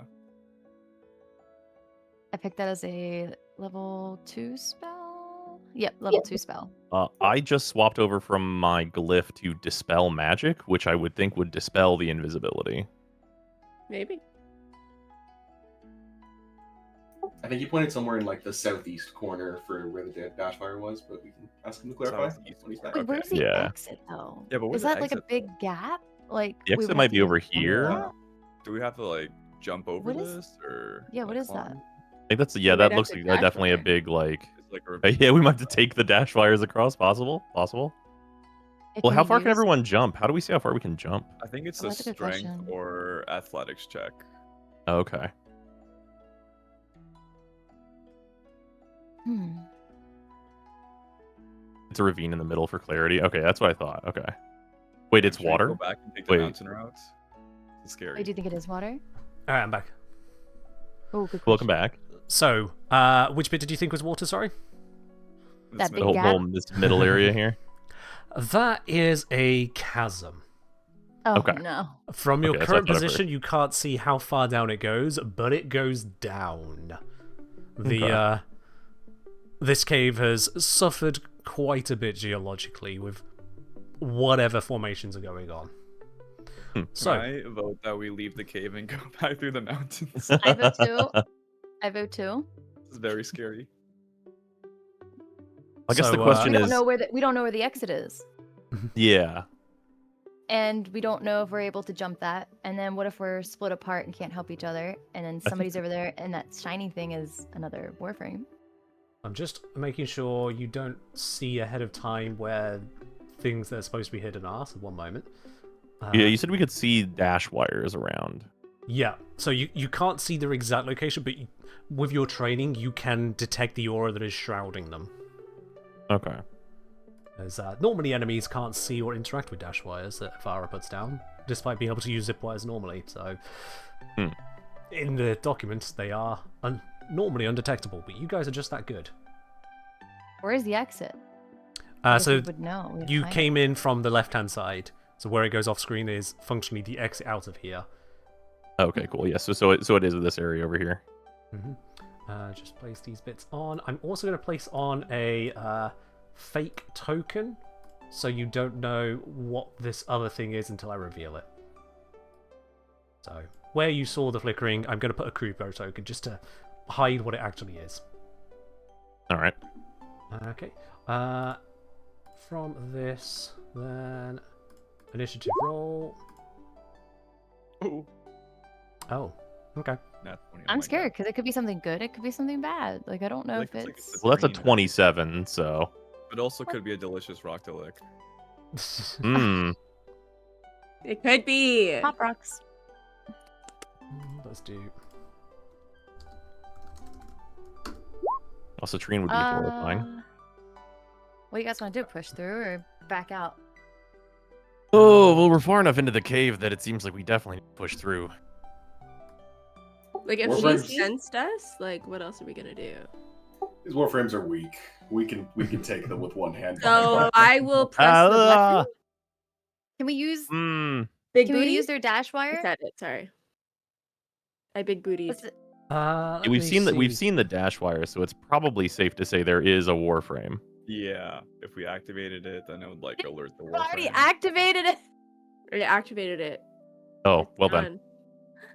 I said the word. I was like, "Do we big booty?" And then Oh, I yeah. activated it. That's it. We're Yeah, now. just saying it We is don't have activating a it. choice. Okay, so that will be active immediately at start of this encounter. I'm just putting in the last details, specifically how many hit points there are to deal with.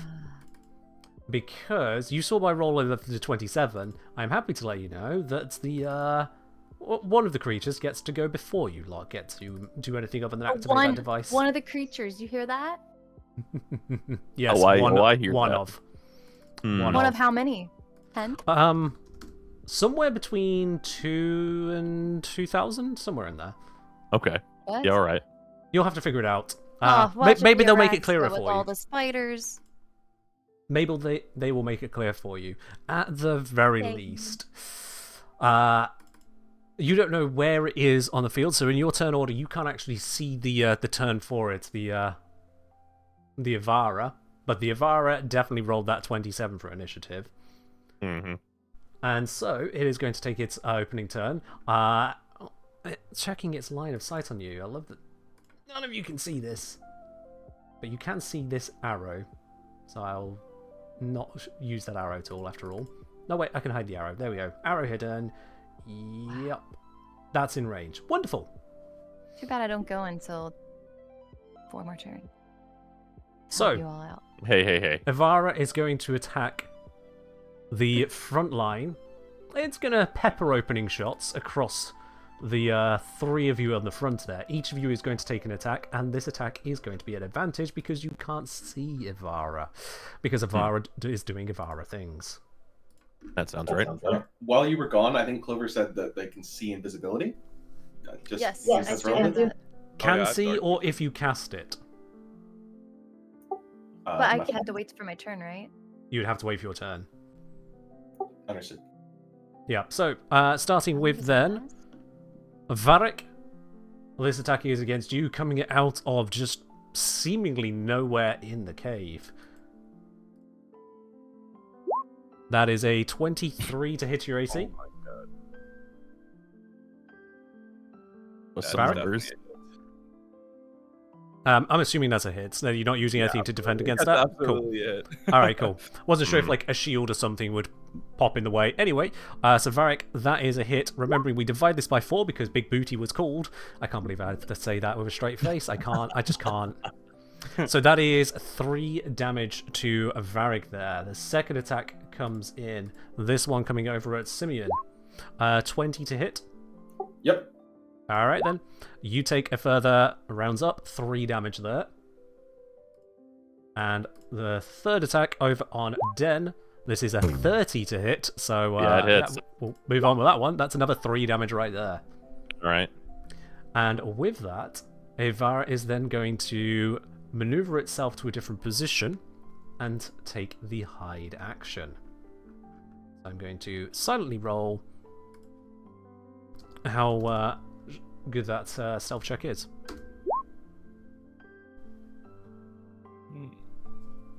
She did amazingly. I don't think I'm shouldn't tell you surprised that, given these attack rolls. I shall Yeah. not praise the enemy. Was that first attack roll for me? Okay. Sorry, was the first attack roll for whom? It was top to For, bottom on Eric. our line here. Oh, top. Okay. Yeah. So And then all those- 3 of you ended up taking 3 damage there. Yep. Okay. Okay then, and that is where that turn is going to end for Ivara. I believe that is everything that she can do right there. Yes, it is. Oh, no, I'm so... This sounds rude. I'm so sorry. I did miss one detail. I knew she had more. I was wondering where it was. I was like, those rolls don't look high enough. She has sneak attack. Ouchie. So the first person who is hit, because it's only once per turn, first person who is hit whilst with advantage was Varric. Again, we'll divide this by 4. So that is only 10 extra Are we rounding damage. up or down? Okay. Yeah. Only. Only 10 extra damage. Be glad Big Booty That was would've instantly killed called. me. Because yes, that's a Vara Prime for you. Ouchie. That is a Vara Prime Happy for you. birthday, I miss Ken. Veruna. Thank How you, does it Cal feel Jacobs, to Ginger have Bits. the tides turned on you, Varric? I know, right? And with that there, that is the end of that particular turn, which brings us on to Varric. You have been shot by something out in the distance somewhere. Remind me, what is your passive perception, please? 16. 16, yeah, congratulations. Avara rolled a 14 for her stealth check. Avara in Prime. 14, and then minus the 6, she actually rolled an 8. So I'm going to reveal her now, so you can see exactly where she is. Oh, I don't need to use my spell. She's in the Oh. chasm? In the chasm. Knock her Oh, over. maybe on She the, is on her dash wire, running Right. across Ah. the top there. So I see. you can't see her, but you can hear her. So that's why I'm revealing the location of the token. Oh. Okay. So we know she's on a dash wire. You know she's on the dash wire, yeah. Or rather, Okay. Varric does. And anyone else who... Actually, yeah, because she rolled an 8, technically everyone does. Everyone's got passive perception enough for that. Okay. Alright. In my mod Is in this chat, a- Ellie? Is Shush. this right here like just nothing? Or is there like a chasm or something here? So that is Yeah. just too much rock, somewhere you just can't pass through. Gotcha. It's like a kind of like a wall, right? Or a pillar? Yeah, it's a Yeah, wall yeah, yeah. pillar thing. The caves go around it. Okay. Okay. I'm going to stop right over here. And then launch an arrow at Avira. Okay, now you can't see her, you only know her location, so you have disadvantage to attack. Okay.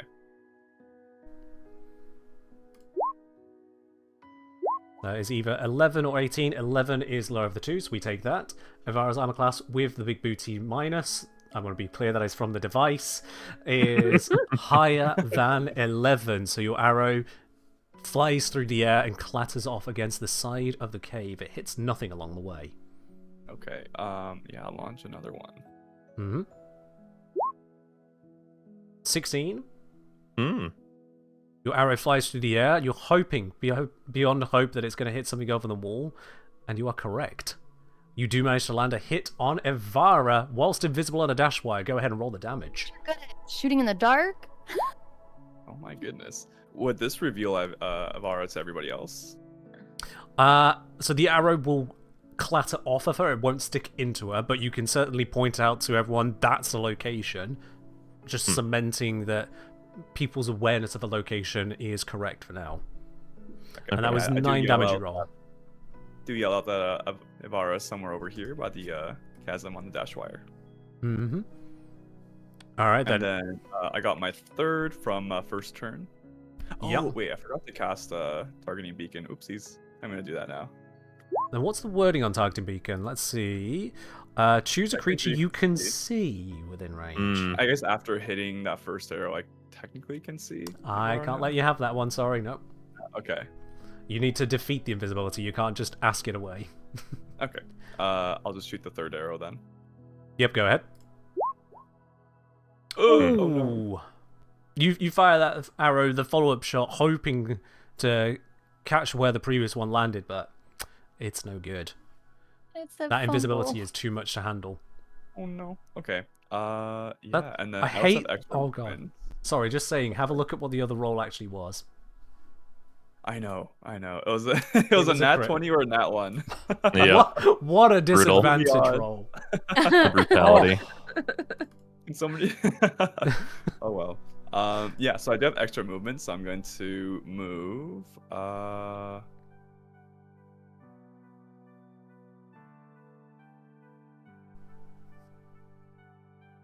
over here.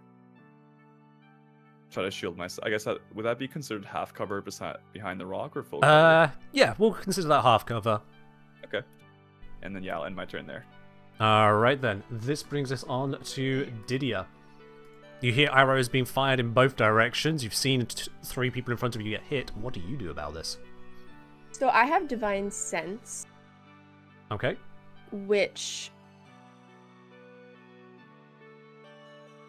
I can know the location of any celestial fiend or undead within 60 feet of you that is not behind total cover. I don't know if her Celestial being fiend or hidden- undead. She's not an aberration, so if that's... she is an aberration, sorry. So Warframes are monstrosities, sentients are constructs. There's allowing the Warframe one on detect good and evil because of the aberrations inclusion, but celestial fiend or undead is... I'm gonna say that's going too far on connecting it with the Warframes. Totally fine. Okay. Okay. Unless it was a Necros. Very Fair. fair. There's also Jade, but... Oh, sorry, Well, quick question. Jade would fit, yeah. In the Okay. cave, is it currently dark? Like you would need dark vision to see? Good question. No, I didn't actually describe that. I was too busy setting it all up. There is dim light surrounding much of the cave, as there are glowing mushrooms, casting an Okay. eerie mix of blue and purple light around. Hence the view that you've got here. Zernok, you're very right. Sevagoth would also be fair game for undead detection. Hmm. Okay. What have we got for us, Didier? So I have been I have been shared like that she's in this, like I know that she's in this area, like over the chasm. Yeah, your passive Yeah. perception tells you the particular square she's in. You just can't see Yeah. her. Yeah, we know she's on a dash wire. I know she's in the middle. This is probably stupid, but I want to try to throw an alchemist fire at her. Oh fuck! It's 20 feet range though. Shit.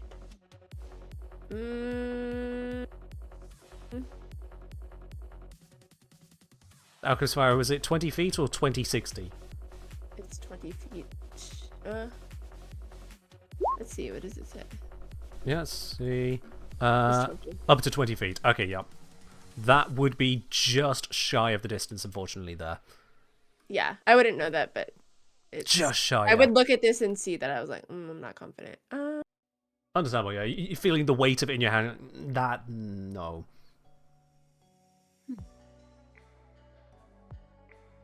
Sorry, I'm trying to see what this is. Turn the unholy. As an action, present your holy symbol. Fiend. Okay. Censoring fiends and undead. That's okay. That's okay. That's okay. Alright. Gosh darn it. All right. Well, I know that she's in this area, and I want to get her the hell out of there. So I am going to do Zone of Darkness again.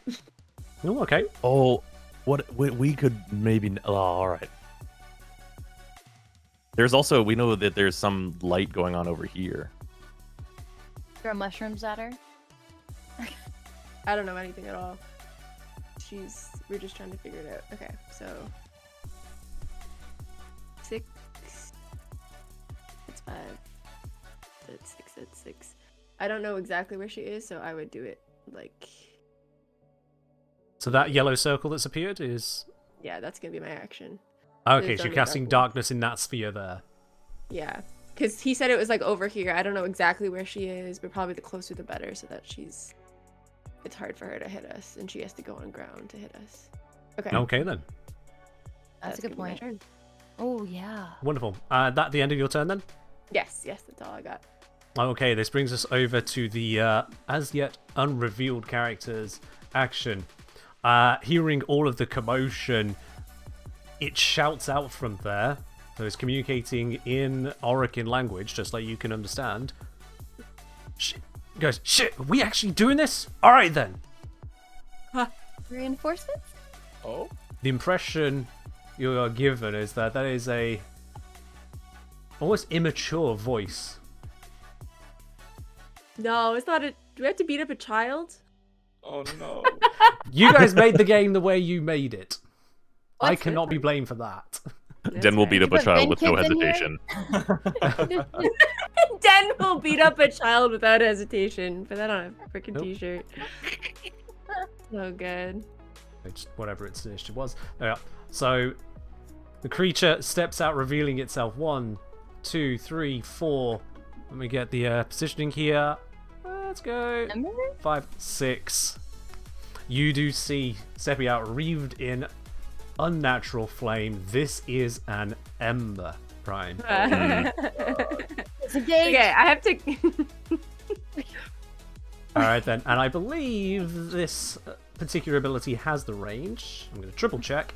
Range. Oh, yeah, it has the range. So, Several thousand miles. Ember opens portals into a hidden plane of fire, unleashing small meteors on any number of creatures Ember can see within 500 feet. Mm-hmm. Yeah, it has the range, and she should be in a good position to see everyone. Oh, the rock there, though. We did say it was only half cover. She has vision. So, each creature that is targeted, which is going to be each of you, must make a dexterity saving throw. On a failed save, you'll be taking the damage as listed. On a success, you'll only be taking half damage. On fail, you will also become ignited, which is a custom condition I had to make because Ember did not fit in with any of the stuff innate to D&D. So please make your DC 14 saving throw against dexterity. With disadvantage? No disadvantage from this, no. No disadvantage. Okay. So it's DC 14 because of the void rendering effect. Oh, thank 14 goodness. is a pass. That button at. Why am I not seeing that? It's just your dexterity, your ability scores at the top. Oh. Sorry, And it's the Varric, same I do side. see that you've I'll have to re-rolled check. there, but the first roll would still give me the roll I needed anyway. Will a check count? Dexterity... You need a saving throw. Yeah, you need to hit the Oh. saving throw, which you may have proficiency on, you may not. I can't remember The from one your sheet. beside it. So there's ability and then there's save, right? Under dexterity, you want to hit the save. There. There it is. Oh dear. Okay. No, it's not even in Yeah. anywhere. Alright then, so this is a fail for Varric. This is a pass for Den. A pass just about for Simeon. A pass for Didier and a fail for Nisara. Those of you that failed, you take a total of 4 bludgeoning damage and 5 fire damage. Those of you that passed, you'll take 2 bludgeoning and 3 fire damage. And if you have any I have resistances, fire take that into account. resistance. Our resistance is So- rounded up or down. Resistance Yeah. is round down. So if you would Okay. take I 3 take fire, three you damage. actually take 1. Okay, cool. I'm gonna use adaptive shield for that fire damage. Yep, go ahead. No resistance. I don't know. Yes, your adaptive shielding. Yep, picked this up from Salvage Sentient Technology, didn't you? Mm-hmm. So it Wait, gives you is that absorb resistance. it for you? Or all of them? Just I for think the it's just person. For myself, Ah. yeah. So yep, you're absorbing some of that damage there, and you can use that as part of a next melee attack should you bring one up. Okay. How much Now- was the bludgeoning damage? Was it just 4? The bludgeoning damage, if you failed, was 4. If you passed, was 2. Okay. that's a total of 9 for me. 9 damage. Yeah, if you failed, 4 plus 5 for 9 total, yeah. Yeah. Now, for those of you that failed, you have also become ignited for 10. So the effect of ignited for 10 is that... Oh, that's where I put that one. I closed that document. Why did I do that? Very sorry, I will bring that up. It'll take me just a moment. I had it and I closed it. And I felt so daft.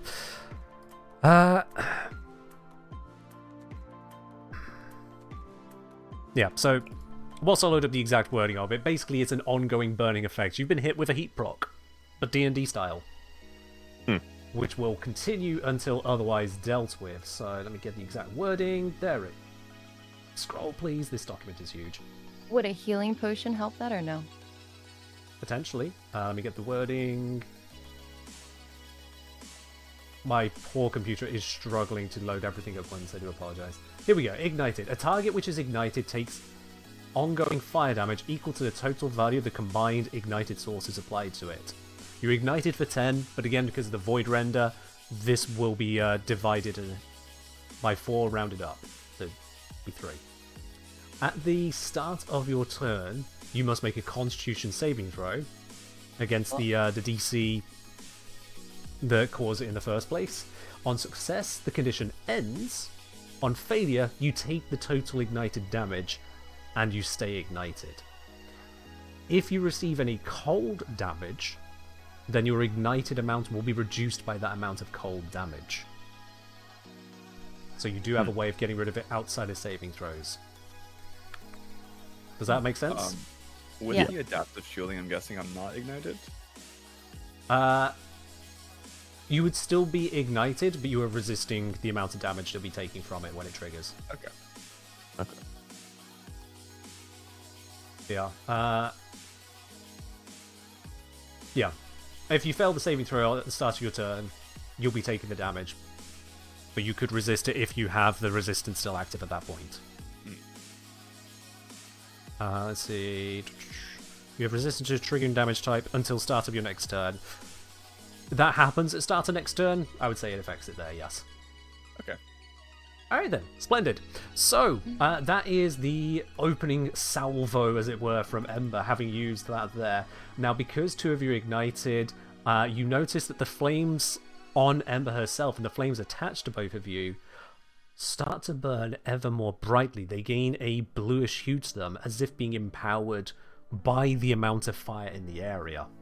The more things are on fire, the stronger Ember gets. Her passive.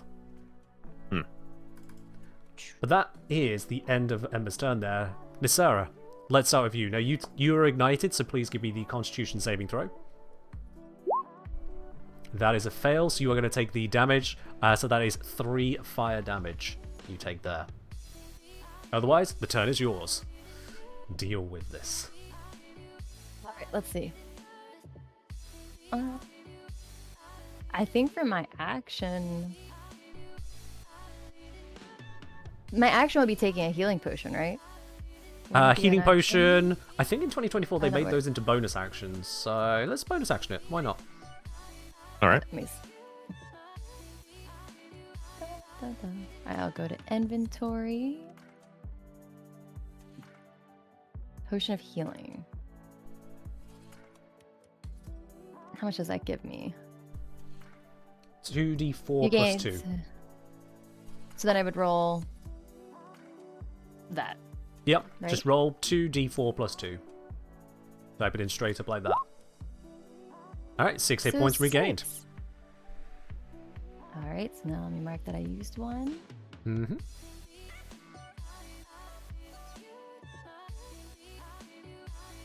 Yes, indeed, Vanquish. I am on the Yay! Twitch front page at the moment. Very nice. Okay, so I definitely want to get us to see. I'm gonna use my Flux Bracer, which is my Orphic bracelet that is quite fashionable, and I'm going to enhance where we can all see Ivara. So it's gonna help us see invisible conditions. Okay then. So which Cool. Cast. Okay, That's a level 2. for the duration you see creatures that are invisible. Cool. And then is that specifically cast on yourself? Does it have to be to me directly, or is it for everyone It gets to see? should say on your spell. It says you. It says self. Yeah. So Okay. only I can see. You can't Yeah, even see her. He's in an orb of darkness right now. Well, yeah, that's true too. So as So soon how long as she, does that last? it lasts on you for 1 hour. Okay. Which is even better then. And then I can do call outs. She's there. Yeah. Yeah. Yeah. Okay. All right then. Cool. Is that your? Oh, I'm ignoring that same throw. Is that your turn then? You've had your bonus action. You've had your action, or are you moving somewhere? I think I should move. I'm gonna move. Let's see. To here. Oh, I see. DDR. Yep, that's fine. There. And turn. Okay then. This brings us over to Simeon. Dan, you're up after this. Oh boy. Okay. I was looking at the rules for jumping. Yep. It says- I can rattle them off for you. I think you can stop me if this is incorrect. But if I were to use my dash, I would have 60 feet of movement. Good. And I would be able to go boom 20 jump across here. Oh, Pretty safely. could you do the right click thing? So when you right click, it kind of creates an anchor point for the movement. Sure. So basically, because I have a 10-foot running head start, Yep. I can jump equal to my strength score, which is 18, meaning Yep. that gap there in the middle I can clear comfortably, That you and can. then- Yep. No check required. and then I can get as close to Ember as possible. Wonderful. Yeah. Go ahead and make that dash and run right across there. Despite Ooh. all of the armor, all of the gear, how laden this person is, you see this Dax warrior bounding through the cave, straight over the chasm like it is nothing, which, let's face it, for you, it is nothing. Into the fire! And that's all I can do, unfortunately. Unfortunately, but you have made yourself one hell of a leaping start on that there. This brings us over to Den, who will be followed by Avara. Den. Okay. So, can I see like how deep this chasm is? Let's see, you are not right up next to it at the moment, so all you can tell is that it does go quite a distance down. At least 20 feet, but without being close, you can't say better. Okay, so like if I move like here, I'll be able to see. Yes. Okay, yeah, I'll do that then. So 20 feet of movement. We'll go here. Now I can like see how deep the chasm is. Right down into the mist. It is hard to get an accurate observation. Give me a quick perception check. This isn't an action. Okay, 1 second. To reap on my character sheet. Perception check. Oh, wow. You know the precise depth, despite the swirling mist down there. You know that this chasm goes down to 100 feet. Okay, all right. And yes, that was a nat 20 perception check. Yeah. So I can see the dash wire, right? You have a awareness of the aura of it, but you can't see it itself, no. Okay. There's that awareness that told you, hang on, no, there's dash wires here. Can I use this on it? Oh, that's a very good question. Choose. 'Cause it's just I think a within magical range. effect within range. Yeah. Sure. Any ongoing spell level 3 or lower on the target ends. For each spell level 4 or higher on the target, make an ability check. Usually a spellcasting ability on successful check ends. For each ongoing spell of level 4. Okay, so you'll need to make a check of DC 10 plus level, unless it's too low. Let me have a look at what level does she cast that. I didn't think I'd have to check this. So dash wire comes from Quiver, doesn't it? Yeah.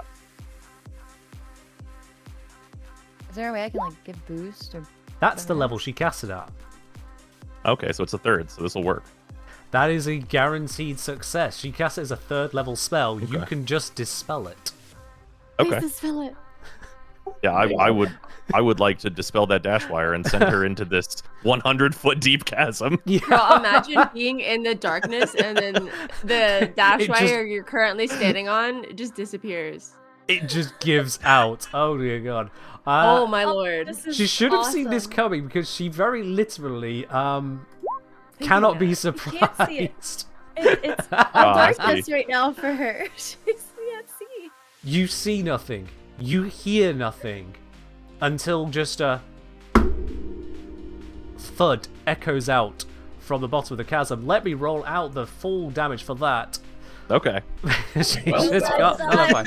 In fact, no, I'm not going to roll it out. You're the one who achieved this. You get to roll the damage. It is 10d6 full Ooh. damage.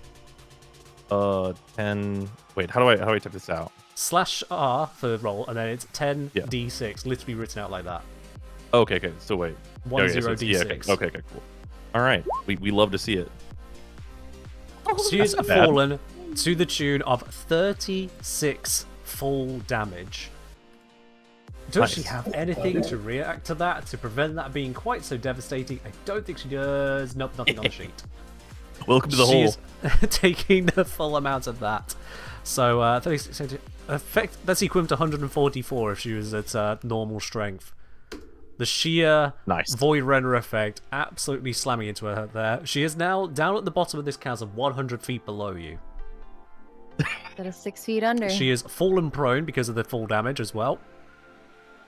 And is more than a little bit pissed off, to be quite honest. Well, that's, You saw that's nothing entirely fair. the entire time because she was invisible as she fell. There was just that thud Oh, you're right. to confirm the success of what you just did there. The most powerful dispel magic I think I have ever seen. It works, you know, when the situation arises, I guess. Yeah. Give us a moment. Do I have any bonus action things to do? I can't do any more spells. No. So I need what? 10 feet of. No, it's not a bonus action to sprint, right? Oh, someone's pointing out all ongoing effects should be affected. I do apologize. You're right. Yes, dispel magic does go for everything on the creature. But So wait, fall damage? you targeted the dash wire, not the creature. Yeah, because I can't see her. I'd have to be able to see her to do that, right? I'm assuming you went for the dash wire, you could see around the darkness, right? Like you wouldn't. Oh yeah, that's true. I don't actually see a C on there, but it might have been just badly copied over. But in any case, you targeted the dash wire to make her fall, not herself, to get rid of the invis. Yeah. Okay. So it's fine. But thank you, Jack, for bringing up that if it had been her invis would have been targeted. Correct. Okay. Does she have to roll concentration? Someone asks. That is a fair point. Is she concentrating on her invis? Sure hope so. It's a channeled ability. Let's see. Prowl casts at such and such and concentrates. So she needs to make a Constitution saving throw with a DC of 18. Okay. And she has a -6 to this roll from the Void Render. Okay. Big booty. So she rolls an 11. Her invisibility has ended from the fall damage. Nice. We see her. Beauty. Well, we don't see her. but- Obscured Look mostly again, by the eventually. mist down to the bottom, but it's no problem for Den with that amazing perception. You can see right the way down. You just see her splayed out, kind of slightly dazed, like, what the hell just happened? You catch it just in time to see the invisibility just kind of shatter, like the air around her splinters into pieces, revealing her form. Bewildered by what just transpired there. Oh, how the tables have turned. That was possibly the worst turn for Avara I've ever seen. I would like to, because I do have a bonus action I can use here. I'm gonna use my Draconic Flight Yep. What? Yeah. to then Oh, that's cool. move because I can go. Hold on, where is this? Your fly speed equal Yeah, 'cause to then your I- speed, so you've got just your remaining movement left that you can fly it. Yeah. So I'll use these 10 feet to fly over the chasm, just to show Avara what for. Now, this doesn't have any kind of concentration on it, does it? No, it doesn't. Okay, good. We're not about to have the reverse hubris on that one. Thankfully not. Yeah, the only thing that can end it is if I die, and if that's the case, then well. If you die, you die. Yeah, fair enough. Yeah, yeah. Okay, this brings us over to Avara's turn. Avara on the ground down there is not very happy with that situation. Immediately has to spring to her feet using up half of her movement and try and figure out what best she can do from here. Well, it so happens that she does have options. And this particular one, if I recall correctly, yes, is specifically designed to handle being in such a bad position. This is an ability I think a lot of people forget exists on Avara. She casts... Oh boy. She casts Navigator. This allows her to take control of a projectile and, whilst controlling it, perceive from the projectile, so she does not need to obtain line of sight or just a good angle to get shots on people. And so with that, an arrow comes sailing out of the abyss from her bow, not an arrow from an arrow after all. Comes sailing out of the abyss, and as it raises, she gets to quickly perceive around and decides to go straight for the flying den. She is correct. Incensed at this. How dare you? And so she's going to make a ranged spell attack against you. Let me see here. I think I forgot to put a ranged spell attack on her sheet. Yes, I did. Well, that was daft. I will just physically roll it. How far can Navigator go? Because you said she's 100 meters down. Yeah, she is 100 feet under me. A maximum of 150 feet. Ah! Okay. All right, well. That's far. She's modded for range, all right. Let's get the measuring stick out. Okay, it's close. It's 130 feet away. Well, she wouldn't do it just straight up entirely, but yeah, she's got it up, and then she's going to go out for you. In any case, so this is a... normally a plus 11 to the roll, but there's the minus 6 from the Void Render, so this is actually just a plus 5. I'm just going to roll it as the plus 5. D20 plus 5 attack roll against your AC. 16 to hit. It does not. It does not. Interesting. Nope. So, I came here to mog at you, Avara. makes his raise spell attack on hit, yada yada yada. If Avara misses a target by 5 or more, or if the arrow has traveled its full distance, the spell ends. What is your AC? 18. 18, so it's not missed you too much, but it means that you take no damage from that one. The arrow instead continues past you onto a new target. It's got like, what, 20 feet it can go? So what it can do... can it? It can't do both, can it? No. So it's just going to go from this arrow. Yeah. Valid. That's a crit. Ooh. Oof. Ooh. That is a critical hit.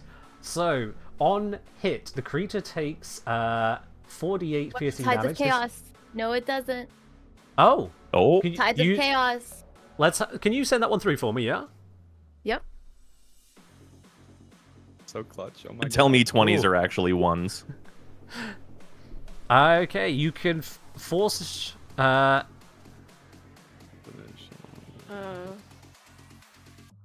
you can gain advantage on attack roll, ability check, or saving throw.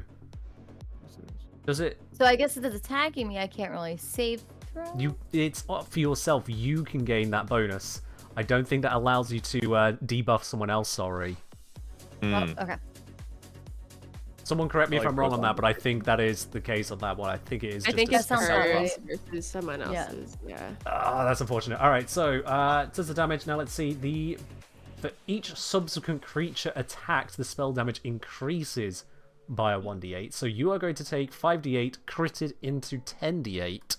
Oh my god. But then reduced by the Void Render. So you only take 10 damage from that. Cool. I thought... Oh, wow. Okay, that's not too bad. Yeah, this that is could be the worse. power of that device. And this is why, if you don't have it active, you are doomed. Yeah, you just die. That would have been Meanwhile, right there. Simeon is all the way close to Ember. Yeah, hopefully you can get in the way of that before this becomes a problem. I'm just checking. Was that cast at a high level? Oh, wait, what? Hold on. High level. Yes, it was. For each spell slot above 4th, and this is cast at 5th, the starting damage increases by 1d8 and maximum distance traveled by 50 feet. So I do apologize. I almost missed that detail there. You actually took an extra 3 damage there, Clover. Oh my. And the arrow God. swivels Plus back 3 around to more. Didier. But yeah. Under half health. Didier, 21 to hit your AC. Sorry, is that correct? No, sorry, 20 to hit your AC. Wait, it's hitting Nasara and Didia? Yeah. It's I thought it turned doesn't have around. the range for it. So, as I just read on the spell there, at higher levels, it increases its initial damage by 1d8, and the maximum travel and distance the by range? 50 feet. Yeah. Oh, okay. Because Warframes can mod both strength and range. Okay, yeah. I'll just pop that there for everyone to see. Text. Yeah, I'm not making this up Don't on the stare. spot. It is right there. I mean, you did make that up. But not on the spot. I did Not say on on the this spot. spot. I designed them to be dangerous. Yes, they will be dangerous. So 22 AC, I'm fairly certain, is a hit there, isn't it, Didier? Unless you have any kind of counter to that. Taylor? No, I don't. Alright, cool. So, in which case, as it's only a hit, not a crit, that is 5, 6, 78. And again, divide by 4. Me? So you take 9 damage. And because of that, so we've had 100 feet, plus this, plus this, plus this. That's 165. Wait, I thought she's 100 meters in the ground, or 100 feet underground right now, Yeah. so it's only 50, So, yeah. right? So she has 200 feet of distance she can fire this. Oh, 150 wow. from the base Yeah. level, 50 from the extra higher level. She's modded for Yeah, so range. it's 130 to get to me. Yeah. Oh my goodness. But I can So- do. I can do Hellish Rebuke at least. Wait, can I? Do I have to see her? What's the I'm at the distance on Hellish edge. Rebuke? Is it 30 feet or... Let's look. 60. You feet. have a look on that whilst I roll 60 the feet, attack 60 here. feet. 60, Wait, too hold far on. away. So it's 130 to get to me, and then... Well, it's I've done the 15 from routing there. here. Just add 100 to what you see on screen. Oh, right. Yeah, that's that. Yeah, you're right. So yeah. So then, Varric, you are the last one to be attacked here. That is... the arrow putters and collapses to the ground just in front of your feet, Varric. It runs out of juice right at the last. Here. Okay, so that was Ivara's big ol' action from that there. Having cast that Navigator, demonstrating that Warframes are still somewhat capable, even when they are this massively affected.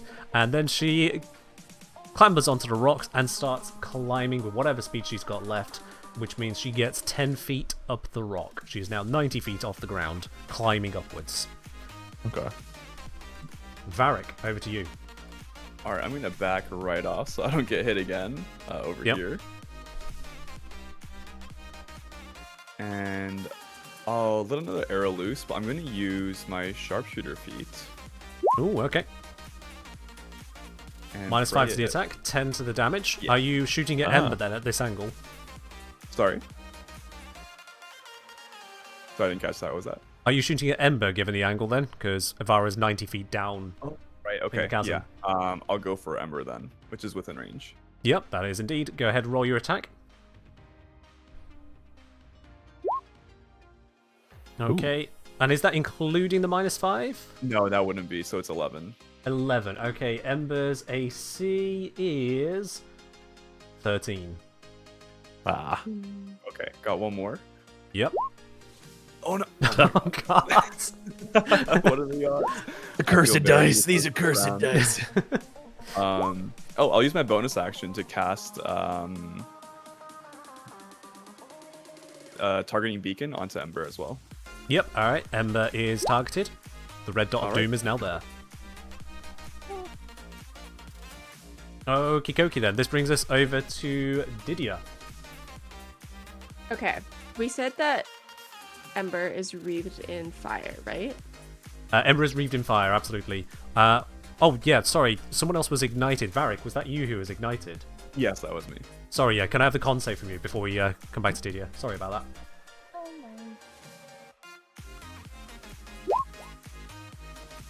Okay, that... I think that was the DC, wasn't it? I think that's right. Yeah. Alright, I'm just going to say that's the DC. Yeah, you pass, you take no damage, the fire is gone. Nice. Wonderful. Right. Sorry, Didier. Back over to you.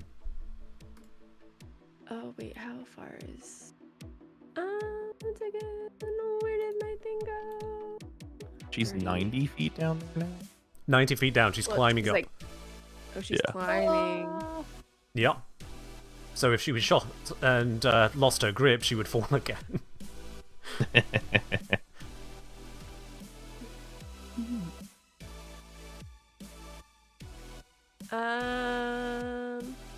Y'all, I don't know what to do.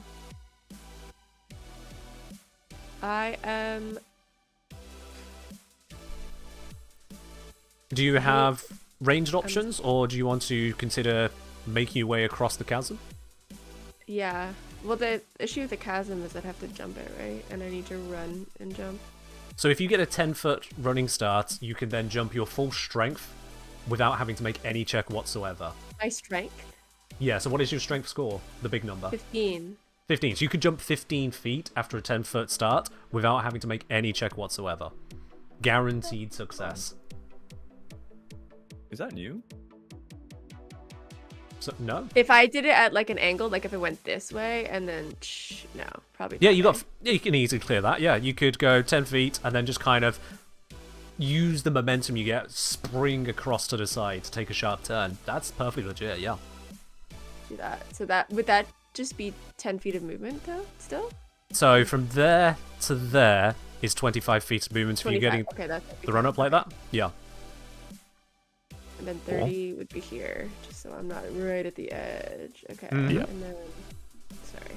Another amazing display of athleticism. The Dax continuing to be very mobile. Oh yeah.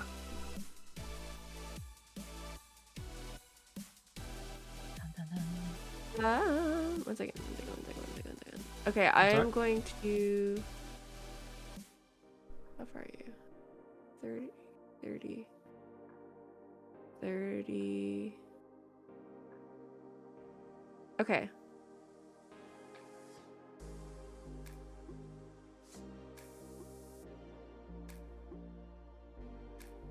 I don't know what the duration is of this. Again, it's hidden info from us, hasn't it? Oh, roll 20, why are you like this? Okay, that's a level 2 spell. Let me bring this up from level 2 spells. Aid. It is a duration of 8 hours with a casting time 8 of 1 action. hours? That's Oh nice. my god. Yeah. Alright, I'm gonna cast that on Den, Nazara, and Simeon. Okay then, so that's your action, choosing those 3 creatures. For each of you, your hit point maximum and current hit points have increased by 5. Because it's cast at 2nd level. Because it's not a concentration, so I can still have my darkness up randomly. So I go from 37 to 42. Also, when Ivara is climbing up, remember that wait, does that orb go all the way down of darkness, or is it just this? It's a sphere. It's a sphere.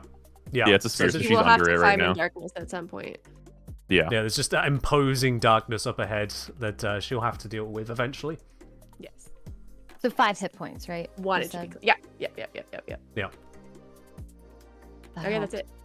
Wonderful. Okay, at the end of your turn, before it fully ends, Ember, see that they're now going to have to deal with 2 people, decides honor is not worth it, and so takes a legendary action.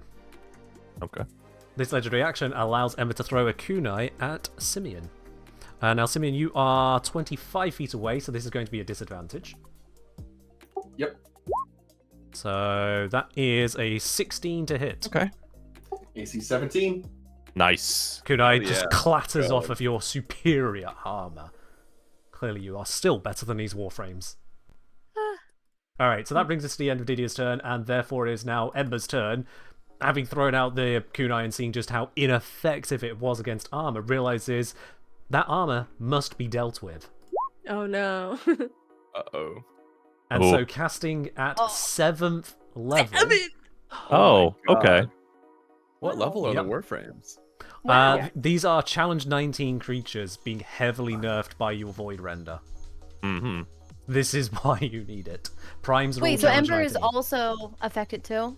Yes. Yeah. She's within range. Oh, thank goodness! I thought She it was was only within Ivara. 600. one No, she was shot. within It wasn't. 600. I thought it was 1 per frame. Okay. Nah, you got them both with this one, thankfully. Okay, good. There's hope.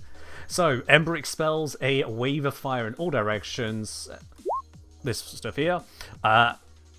All creatures within range must make a dexterity saving throw. Now let's see, this range is 120 feet. Oh my god. Oh my god. That's Oh, me too. Varric! I'm so I told sorry. you that's all Hold of on. us, right? That is Holy. everyone. That is everyone there. Now, I will say, Varric, I appear to be crossing through the boulders on the way to you. So, Varric, you have a +2 to your roll because of What partial about cover. me being behind Okay, Simeon? I'll take that. Behind Simeon... I Yeah, also did fly down into the chasm a bit. I don't remember you saying fly down. I remember you saying fly Oh yeah, I did fly over it. That's true. You're yeah. So, I'll still let you have the +2 from that one. Nice. However, the rest of you are rolling normal dexterity saving throws on that there. So if you fail, you'll be taking a bunch of damage and be knocked prone, as well as ignited. Wow. Take On a success, 100 you'll take damage? half damage only.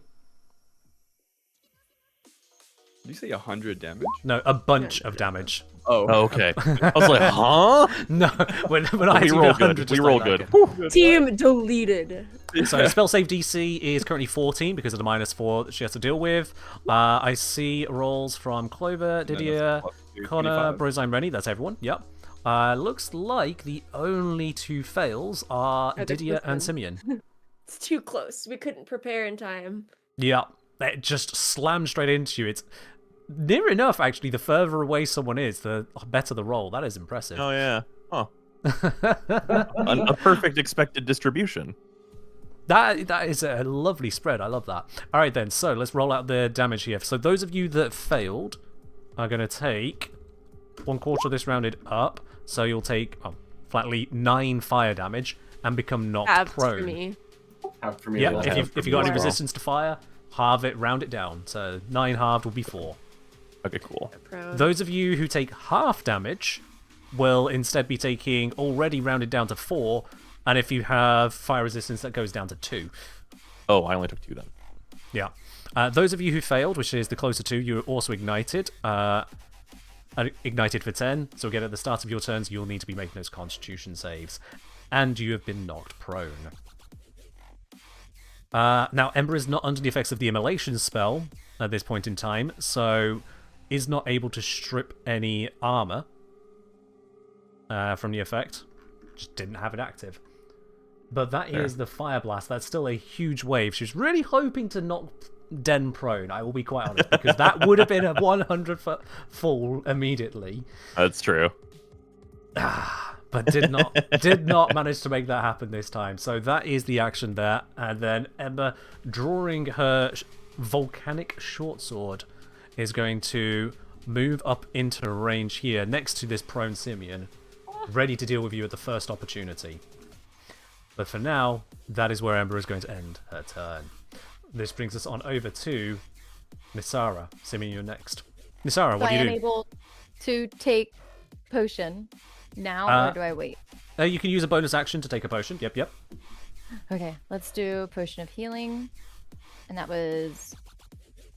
What roll was that? 2d4 plus 2. Yeah, Oh, if you 2d4 go plus- to actions, it actually will let you drink a potion of healing, and it'll have it there for you. Huh? Like, you gotta go all the way down to like the bottom of your screen in combat. If it's saved in there. Yeah, And There we you go. go. Save All right, this cool. also. Another 6 hit points for yourself. There you go. Nice, nice, nice. Mark off another one used. Yes. Perfect. Okay. So since they're prone, if I am to use my, let's see, Ray of Frost, would that still hit anyone? I don't wanna So hit any. Ray of Frost normally would be risking hitting Didier as hitting the cover. However, yeah, that cover has ducked out of the way. So go ahead and roll normal if you wish use to. that. Okay, 17 to hit Ember. That is a hit. Nice. Well, she's I can got to also be let weak you to know, cold, right? even if there was the cover, that Air, would have still hit. maybe go past them and help with the. Oh, and I'm also burning, so I need to do the constitutions for that. Oh yeah, you're still burning. Yep, so go ahead Yep. and do that. I Now, realize does I that forgot to air feature help for Ember, but that's my problem. Any friends with the Air of Frost? I'm can going they, to say no on that. Constitution throw? Ah. I get I think So you're the only you one do on pass your fire one. anyway. I'm on. No, the two got knocked down and now on fire as well. Oh, right. The two that knocked. Yeah, right. That adds it as well. I got a Right. 23, so I'm not firing anymore. Nice. There's just the two up the front there. Wonderful. And then I will move. Let's see, how far do I want to move?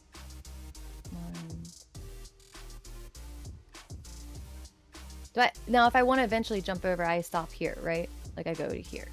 You'd want to stop 10 feet back from it so you can then do the running jump, yeah.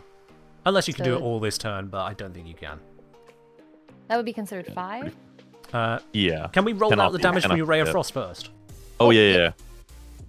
Did it go through? Ray of Frost? You sent through the attack. I don't see the damage. Just click the damage button. I don't want to do it for you because it's your attack. Oh, nice. Oh, okay. That's wow. a good. Yeah. All right. I'll take it. That is a big hit there. That's Yeah, we don't. Yeah, we can't argue with that. Boom. You should take more because she's fire. Please let Ember be weak to Frost. Yeah. I'm very sorry though. She is not weak to frost. She is, however, immune to fire. Okay. Good to know. Yep. Just give that a little freebie. So, Nisara, you've moved up. You've done your attack. Is that your turn? Yes, because I went. All right. How did I went 10, 5, 10. Yeah, because then I Alright. wouldn't make it over. We'll Time leave it to there end then turn. for you. Simeon, it's now you. Dan up next. Simeon, you are currently prone in front of Ember. Okie dokie. Please give me the con save. To start the turn, yeah. Splendid, thank you. Ooh, well, you do take the damage there, so please take 3 fire damage. 3 fire rounded down to 1. If you got resistance, round it down to Fire 1. resistant, yeah. Nice. So much for Ignite 10, eh? Yeah, that fire resistance has done me very well. I was real disappointed when you knocked me over that I wouldn't be able to reach Ember, but as I look up, I see that she has walked right in front of me, and I say, not only are they weak, but they're stupid. I stand up, move right next to him, activate my Fighting Spirit, gain 5 temporary hit points and advantage on both of these incoming strikes. Oh, blimey. Okie-dokie. Ember is realizing that it may have made a bit of a mistake here. A bit of miscalculation. You were prone, but not long enough. Does a 26 hit? Does a 26 hit? Yes.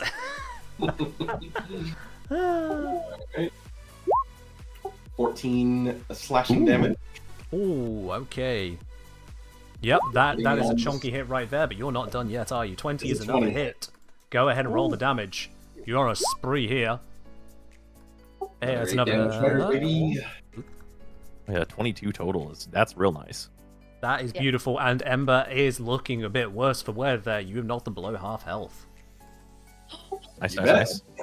Let's go. Just trying to body block so she doesn't throw another fireball across the chasm, but that's all I got. Okay, then, yep. That brings us on to Den. After this, it'll be Avara. Den, what you got for us? So am I correct in thinking this is like a 30-foot sphere of darkness? It is a 30-foot diameter sphere. Okay, so Avara's currently under it. Can I, because I'm flying, can I use my movement to like just dive 30 feet and go under the sphere to be You able can. to see her? I would like to do that then. Yep. It will also get me out of the sight of Ember. Yeah, so you are 30 feet below the floor line, as it were, now. And Yeah. That should put me you in do her see exactly Avara climbing 60 up the feet rocks. apart. Correct, yeah, 60 feet. Okay. Oh, that's a good idea. I would like to cast Guiding Bolt at her. Ooh. Okay, then, Guiding Bolt. Make a ranged spell attack, go ahead. Let me see what this does on a higher spell slot. Ooh. We're We're really cooking this one. This one's just one is fine. Doesn't really get anything. Oh, fair Yeah, enough. we We're will. not cooking this one. Level undefined. Okay, so it did the d20, it added your proficiency. You also have your cleric's a wisdom bonus. What's your wisdom Okay. plus? Wisdom bonus is 3. 3. Okay, so you would have had a 13 there. And let's see, Ivara's AC with the minus is 14. Ah, I am so sorry. I mean, I'm laughing, Okay. but I am sorry. That's yeah, that does not do enough for you there. Timed flames. All right. Prime. Use one of these. Mm-hmm. At least I'm out of the way of Ember. I guess I can't cast anything else. Yeah, nothing else is a bonus action, so yeah, then I'm done after that. Okay, then that brings us on to Avara herself, who acknowledges just what a terrible position they are in at the moment. This is really not where they want to be and being shot at by you. But they look at their options and realize they do have something they can do with you. Oh, no. And so What do they you mean by are that? they are going to instead, acknowledging they are 10 feet off the ground at the moment, go for something a little bit sacrificial. They use their bonus action to activate their Artemis bow. All right. They then, wielding it, sacrificing their grip on the chasm, take the opportunity to shoot you with it. All right. And so they are going to use their concentrated arrow, aiming it directly at the wall next to you. So this is going to force you to make a dexterity saving throw. It's only going to affect... Let me see. Oh, wait, no, I changed... Sorry. I misread how much range she's got on it. Nope, she's going to aim it a bit higher. She's going to make it explode 15 feet above you. Okay. So that also Didier is going to be in range of the explosion. Also just explodes wherever. Doesn't have to hit anything. She's hitting a spot with it to make that explode. So fires explosive arrow at a point of 150 feet. On impact, it explodes, forcing all creatures within 30 feet to make the dex save. Now that's not going to reach as far as Nisara, but it will reach both Den and Didier at the same time. It's hard to understand where exactly it's hitting. Like, I don't know how far down he is, but like... Yeah, I just flew 30 feet down. Behind cover. So she's firing... down on a rock. Yeah, so you will have cover from that. However, because you're prone, I believe that also gives you disadvantage. Not against ranged attacks. Ranged attacks have disadvantage against prone. But this isn't a ranged attack. This is a dex save you're going to make. Because I know you have advantage if you're prone if it's a melee attack. I don't know about dex saves if that... No, okay, Sorry, so... this is rules lawyering, which is fun. That's fine. Oh, it's so wait, how big is I'll the take the thing challenge on this. Let me double check. So... prone. Creature has disadvantage on shock rolls, has a... otherwise only affects attack rolls. Alright, no, so I am incorrect. It doesn't affect your saving throw at all. So it's neither benefit nor loss. It's a flat one on that. You do have partial cover from it, so we'll give you... we'll give you +2 to your dex save on that. But for Den, no such bonus. Point for that. So it explodes between us? Yeah, it's hitting the wall. It's exploding with clear line of sight of you, but with partial line of sight on Didier because of where on the wall it's exploding. Okay. So with that, please, can I have a dex save from the two of you? Sure. The DC on this is -6, so it's 13 on the DC. Ciao. Womp. Oof. Didier saves beautifully because that is a 20 with the extra bonus from cover. Den, a flat 6, not quite so beneficial. So... this is exactly what Avara was hoping for. First, I'm going to roll the damage for Avara taking full damage from choosing to fall to be able to use both hands to fire the bow. So Avara takes that 3 damage there. Multiplied up, there we go. Then we roll out... Probably. Sorry? Oh, sorry, I was reading chat. Instinct. Sorry. So now this is the explosion damage. Again, we're going to divide it down, so that would be 8 damage to Den, 8 thunder damage. Okay, thunder, okay. And 4 thunder damage to Didier. And now, Den, you are also knocked prone. Oh, okay. Which I means just die? you fall 60 feet. Sorry, you flew down 30, so you fall 70 feet. This is 7d6 full damage. Okay.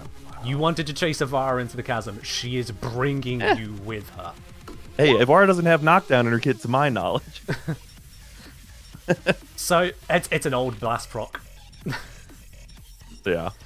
Old school on this one. Because we're in the old piece. It's how it still worked back then, I guess. You take 24 falling damage. Alright, I'm at the bottom now.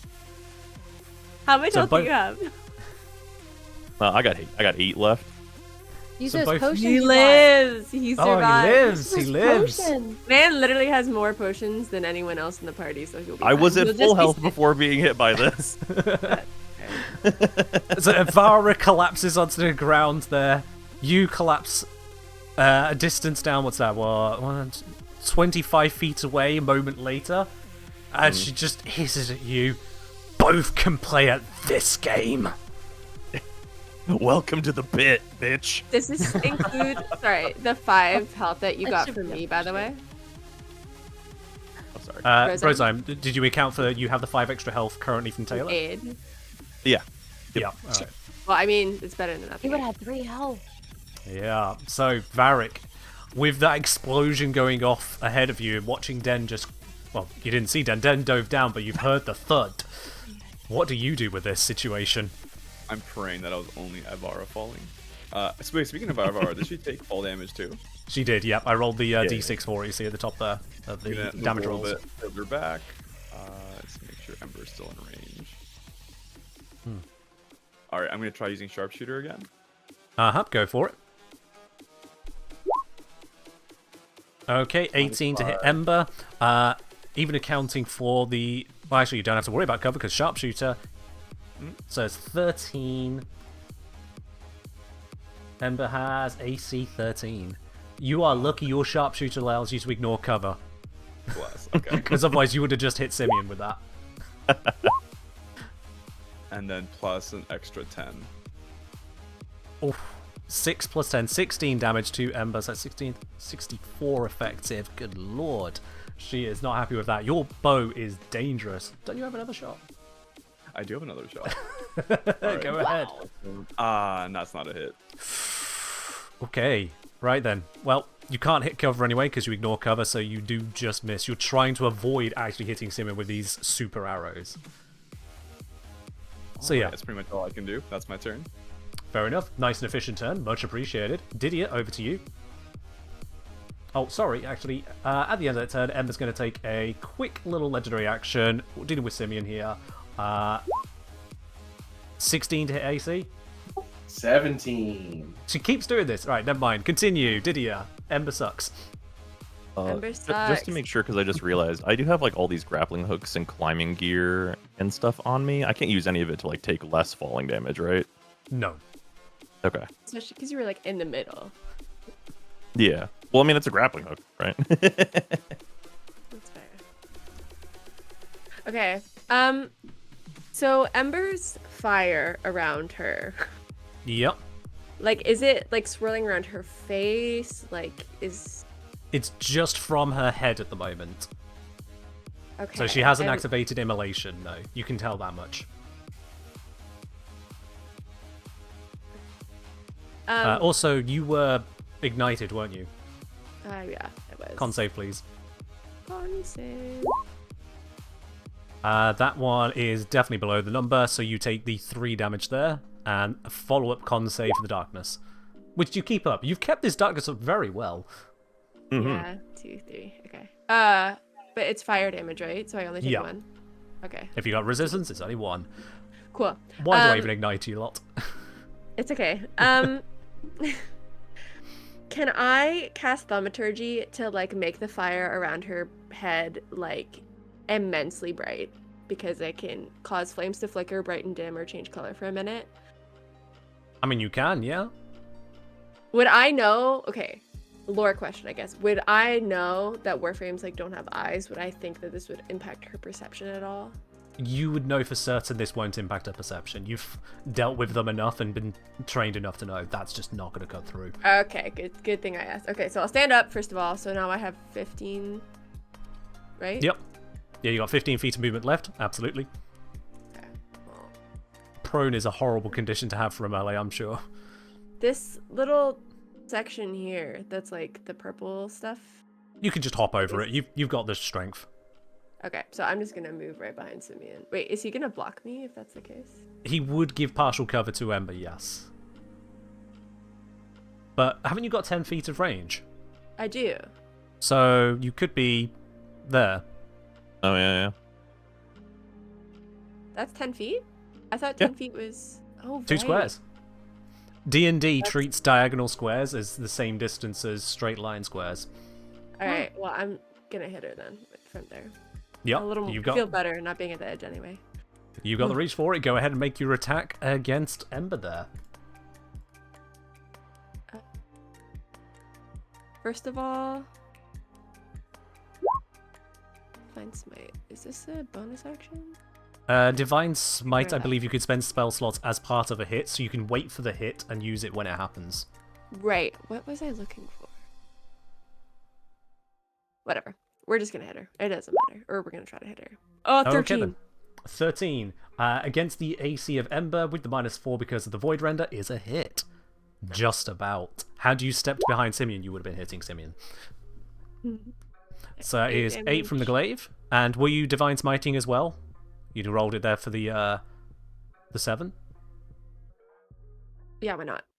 Alright, cool. Mark off the spell slot as used. You have upgraded the power of that one to instead deal 15 damage. Okay, and then And, mark it again. That hits. That's 3. Flashing. So what I can tell you there is that the second attack was against a corpse. Ah! Sorry. I hadn't finished counting the damage. She's falling and you're having none of it. Double tap, I yell from the I pit. think in her head too. Listen. Cut off her head too. I know. Listen, it's because the Varuna died last time and she came back. Yep. I'm like, I hit her again. Ah! As you are You don't know chopping when they away, die. as you are chopping away, you do for a brief moment see some void energy rippling around the frame, as if something is trying to escape from it, but the void render device stops that from happening. Ooh. That's terrifying. You are reminded Okay. from your training that some Tenno from the school of Anairu are able to appear at the moment that their Warframe would be downed. Your Oh, void render God. just protected you from that. That's great. I don't want to beat up children. I'm not like Den. But they're Orokin soldiers. How dare they oppose the good work you all are doing. That's a great point. So yeah, congratulations. You've just sliced and diced Ember. I believe that is your movement and action. I do have a... Yeah, I'm just trying to see if I have anything worth bonus actioning. But I don't think I do, so we're good. Alright then. Ember dies. So, Nisara, you're not burning. No. Nice. So, Spell many feet? dispelled. is Ivara. Avara is 100 feet down from you, currently prone on the floor, bickering with Den. Laugh is so good. Ooh. You said 100. 100. Yeah. Now, 100. falling is free. It doesn't spend movement if you choose to jump down there. But I can't catch myself either, so... Unless you Fall have a damage. reaction of feather fall or something like that, yeah. No. Let's see. I have some things that would... No. How far does my plinks go?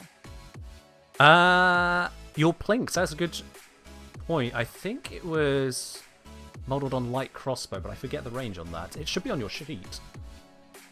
Oh If yeah, I I don't know click how the like, bubble, isn't that like a ranged Will height that do advantage. anything? Sorry? If I click the bubble, it won't do like an attack, right? Just send the bubble, let's see what happens.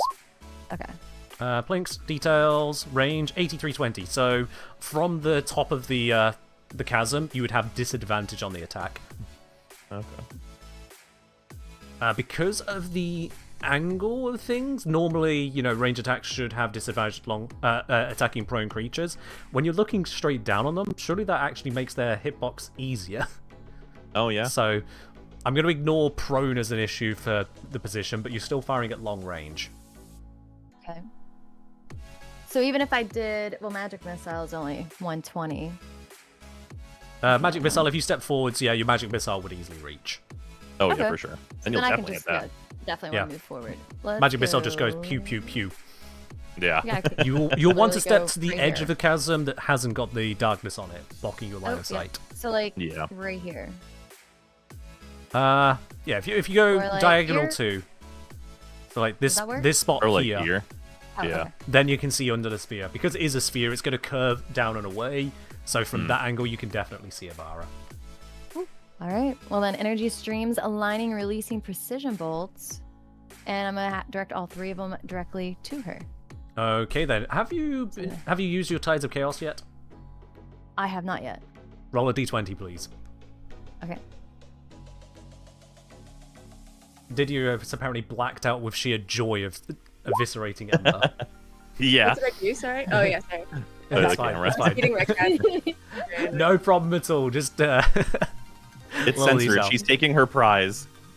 Oh god. I got a 6. All right. So with the 6 there, your device it shakes and rattles in your hand for a moment. You think it's going to overload, and bing, it just seems to be satisfied and fires off the shots. Go ahead and roll the D4 plus 1 3 times. So that's just the magic missile 3 times for every shot you fire straight into Ember's unwitting face. So that is a 4, 5, and 2. That's 11. It looks like Ivara is very much worse for wear. Is there anything else you do here, Nisara? No. Cool. All right then, Simeon. Do I have movement speed? Maybe I could back up a moment. I You felt too can close do your to backing the up then edge. as you need to. Simeon, over to you. All right. Seeing that Ember is no longer a threat, he'll just turn, kind of give Didia a nod and say, "Tally ho!" and turns and walks to the ledge directly to his south. Will he be able to see Ivara from there? So move to Like which ledge, here, please? like- Oh, that ledge. Yes. Or here, Yes, I'll say you can. just outside the darkness. And Daikyu, go! Okie dokie, yep. Daikyu has a range of 150. 150. Okay, yep. So Nice. no issue with long range, no issue with prone because of the sheer angle change. Just make your attack and enjoy it. I said enjoy it. What was that? I tried. I really... 11 Slight is not it. enjoyment. Oh, is there advantage for height for like bows and stuff? I'm I know there's that way already in getting Baldur's rid of Gate, the but I just don't prone. know. I'm That's true. already getting rid of the prone, so consider that your advantage. It is literally because of the angle, yeah. Yeah. All right. Well, I still get one more. Maybe I'll enjoy this one more. Let's go for it. Come on, come on, come on. Oh. Okay. The first one was just for ranging it. The second Right, one yeah. is the hit there, and... You gotta dial it in. So Connor, how do you want to do this? Nice. Absolutely pinned to the ground. If she was already prone, it's like straight through the chest, pinning her to the floor. Beautiful. Skewered into the bottom of that chasm. Then, thankfully, Ivara's not going to come over and stab you in the face. I was gonna get her. True, you did go first. And with that, this ambush in the cave has been dealt with. Some of you perhaps a little bit worse for wear, but you have managed to defeat them all. Hell yeah. For the sake of both sensible storytelling and also time, I am aware on that, I can bring you back to the map page to point out, with the aid of the ranger making sure that you couldn't get lost and travel at full speed, you basically can get to the tower in a single move stage, as it were, from here. Let's do it. Cool. Which Awesome. means and that's the move stage you're just done, because you woke up where your marker currently is. So with that, you managed I do to have a travel question. through. Go on. What's your question? Can I take Ivara's quiver? Oh, would you like to take her absolutely bow. can. You may not understand the full technology as to how to utilize it at this point in time. You've got the arrows, and that could be researched by the Dax commands. They are going to love you for that. Okay. In heading over to the tower, I can now reveal that with the tracking I've been doing, with the frames going down, you managed to evade a couple of detection traps along the way. You made sure that no signal could be sent by either sentient or Warframe. You dispatched of them effortlessly, and not a single person went down. As a result of that, the Orphic Empire simply didn't have enough time to piece together the details. You get to the tower before they reinforced it. Nice. Had you made some poorer decisions on travel plans, had your roles been less effective, had you got lost in the caves, perhaps they would have had the time. But you saw to it, you succeeded in getting to that tower. And because you are there quicker than the Orokin, there's no defenses aside from a couple deactivated sentients simply not prepared to do anything to stop you. Nice. The communicator lights up one more time as it detects that you are now at your destination, and so it pings to show that there is a live call waiting to come through. Oh. Are you gonna Overriding answer it? frequency. Overriding frequency. Comm link attached. Speaker on. Commander Bot Bip here. Please tell me, is it true? Are you there? Are you all safe? Is the device safe? We all made it through. We're all here. We can hear you. By the void, this is wonderful. Okay, so the tech boys tell me you are looking for right, you are looking for a computer terminal. Do they still call them terminals? Well, it's a computer terminal, and you need to make sure that the device goes in booty end first. Careful with the words, everyone. When Small booties connected, only. when connected, that should project the Orphic's field. And this, well, do it. See for yourselves. We should do Who a would like to long do the rest. honors? Or do we want to long We can do a Well- short rest, maybe. Or at least yeah.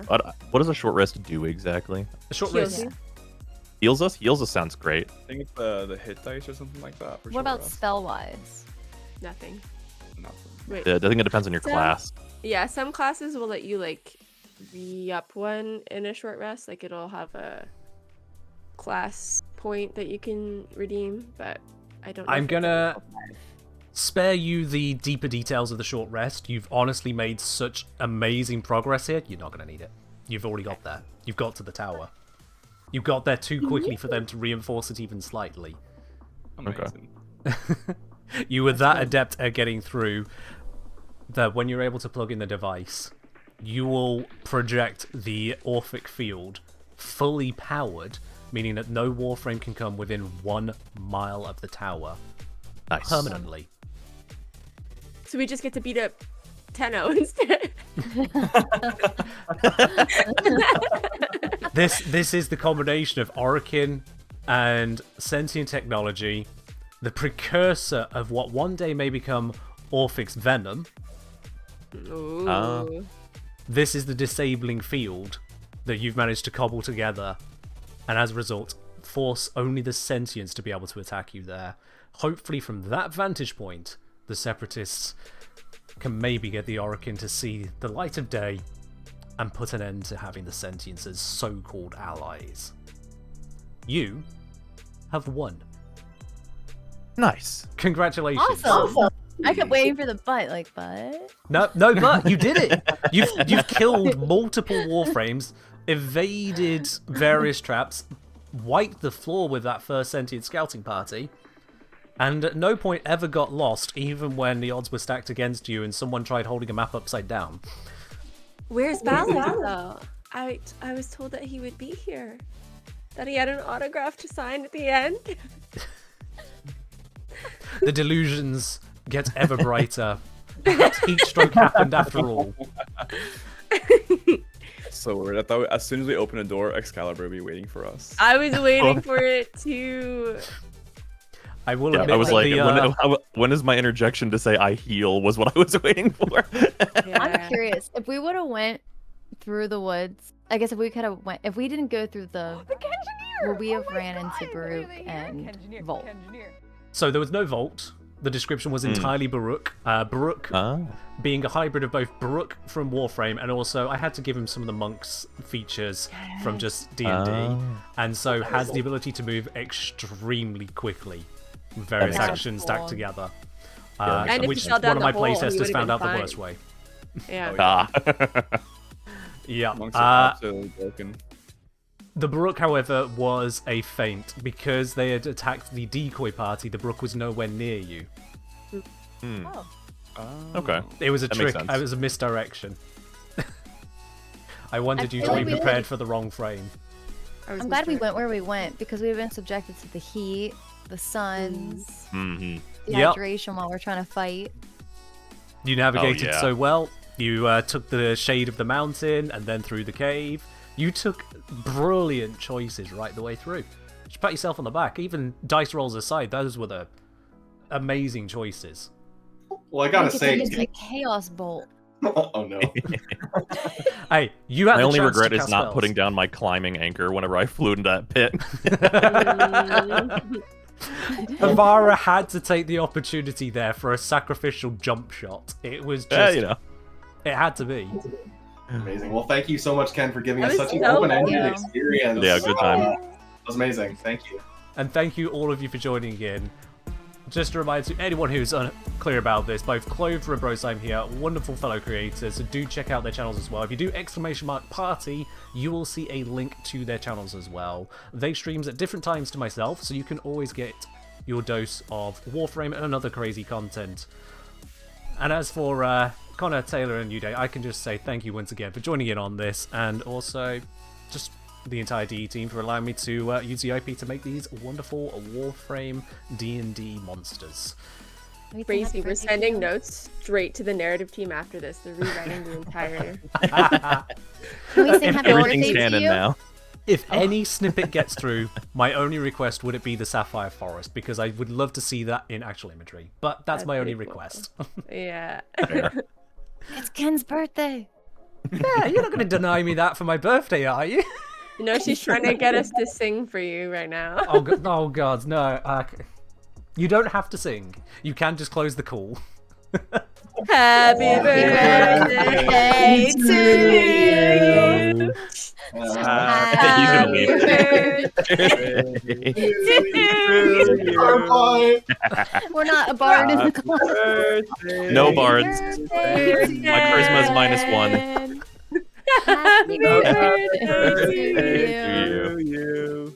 Dear gods, the Discord desync hated that. Discord indeed. Discord in name. Oh Holy my all the gods. way through. You're so welcome. That was awesome. Thank you very much. That was a very unusual song. Happy birthday, I love it. A natural one on the singing roll. But a nat 20 on my heart. Mm. Thank you. Okay, that's too sappy. I gotta stop that now. I like how you did get a nat 20 on your end right away. Just want to Yeah. remind everybody. Mm. It was That- rigged. That was the saving throw. I had to have a saving throw that just denied a kill shot. Why would I have a shirt like this with a giant die slamming into the ground if not to make the dice mine? True. Of course I have it for the day. Alright, Ray asking, am I allowed to talk about this now, Ken? I will cover what you're on about in just a moment on that, Ray. Sorry. Alright, so that is the wrap up on that. So again, thank you very much for joining in.